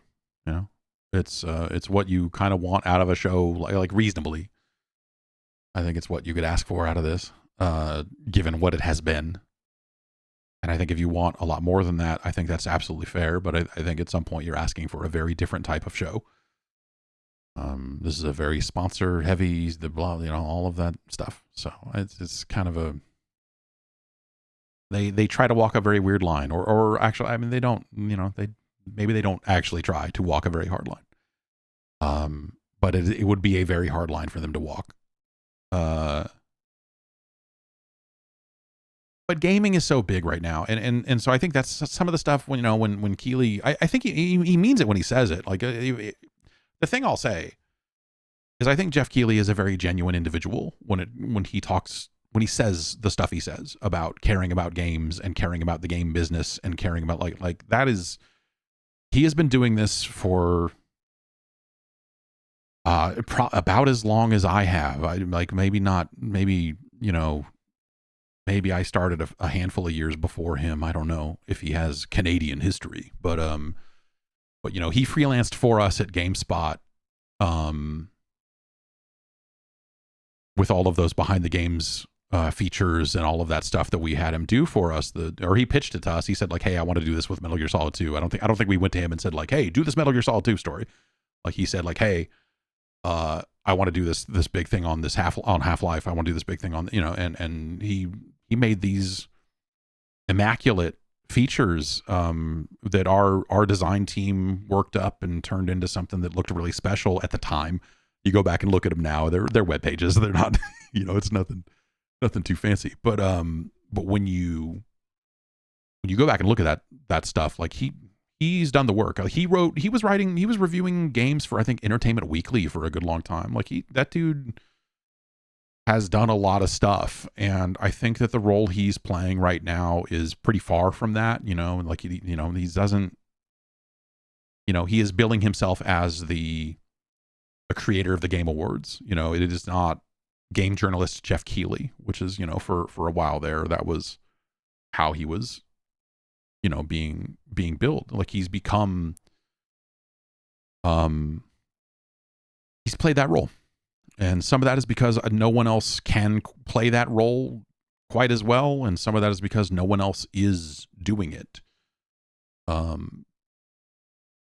don't think his position is, I think other people could play in that space for sure. But, he's become a guy that for better or worse, I don't think I could ever do this. I don't think I could ever do this. The thing that, it makes sense considering the career I've had and what I've become known for or whatever. I don't think I could ever become a person that is like divorced from public opinions about video games. If that makes any sense. I feel like I need to be in a role where I can say, hey, I don't think this game's good. I don't like this game. I need to be in a position where I can say that. And I think that he's perfect for the role that he's in. I think he does it intensely well. I wouldn't be able to do it. And I don't mean that in a way that like, that guy is a sellout, no, like, he just, he's in the position of a host. Like he does not vote on the Game Awards. He does not he just stays out of it. Does he have a lot of opinions about games? Absolutely. Have I had conversations with him over the years that are very opinionated about video games? Absolutely. But that's not his role. And he does his thing incredibly well.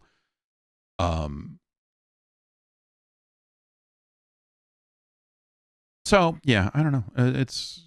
I think that, I congratulations to him for doing this for 10 years. Before this, it was the Spike TV Awards, and he had a bunch of people above him, a bunch of fucking garbage TV people above him that were, forcing a lot of stuff on him. And I think that, he made his bones, man. And now he gets to kind of do it his way and find that balance on his own. And discover just how tricky it was. How tricky it was to balance between being a very great show honoring video games and a show that actual people might want to watch. It's tough. You end up doing things like, yeah, I guess we get 21 Pilots out here. Min-Max did his 2007 Spike TGA's Watchalong. Yeah, I was at that show. I was almost on that show. They were talking about it for a brief moment because that was right after I got fired. And so they initially said, hey, do you want to go to the Spike Awards? And I was like, nah, I can't. I'm too busy working on stuff. And then suddenly I wasn't busy anymore. And so I was like, hey, you think I can come out to the show and hang out? I'm like, oh, of course, absolutely. And there was like a brief moment where it was like, maybe we should get you on the show. Like, like put me on the show because I was hot. I was on the streets. But that didn't happen. So, what am I doing? I am making sure that everything is okay with the kids here. Let's make sure that this is all right. And yeah,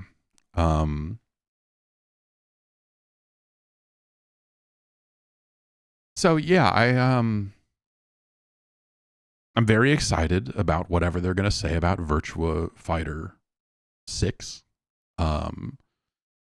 I hope that at the end of this video, they say, hey, by the way, the VF5 thing for PC is out right now. I hope that is the other announcement on this, that there's like, it's out. They already said it was going to be like main stage for or like the main game for Evo Japan. That VF6 stuff looked hot. It looked very exciting. They put that man in a hat and a jacket and a big coat. They put that man in a big coat and a hat. And then Sarah did the man. So very excited. Very excited to finally see the new Virtua Fighter. So that thing's starting in 20-ish minutes here. Let's see. Let me close this window and open this window. Yeah, 22 minutes for the VF Direct. Let's just make this one long ass video. I was gonna say like, oh, I could stop and come back and blah blah blah. No, let's see. They say here, hashtag VF is back. Hashtag VF Direct 2024. We welcome restreamers to be part of the excitement too. Well, thank you. I love to restream. I like to watch the video games. My daughter was playing some Virtua Fighter 2 earlier today. And she got to stage 10. I set it so that she had infinite health, but the AI could have ringed her out. But she got to, she was playing as Pi. It was either that or Sarah, and she chose Pi. And yeah, I just said, this button is punch, this button is kick, and did not show her how to block. And just said, go. So yeah, I don't know. I was actually kind of impressed that she got she had infinite health. She didn't need to block. Because VF2 is very nice. They actually let you do that. They let you that you can just go into the settings and just say no damage. VF2 for the Saturn, I should say, specifically. And yeah, I don't know. She proved the thing that made me not like Virtua Fighter in the early days. She proved it. You can just mash those buttons and do okay.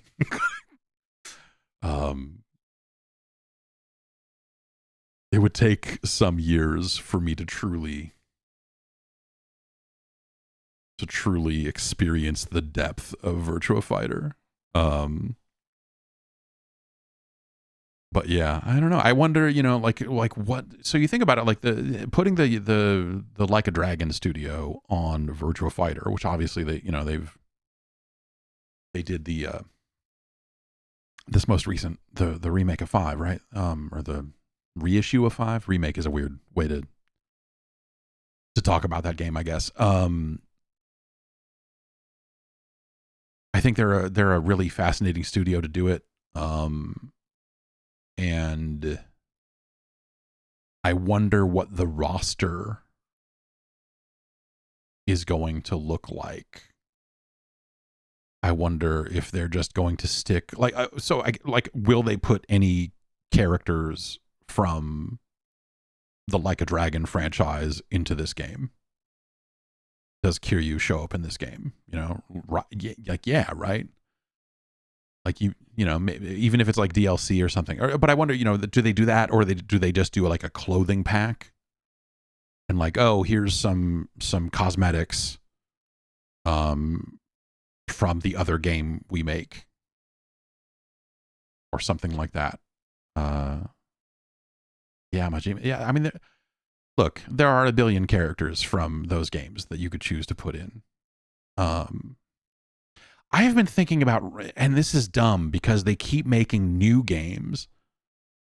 They keep making new games in the Like a Dragon franchise. And yet, all I can think of is that I want to replay Yakuza 0.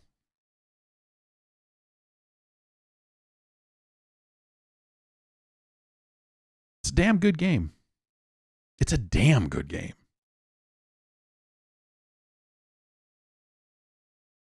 I think that is where that thing comes together for me. Like that whole franchise clicked for me in a way it hadn't before when Yakuza 0 came out. Because of just how fucking good that game is. But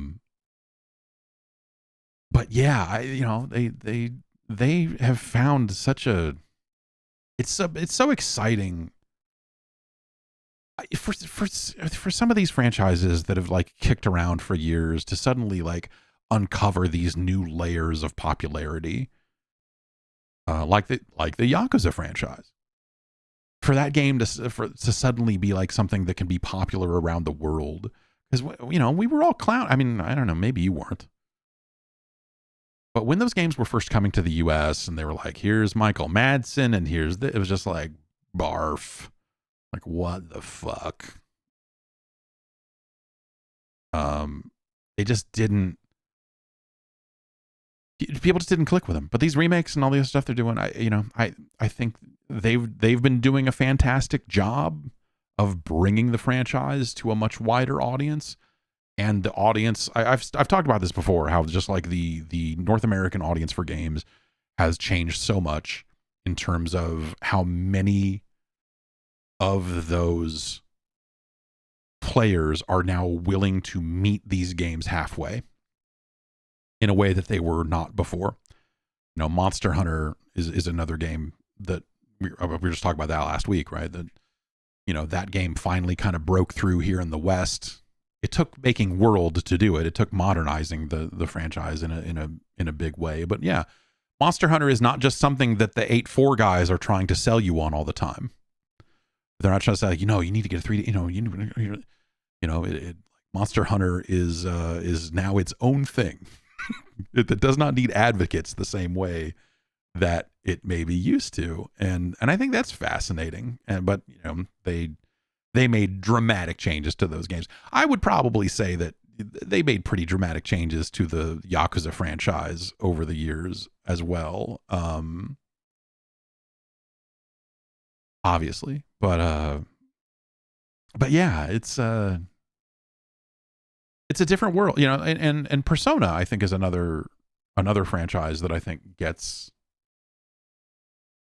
I think it kind of just benefited from the same thing, stylistic improvements and just like the right time. Like Persona 5 felt like it broke through in a way that even 4 didn't. I mean, we have to go look at sales and actually like really talk about it, but I think like in terms of like conversation, and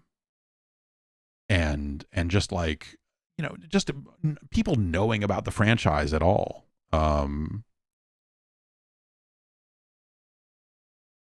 Persona 3 did a great deal of, like, Persona 3 and 4 obviously like helped it. They didn't just start, it's not like Persona 5 came out and suddenly it was just like, oh my God, like 3 and 4 really laid the groundwork for that, right? But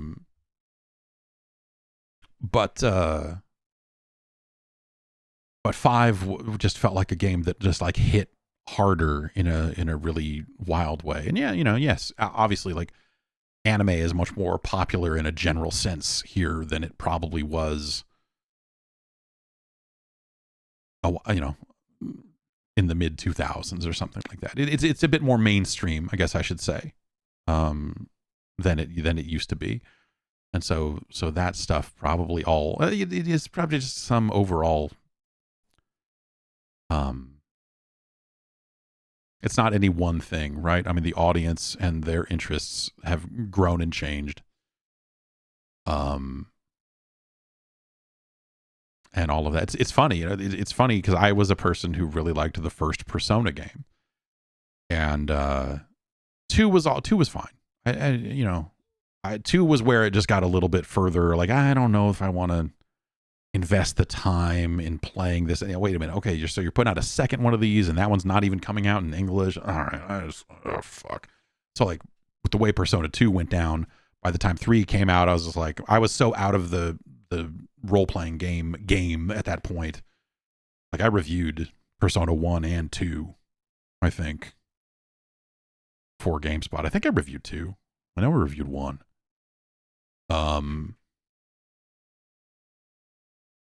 But by the time 3 came out, I was just like, dude, whatever. Like, other people review those games that have time that I don't. I'm not going to go play some 40-hour game or whatever it is. But I always wanted to play 4. I don't know. Like, I always wanted to play 4. And so playing 4 was mind-blowing, I think, in a lot of ways. It was just like, man, this game's so fucking stylish and just like so fun, and the characters are so well done, and you know, for its era, you know, you could poke holes in it for sure, but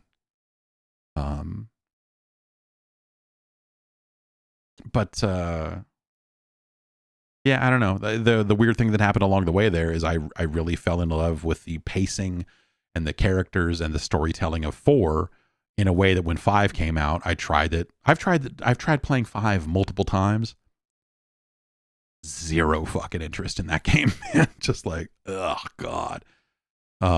Just something about the characters and the initial storytelling there of that kid.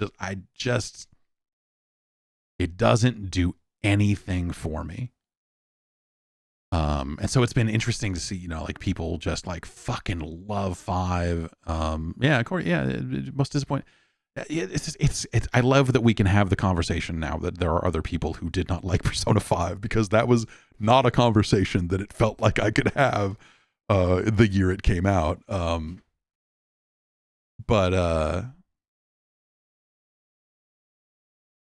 Yeah, I don't know. It's cool to see Metaphor doing so well. Like I want to keep trying to get into Metaphor. It didn't really grab me.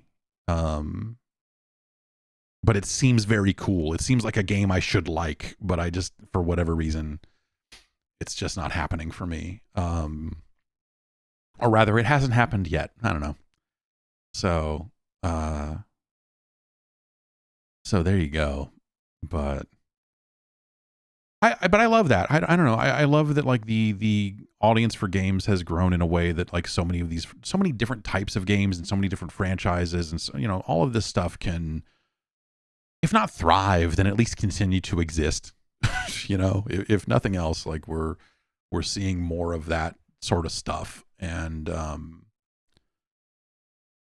I think that's really great. I think some of that is, you know, some of that trickles down to Virtua Fighter. I mean, Virtua Fighter, I think, is a franchise that never really got, and maybe this will be its time, because I feel like Virtua Fighter in North America has never really, it's no Tekken, if that makes any sense. And so I wonder, you know, now here we are 10 minutes away from them showing a new Virtua Fighter game. Is this gonna, and I wonder if that's a goal of theirs, right? If it's not just bring back Virtua Fighter, it's bring it back and make it matter in a way worldwide that it hasn't. I mean, you know, obviously in Japan, Virtua Fighter is it is a way of life. It is a religion. It is everything you heard it was. Every time I've gone over there, which has been a long time now, but my understanding is that you can still go to some game centers and go up to the top floor and find some fucking Virtua Fighter machines. And so I wonder if this ends up being the weird time for Virtua Fighter to become a little bit more mainstream than it was, than it's ever been here.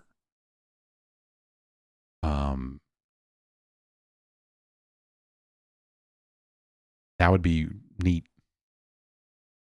That'd be real neat.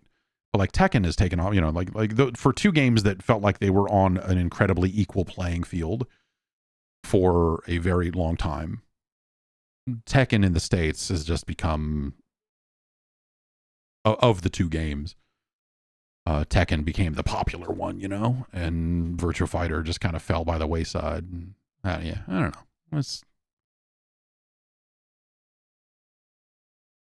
interesting to think about, you know, as someone who saw both of those games kind of right around the same time. You know, I remember going to,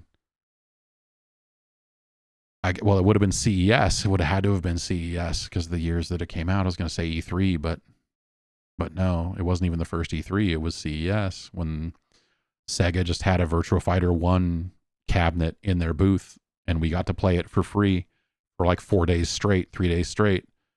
And that's, I spent a good long time at that show just playing Virtua Fighter. And I was like, this is super fucking fun.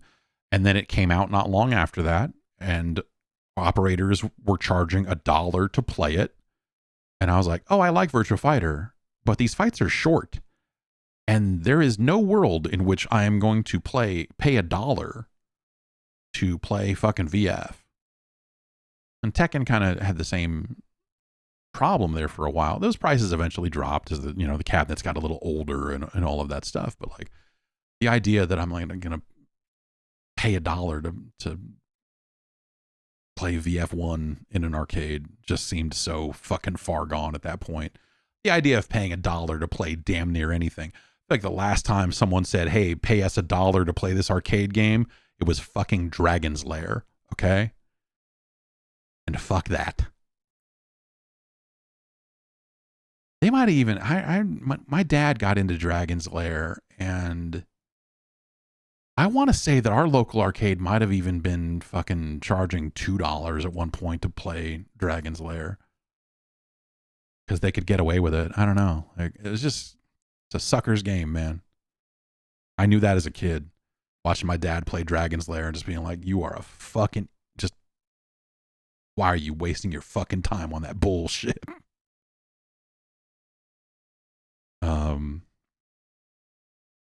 6 minutes until the top of the hour, and this Virtua Fighter thing will happen. I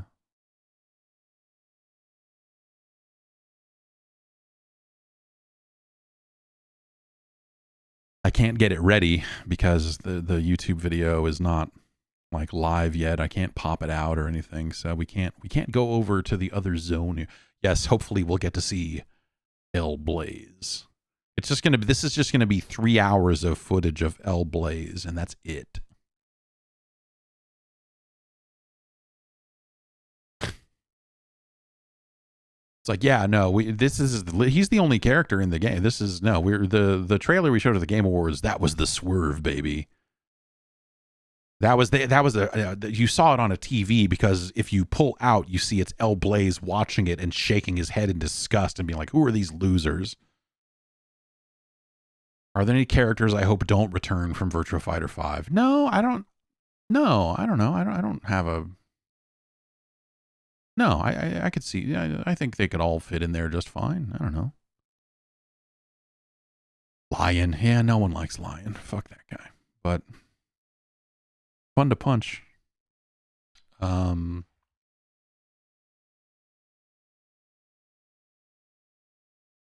Yeah, who would you remove? I don't see any need to remove anybody. I don't see any need to remove anybody.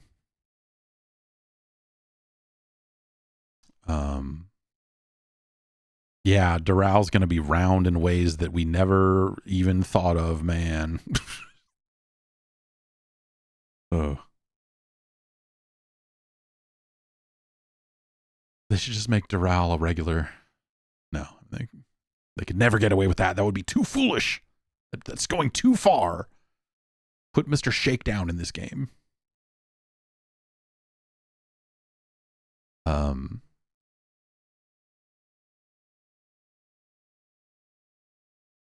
Go. Yeah, Go. You could get rid. Yeah, I mean, yeah, I could see. I see why people don't like that dude. I remember the time people were just like, ugh, what is this Tekken character doing in this game? It's just like a weird criticism of it, I guess, but I guess I get it. Maybe they put a bunch of guest characters from Dead or Alive in here, return the favor from, was that DOA? That was DOA. What's the most, they did DOA 6, so that was DOA 5, right? That had the VF characters in it. Yeah. That was cool. That was like, hey man, you're already playing DOA, but like, what if we put really good characters in? I'm like, yes, word. What if you did? You mean other than Christy? Okay, fine. I'm in. I like Christy. She kicks high. What are you gonna do? All right, we're 3 minutes away from this thing.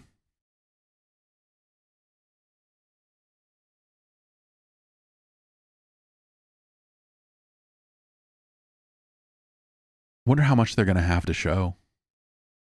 I wonder how much they'll say about a roster. Like at this point, like this is the first thing they're saying about this game. I guess I just hope that like it'd be cool if the VF5 thing came out like tonight or tomorrow or whatever. That would be fun. I mean, not fun for me because I'm going to upload a video and go to bed, but at least I could play it at some point in the near future. I guess I have a PlayStation behind me that also has that game installed on it, but hey. Yeah, and I guess the real question, of course, is, okay, obviously first things first, but if we're going to do a Virtua Fighter, how long until we get a new Fighting Vipers? Do we get a new Last Bronx along the way here? And then how long until we can have Fighters Megamix 2? Yes, Sonic the Fighters 2. Yes, they're about to delist Sonic the Fighters from Xbox Live Arcade. So there's never been a better time for them to announce a second good Sonic the Hedgehog game. There's already one and they just delisted it. So it's time for them to make a second good Sonic. It's not going to be the racing game. Premieres in 60 seconds is what this video says now. If I refresh this, does it give me like the weird dumb YouTube countdown thing? No, I guess not.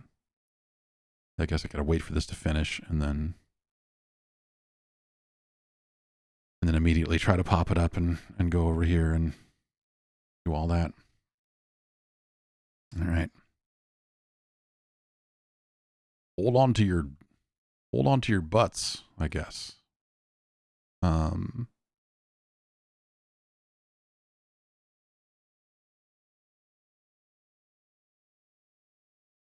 Premiere will begin shortly, it says.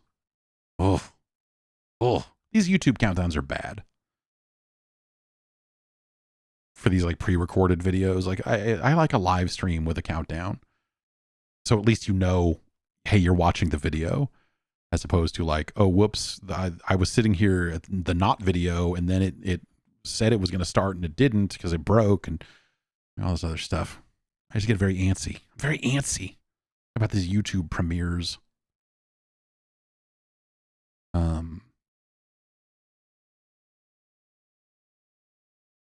Did they say how long this was going to be? I don't think they did they? Nothing in the description says anything about the length of it.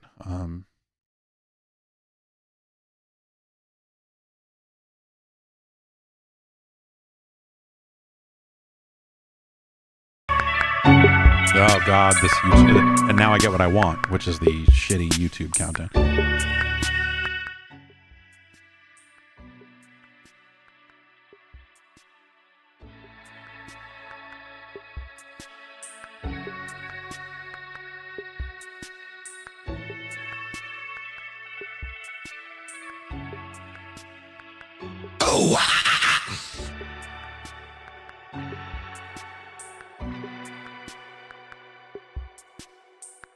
There's like, I think there's like different versions of this video that you can choose when you're uploading a Premiere video. I want to say there are multiple versions of the YouTube countdown.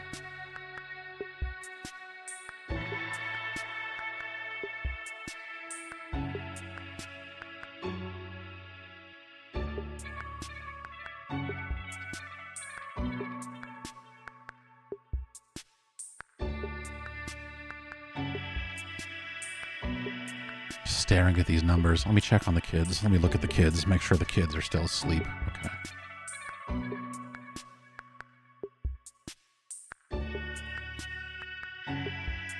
I thought I was going to get interrupted by my daughter when we were doing the Game Awards because she was having a hard time getting to sleep. I'm told that she was, quote, nervous that I was going to be working at night. which is language she uses when she doesn't want to go to bed. So.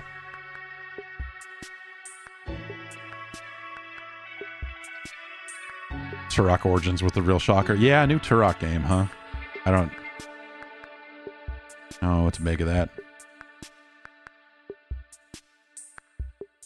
Backdoor Daikatana sequel. Oh, I love this. I love the YouTube countdown followed by this countdown in something that loosely resembles the Afterburner font, no less.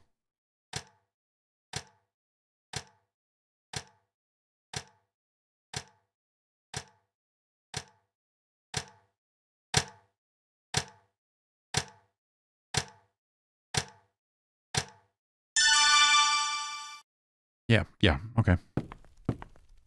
この時を待ってたぜ!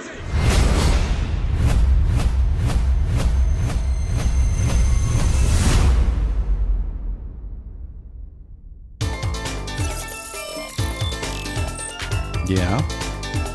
I'm down. Hey, Virtua Fighter history is fun.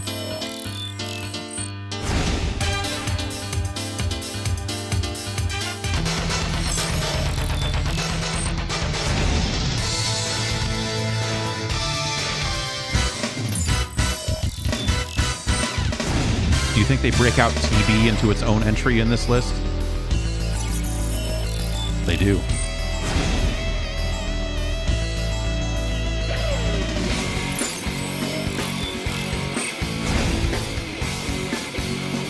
Oh man, VF4 is so good. Oh, they're gonna do all, okay. So we'll get final tuned and all this other stuff, huh?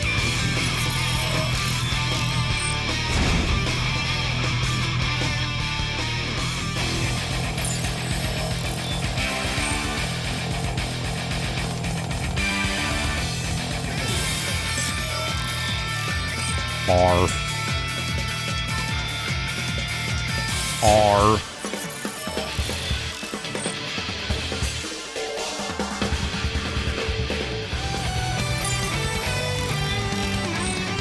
Virtua Fighter Esports.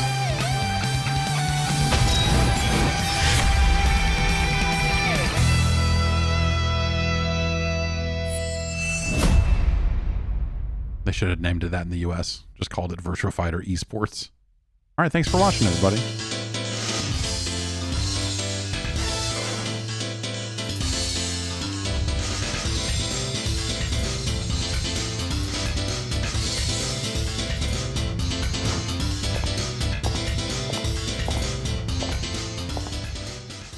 Hello to everyone watching the broadcast. My name is Shuji Sumi, the CEO of Sega. How did you like the Virtua Fighter's 30th anniversary video? It's all right. Virtua Fighter, it was all right. The world's first 3D fighting game, is one of our most iconic IPs. And to this dude shows up on my Facebook like people you might know list, which is a weird place to be in your life. Range like, of yeah, the games guy's like the head and of is representative I have friends of who are friends with this guy on Facebook. Virtua Fighter hasn't seen a new installment since the 5th title. But I am proud to announce you that the wait is finally over. As announced at the Games Award 2024, the wait is over. We are currently developing a completely new Virtua Fighter. This is the first time since 2006 that the original team will be back on it.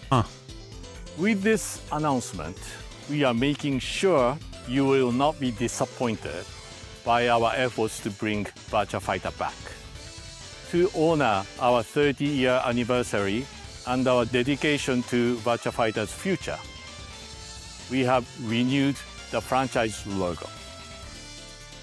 We hope you enjoy its bold new direction. It is a bold, yeah, okay. It's a bold, Our sure. message It's to a bold all new direction. fans tonight is loud and clear. Who was the original Virtua team? Fighter Yeah. is finally back. Yes, Virtua Fighter is finally back. The assertion will be supported by a multifaceted approach. And I'd now like to welcome each producer to share more details with you. So let's take a look at the future of Virtua Fighter together.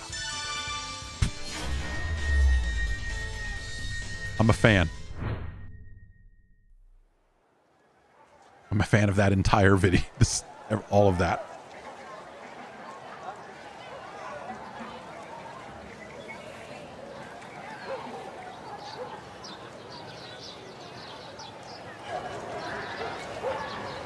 Gonna show us this frickin' bird again.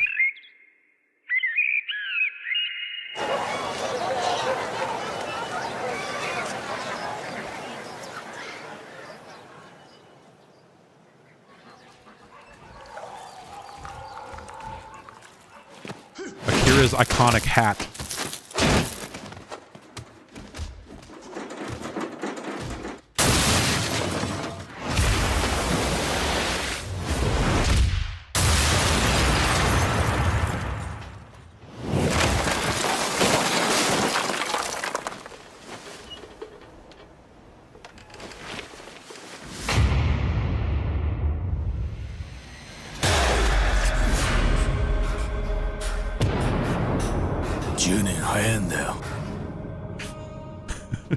It's funny. He says the thing.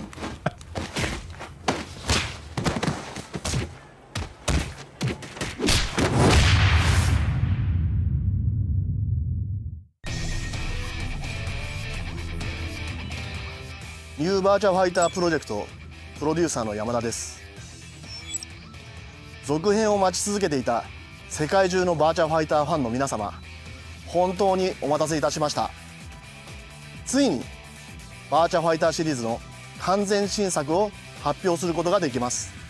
このニューバーチャファイターはどのようなゲームになると皆さんは想像していますか？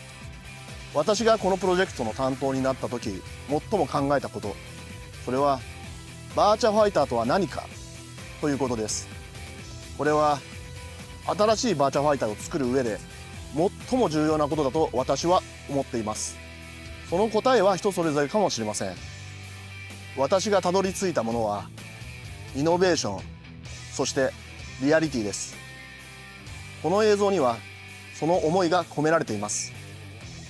常に時代のイノベーション、リアリティへの挑戦をし続けてきたシリーズの The realities of the current day are going to be reflected in this, so we're happy to announce the game's been canceled. ニューバーチャファイターに It's 必要 the なものだと reality, 思っ you てい know, ま it's す。 the reality of it. We just couldn't. ニューバーチャファイターではあらゆるものが新しくなります。キャラクターデザイン、バトルシステム、ティザートレーラーの動画は開発中のもののほんの一部です。ゲームの細かい内容についてはまだ明か Can't すことは reveal で any きませ specific んが、 about the game yet. Anyway, thanks for coming. シリーズのファンにも Wait. そうでない方にも It's a good looking background. そして Not a ring out 期待を超える on 作 that 品になる background. と確信しています。最もイノベーティブな格闘ゲーム、それがバーチャファイターだと皆様に評価していただけるようなものを作るべく開発メンバー一同努力しております。ぜひ今後の発表にもご注目ください。そして本日を機にバーチャファイターフランチャイズはたくさんの新しい取り組みをスタートさせていきます。その内容はレガシーバーチャファイタープロジェクトプロデューサーの青木より紹介させていただきます。 Anyway, we have a smaller circle over here for the guy who's going to tell you about the VF5 reissue. 配信をご覧の皆様、こんにちは。レガシーバーチャファイタープロジェクトプロデューサーの青木です。私からはバーチャファイター5シリーズのさらなる進化、そして大会などの VF フランチャイズの展開についてご説明いたします。まずはこちらの映像をご覧ください。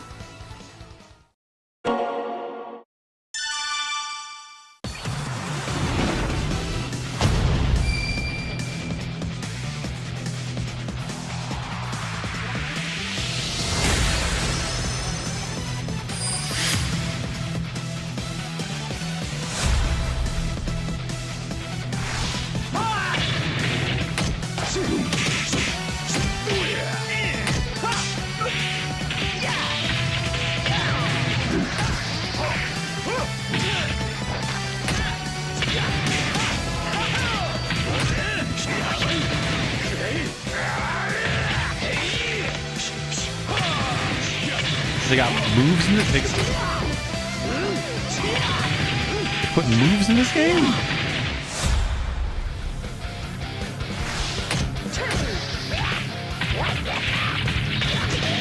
Oh, jeez.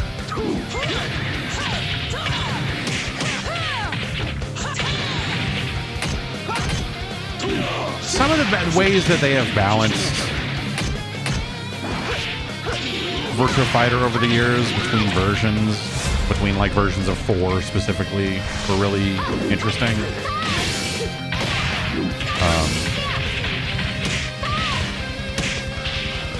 Where just like inputs were changed dramatically. Like as a Sarah player, there were just moments where like, oh, this is they really fucked this up, and I see why they did, because it was too good before. So changing this input makes it less good, but also less fun.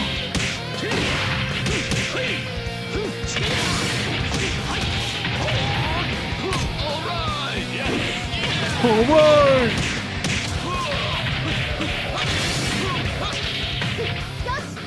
That's Elf Blaze.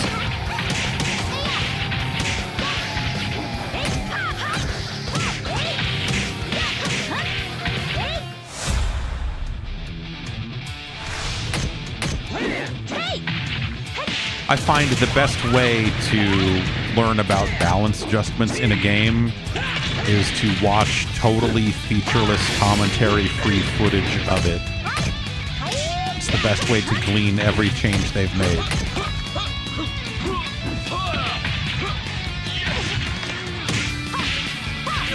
Not to say, come to our website where we have a list of the balance changes in the latest patch.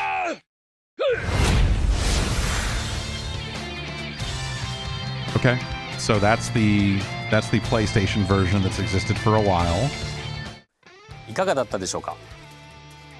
まず私からは先日発表いたしました PS4 版バーチャファイター e スポーツバージョン 2.0 の詳細についてご紹介いたします。Do they get バーチャファイター5ファイナルショーダウンから数えて is that version version getting rollback? Is the PS4 version getting rollback, or is that just going to be this new PC version? さらなる進化を遂げます。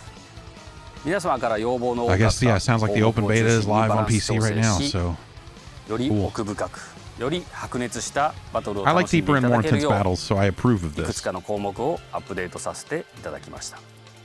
主に4つの大きなアップデートがあります。まず技性能の調整を行いました。あまり目立っていなかった技の性能を見直し、より個性的な特徴を出すように調整しました。And say we made balance changes. You have to put 次 out に patch ヒット notes. 効果 Don't の do 調 it. 整です。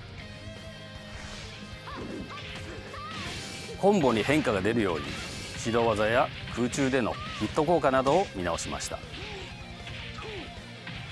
そして複雑性の緩和です。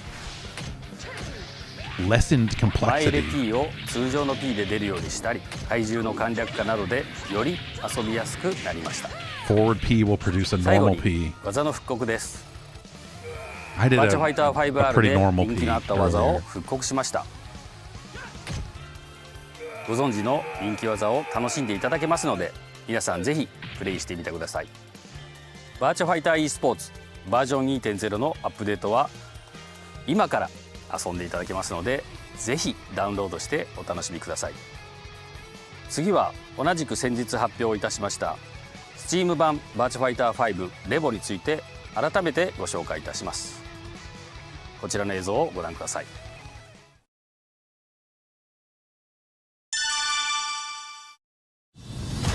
That was my text message noise for a lot of years. It might still actually be my text message noise. But now my phone is always on silent, so who the hell knows?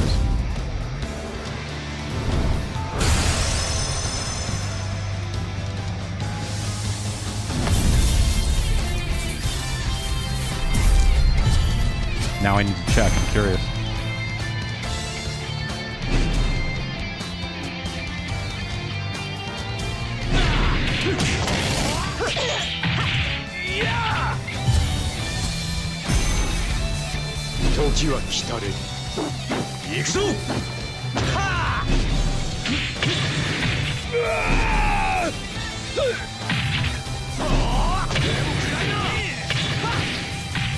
時を待ってたぜ。 No, I have replaced it with the FM Towns commercial chime.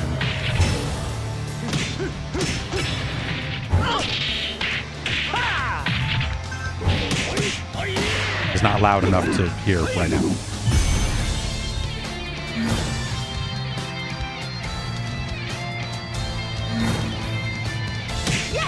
Knockout.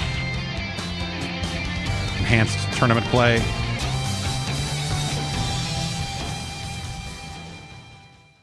Birdie's home, no matter how far you are, is engraved in our hearts, and in us for the rest of the year. I feel alive in a way I have never felt before listening to this fucking hot hit.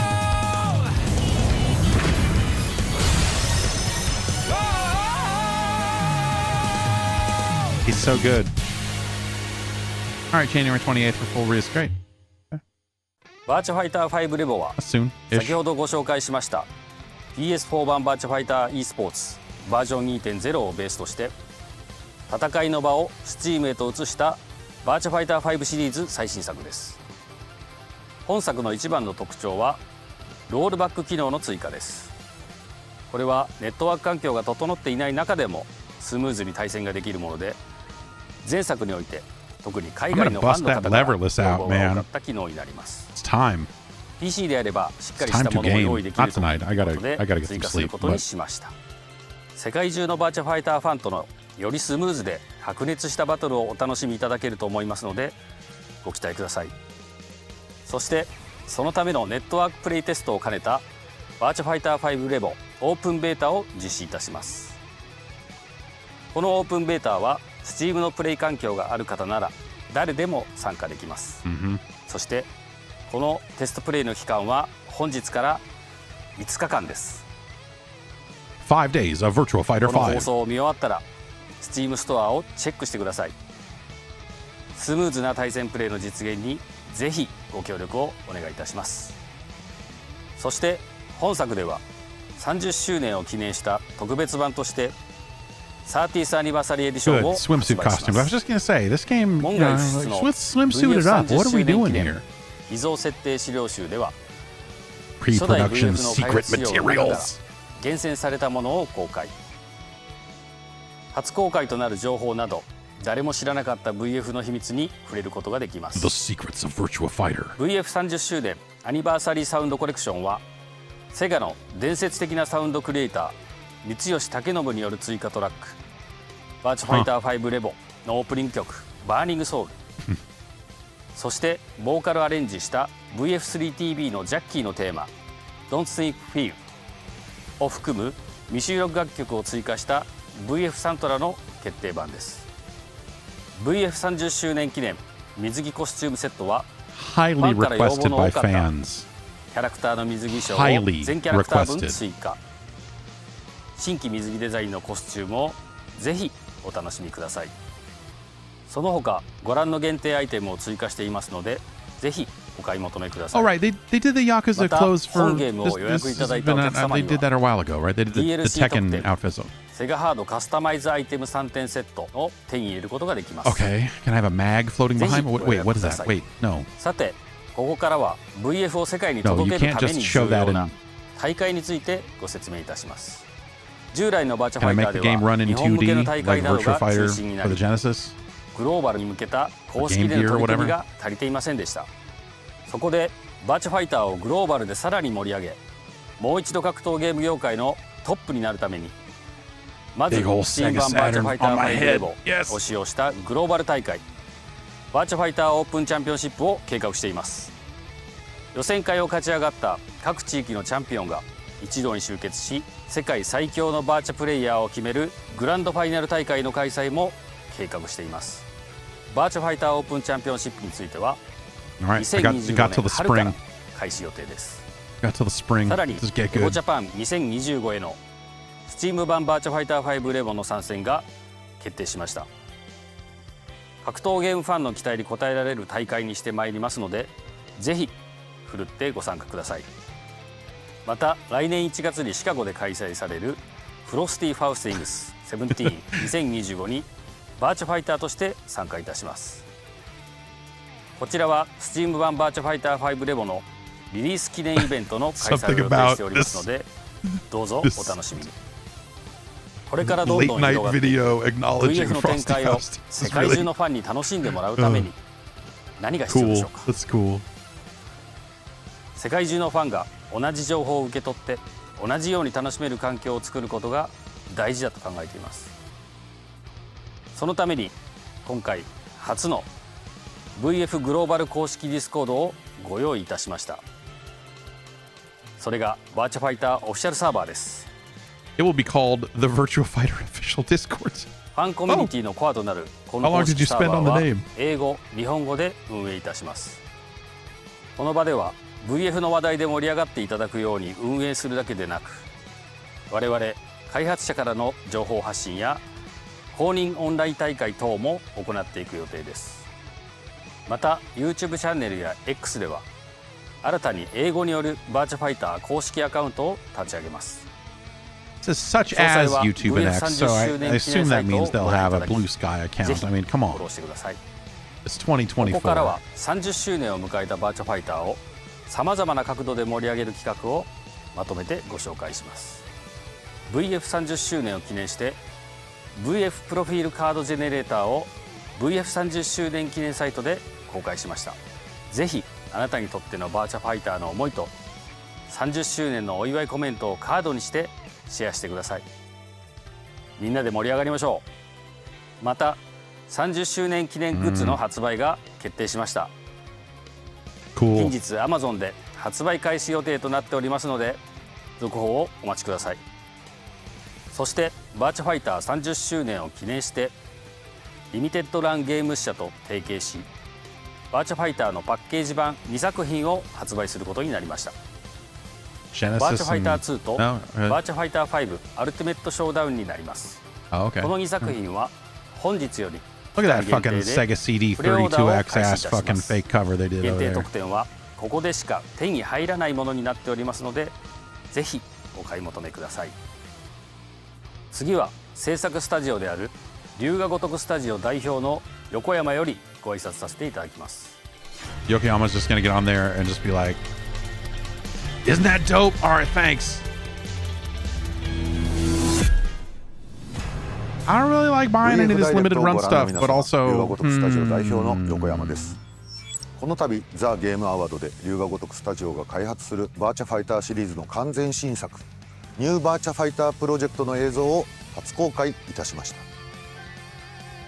我々龍が如くスタジオがバーチャファイターシリーズを作るということに驚かれた方も多いかと思いますが、数年前からバーチャファイター開発チームとともに同じスタジオの仲間としてこのプロジェクトの開発を進めてまいりました。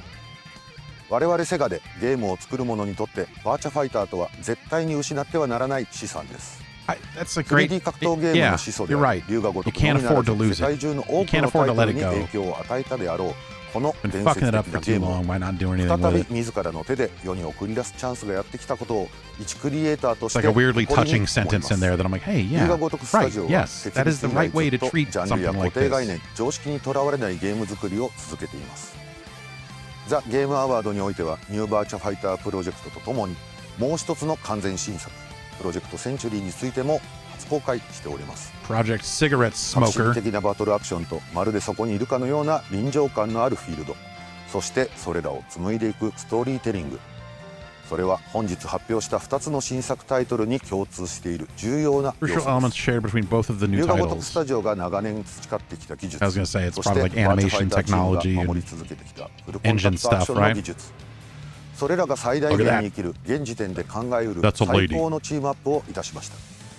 かつてバーチャファイターに夢を見た、そしてゲームに愛た大人たちも、そしてゲームを心から愛する世界中のゲーマーの皆様へ、今やって楽しい、今こそやりたいと思える新しいバーチャファイターを龍が如くスタジオが開発いたします。今後の続報にご期待ください。横山でした。So is Virtua Fighter 6 their Rockstar table tennis? Like, hey, this is our engine test for the future of the Yakuza franchise? We showed you today the future plans for the Virtua Fighter series and the teaser video for the new title. What did you think? I think I was hoping to finally back. Yeah. We hope you could feel Whoever our put sincerity that and passion noise for in the when he future did the of thumbs Virtua up. Fight. Finally, I we want have them to received get a more message money. from Can those I- of you can I give that who are person money deeply somehow? knowledgeable about Virtua Fighter. Thank you for watching our show today.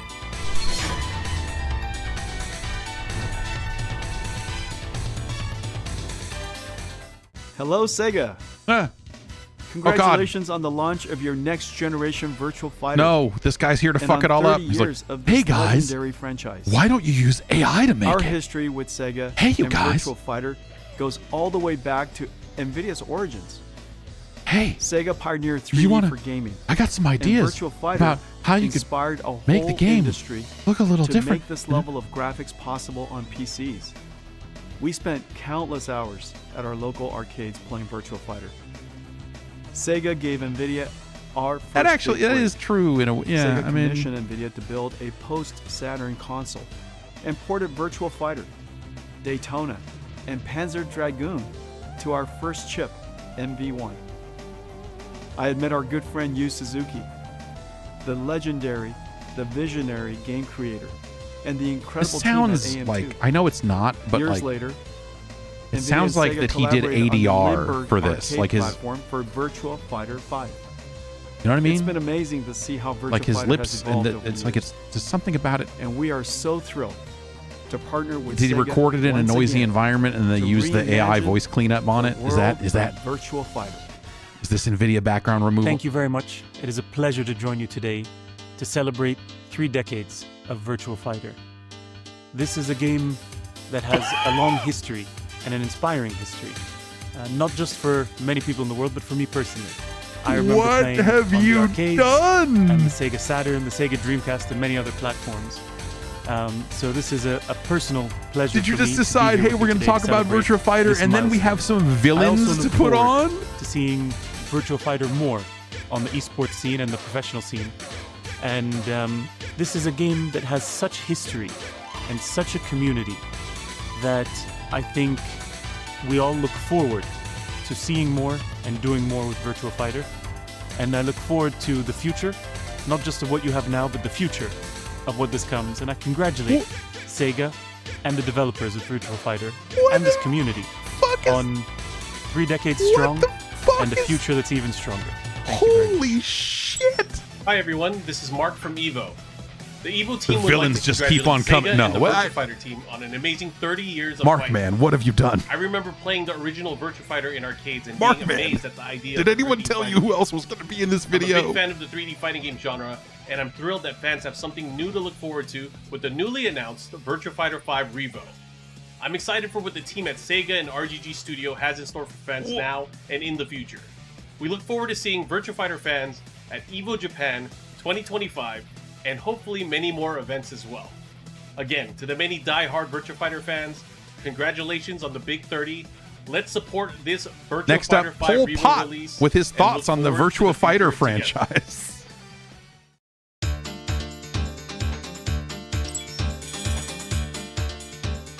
30周年おめでとうございます。というか30年間バーチャファイターのブランドを守り続けた皆さんに感謝です。開発当初はフル 3D の格闘を世に出して周りはどう反応するんだろうなんてワクワクしながら作っていた Hi ことを思い everybody, 出し I'm ます。 Saddam Hussein. Here in my spider hole. I'm recording this in case you make another Virtua 僕の Fighter 好きなアジア系 in の the future. 色とりどりで細密感のある表現がとても印象的です。少しシェンムに Yes, 共通するよう Yuji な Naka こと live を from 感じま prison. す。リアリティもどんどん上がってきて Just 匂い comes を on and 感 says, じるような "Fuck off!" そういったリアリティがあります。特に印象的だったのはバ And ト then ルで it makes the words バトルのデモ Balin は out of his すごく hands 良くて somehow.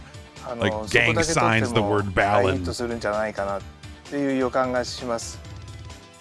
リュウのチームがバーチャファイターを作ってくれるって聞いて大変楽しみ Nosferatu にしています。早く遊びたいですね。以上。 That's it, I'm done. What?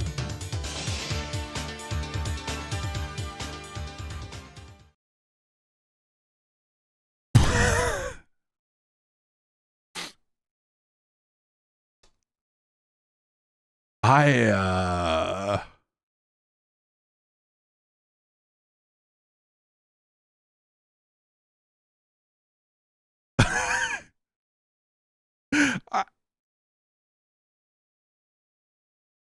Peter Thiel here. I love Virtua Fighter. Holy shit. What the fuck? Just Virtua Fighter is back.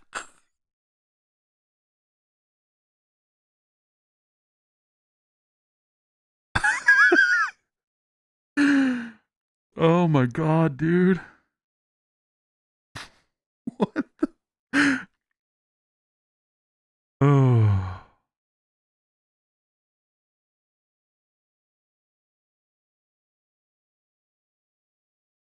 It's been a long night.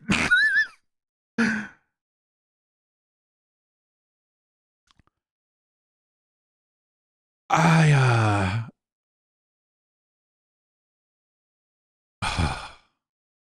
yeah, I mean, yes, the Saudi money has been all over a lot of this stuff for a while now. Obviously, you know, their SNK stuff and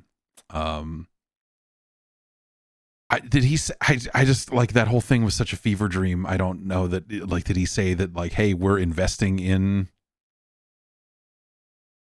He's the chairman of the Saudi Esports Federation.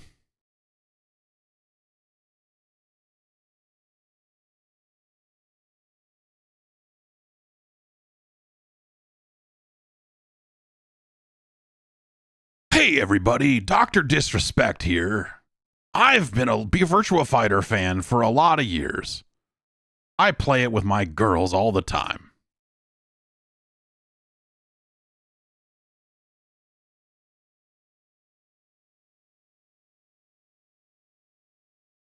We've signed up as an exclusive stream platform partner. Live from the game itself, you'll be able to stream to kick.com.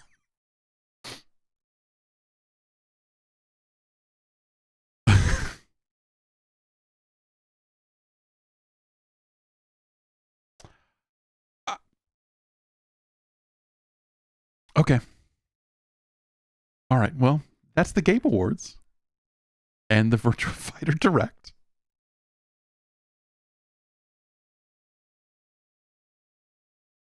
What an interesting night for video games.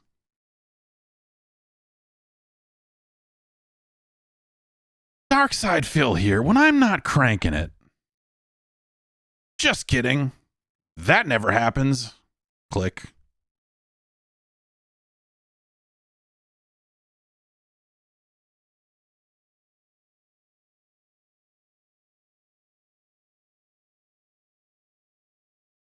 Interesting day.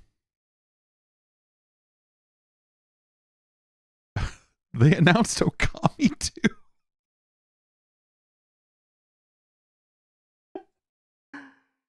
Oh man.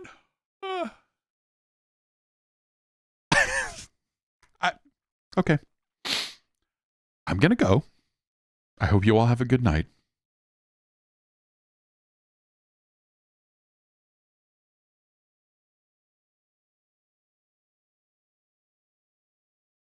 Hey everybody, it's the Hawktua girl. I've decided to use my crypto earnings to fund a Virtua Fighter tournament.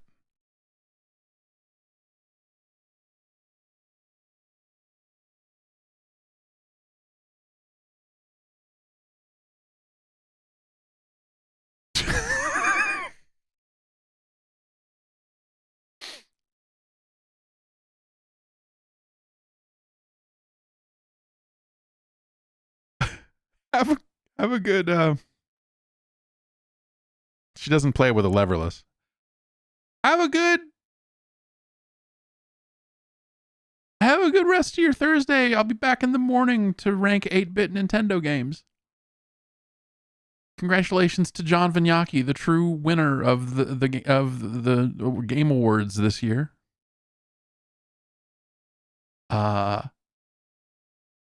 I got to pick out some games for tomorrow, and we'll be back 10 a.m. Pacific time to rank some games. He's just there to make sure that the character that they prototyped for VF1 makes it into the game. That's no.